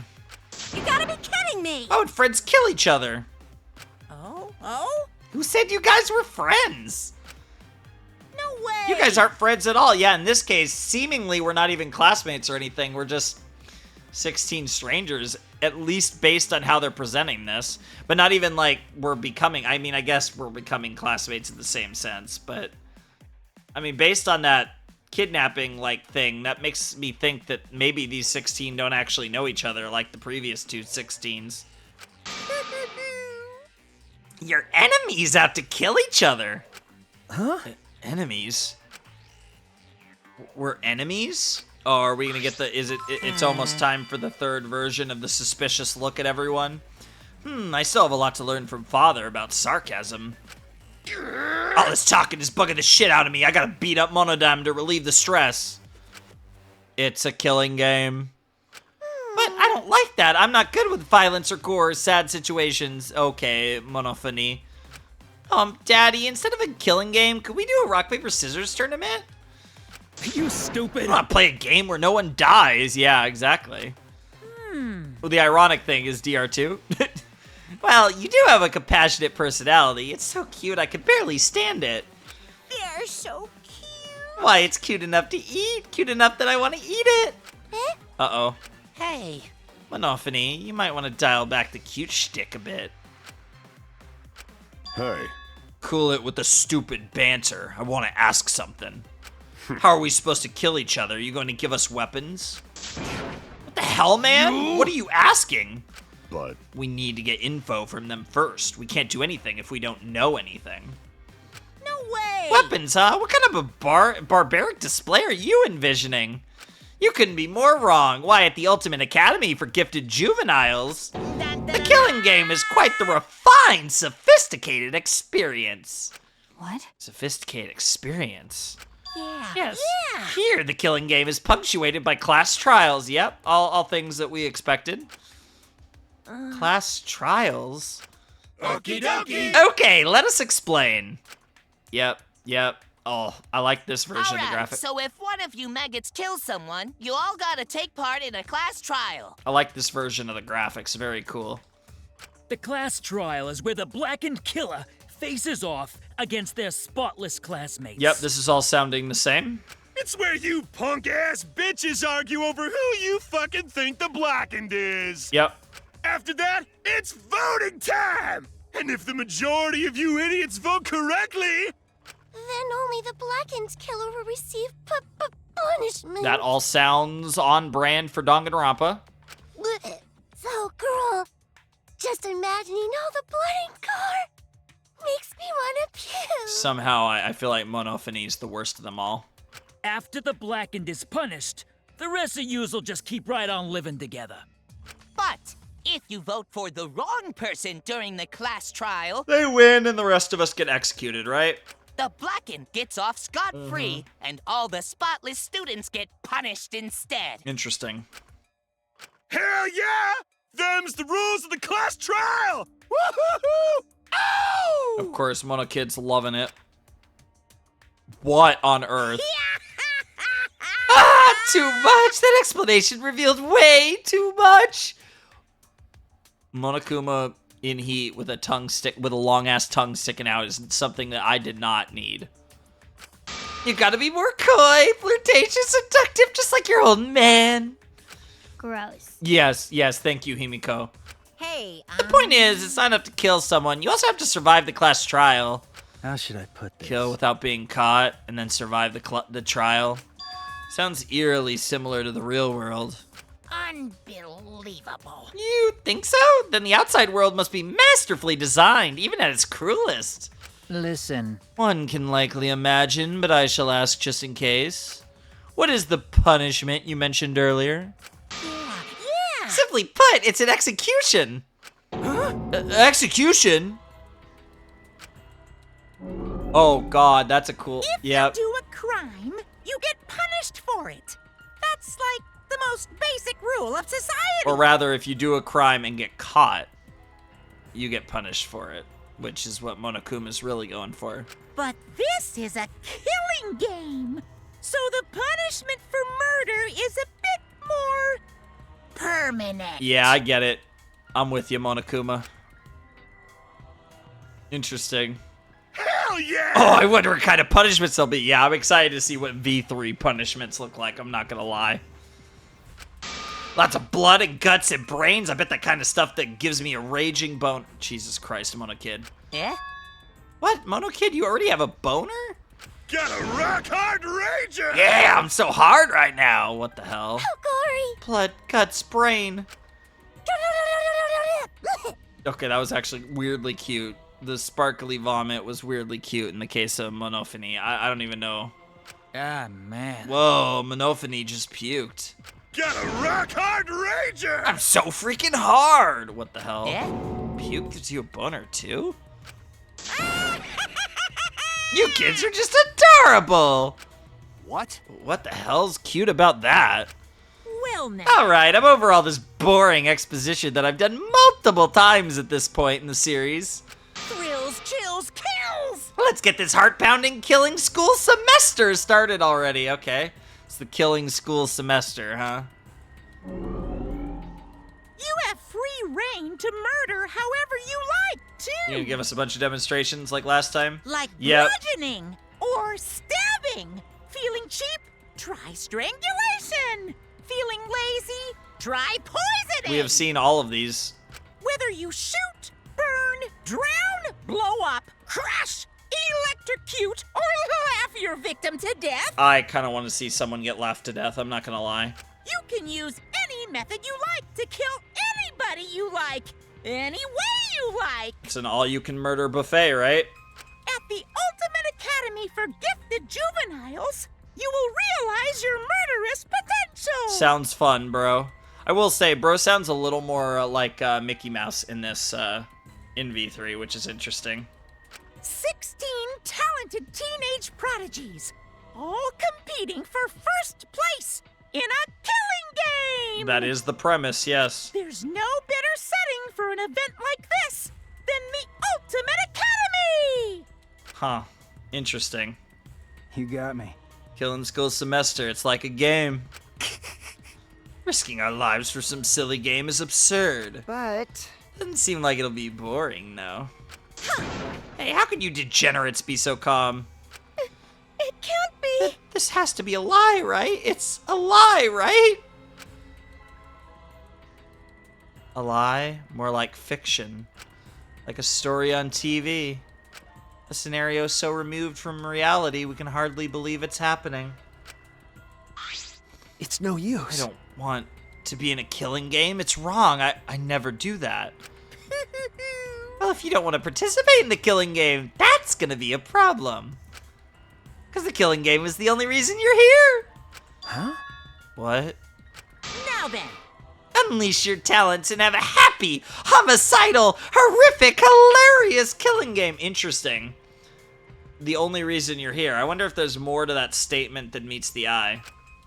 Ah, jeez. Wait just a minute. Oh? Stop it. No matter what you say, we won't do it. That's wrong. We'll never participate in a killing game. I'll do it. Whatever you have planned, I'm not gonna let you get away with it. That's a crazy thing to say. I'll do it. Um... Kaede, you shouldn't just rashly defy that thing. That's nice. No, I welcome her resistance. That kind of defiant spirit is important to the killing game. Yeah, if they all give into it, it almost defeats the point. It's about breaking them down. It's fun to watch the defiant ones eventually snap and get their hands dirty. Yeah, exactly. What do you mean by that? I love it. Everyone loves that kind of brutality in a death game, especially me. It never gets old. It's so fun and entertaining that I just get unbearably pumped up. Plus, as the headmaster, it's my job to force you to do it. Love that laugh. And the follow with the Monokubs follow.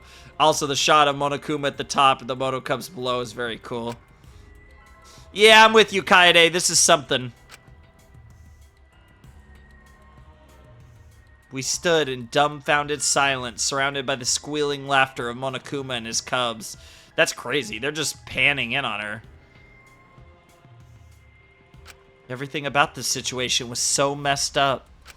An academy surrounded by a giant wall? 16 ultimate students trapped inside? Mysterious stuffed bears and deadly weapons? And new friends forced to play some killing game. It all felt like something out of sadistic work of fiction. Yeah, she did. She made that same comment earlier, not the sadistic part, but a sadistic story no different from reality itself. And against my will, I was now a character in that story. That goes back to I'm the protagonist of this crazy story. This is the second time she's played into the meta of feeling like she's in a story, like a work of fiction. Oh, there is an OP. Oh, there is an OP. Oh, there is an OP. The bullet's back. This is jazzy as fuck, by the way. I wonder if I've actually turned down the OP by... Okay. There she is, Kaede Akamatsu. Oh, that's cool. It's like the shadow. It's like, oh, and it's bloody, and then... Yeah, we got the boy. We got Kurumi Tojo. Rantaro Rami. Oh, that's so creepy. It's like it's showing all of them, like, really, like... Yeah, there's Monokuma. Suichi, yep. There's Samugi. Gonta, Tenko. Kokichi. Maki. Kyo. Himiko. Yeah, whatever that was that we saw. Angie. Ryoma. Miu. Kaito. Oh, that's cool. A new, like, verdict thing. Love it. Monokuma. Holy shit. And yep, they're all puppets on a string. And there's the Monokubs. Yep. What the hell was that? Very artistic, very cool opening, and them going down to the trial room.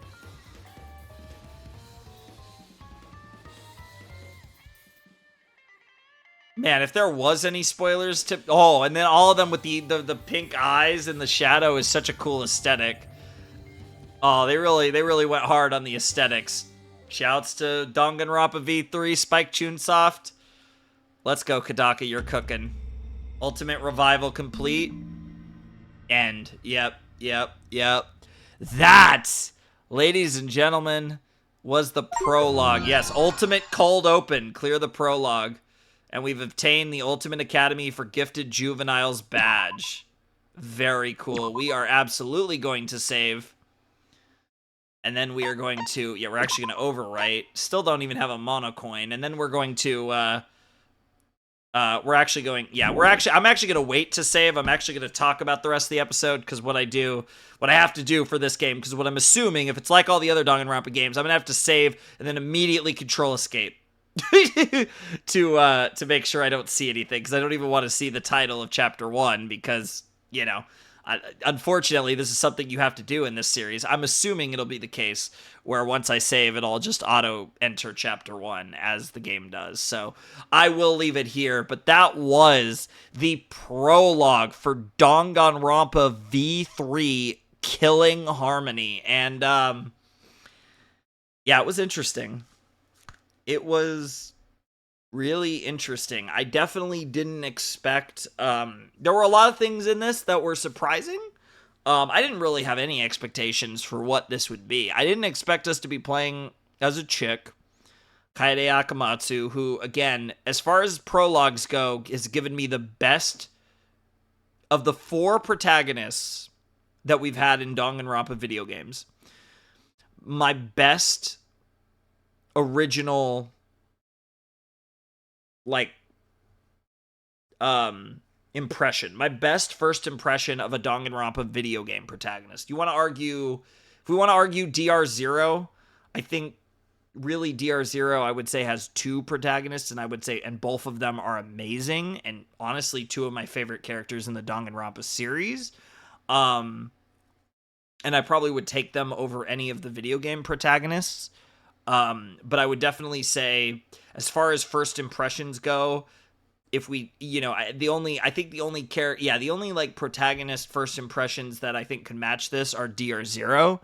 I don't think Trigger Happy Havoc or Goodbye Despair or Ultra Despair Girls left as much of an impression with me as far as the MC is concerned. I think Kaede Akamatsu has the best, like, opening of any of the playable main characters that we've had in Danganronpa video games up to this point. So that is awesome. The fact that I'm actually really excited about the protagonist, which is something that, like I said, I came to love Hajime and Komaru, but from the start, I was never really excited necessarily, like too excited about them. And obviously I've never been like the huge Makoto guy, but I Hajime and Komaru grew on me. But even then, I think at the start, I wasn't, that much more interested in either of them than I was Makoto. Like I said, they grew on me, whereas Kaede is the first, at least video game Danganronpa protagonist that I've genuinely really positively engaged with from the start, and I'm like really interested in her from the start. So at least as a first impression goes, she's going into this with the best impression of any of the Danganronpa video game protagonists. Like I said, Danganronpa 0, that might be another story. I'd have to think about that a little bit more as far as first impressions go, because I think arguably that's my favorite first impression for a Danganronpa protagonist. But again, as far as the video games go, the VNs go, the games that most of you have played, because I know not all of you have read DR0, but as far as Danganronpa V3 goes, that was really cool. Shuichi's interesting. I haven't really made much of a judgment on him. I kind of like him. He has protagonist energy as well, which is kind of interesting. I haven't really gotten a good read on him. Obviously, him being the ultimate detective of all things is incredibly interesting, and I can't wait to see where that goes. Rontaro is the ultimate question mark, of course. He seems cool. The Monokubs are interesting. I don't really love them. I'm just going down the line of my notes. Sumugi, I like her. I honestly, off the top, she's probably not one of my favorite characters, which is actually crazy that the ultimate cosplayer is not like in my first impression top 5, but I don't think she is. She's probably a little outside that. Miyu is. I love Miyu from what we saw. The ultimate inventor. Very cool. Himiko's interesting. I like her, but again, I need to see more. I didn't get that much of an impression. Obviously, very lazy though, and that's kind of fun. In that sense, giving me a little bit of Chiaki vibes. Tenko, I like Tenko. She's fun. Loves women and hates men, so that's gonna lead to some interesting situations down the line, I'm sure. Kibo, or K1BO, or Kibo K1B0, actually. He's a robot. He has an interesting backstory. I'm definitely curious to learn more about him. It's crazy because we kind of had a robot in DR2 with Nekomaru, at least by the end of his run. Kokichi is insane. I feel like he's going to be one of the most interesting characters. He has a little bit of Nagito energy. He's terrifying, so I'm really excited to see what they do with Kokichi. Maki seems really cool, very kind of stoic. The child caregiver thing is interesting. I'm curious to see what they do with her. Ryoma seems really cool. Bro's a tennis pro. took out some mafia potatoes. Badass. Sick. Kyo, creepy as hell, and I really like him. Kaito's interesting. I don't really know what to think about him. I feel like he's not going to be. I feel like he's going to probably... I think he's going to be, like, just based on first impressions, I think he's going to be in my bottom half of characters in this game. But I could see myself liking him quite a bit, nonetheless. Gonta is interesting. I feel like Gonta's the type of character, based on first impressions, might be a really popular character. I need to see more, obviously, but I feel like that's a character that a lot of you guys probably really like, and I'm not sure if I'm necessarily going to like Gonta as much as the average fan based on the first impressions, but I do think that he feels like a character a lot of people like, because he gave off big, burly cinnamon roll energy. Angie was cool. I'm very curious about both her art and the Atua thing, the blood thing. Like, there's a lot of weird stuff going on with Angie, and I'm really excited to explore that. And then Kurumi seems awesome. She seems easily like one of the coolest characters in this crop here in V3. I'm very excited to see what the Ultimate Maid can do and what she does as well. She seems awesome. But overall, it seems like a really cool cast. I think they made really strong impressions. I think most of them seem really interesting, and I'm excited to learn a lot about a lot of them. I'm very curious to see where the game goes with all these characters. It should be a lot of fun. And yeah, like, obviously the setting of the school is really interesting. I don't really know what to make of it fully, but I think it is really interesting, and I'm really excited to, like, peel apart the layers of what this story is all about, because I really have no idea what they are cooking in this game. And it feels like they made a lot of teases with how they showed us the first Ultimate Revival, and then we got shut down for the second when they, you know, we remembered our memories and all that. Like, that whole thing, there was a lot of really suspicious stuff in there that I'm really curious to explore further, and I'm just really excited to kind of explore everything in this game further. I think it's going to be really interesting to watch this all play out, and I'm really excited. I'm really excited to see all this play out. I think it's going to be awesome, and I just, like I said, I just can't wait to see how they put everything together. I think this game is going to be really cool, and I think aesthetically, I really like the aesthetics of the game. Hard to tell on the feel of the game. The most important thing about the feel is going to be the trial. Just how the trial plays will be really interesting. Obviously, we're a ways away from that, because we just finished the prologue, and theoretically we will have our regular school life before we have our our deadly life, and all that. Assuming, again, all of those things are the same. So far, it does seem like this game is going to basically operate the same way as Trigger Happy Havoc and Goodbye Despair, but you never know. Again, there's more of a time gap between 2 and V3 than there is between 1 and 2, and, you know, obviously aesthetically this game looks a lot different in a lot of ways compared to the first 2 games in the series. So, you know, I don't want to assume anything, even though by all accounts it does seem to mostly be the same situation. But I don't want to make assumptions based on Trigger Happy Havoc and Goodbye Despair as they pertain to Killing Harmony. It's going to be interesting. It's going to be interesting. And, like, the fact that this is technically not Hope's Peak, and there is, like, that variation of things that does make this feel like kind of a new era, but then Monokuma's here. You know, the Monokubs were one thing, but now genuine Monokuma is here. Like, I'm so curious to, like I said, unravel the story of V3, and I'm just really excited at the prospects of what this game potentially could look like. And I think that was a really interesting prologue. I think I don't know if it was the best prologue. I mean, definitely, I think we can agree that the DR2's prologue and DRV3's prologue are both better than DR1's. Like, obviously, again, it's the beginning of the series, but I like what they do with the DR2 and DRV3 prologues. I think there were elements of this that I liked better than the DR2 prologue, and there were elements of the DR2 prologue I liked better than this one. But I definitely think it was on par with the Goodbye Despair prologue. It was interesting, for sure. It was really engaging. It was long, maybe a little too long. I don't know exactly how long, but I think we're over 4 hours. So I think this is...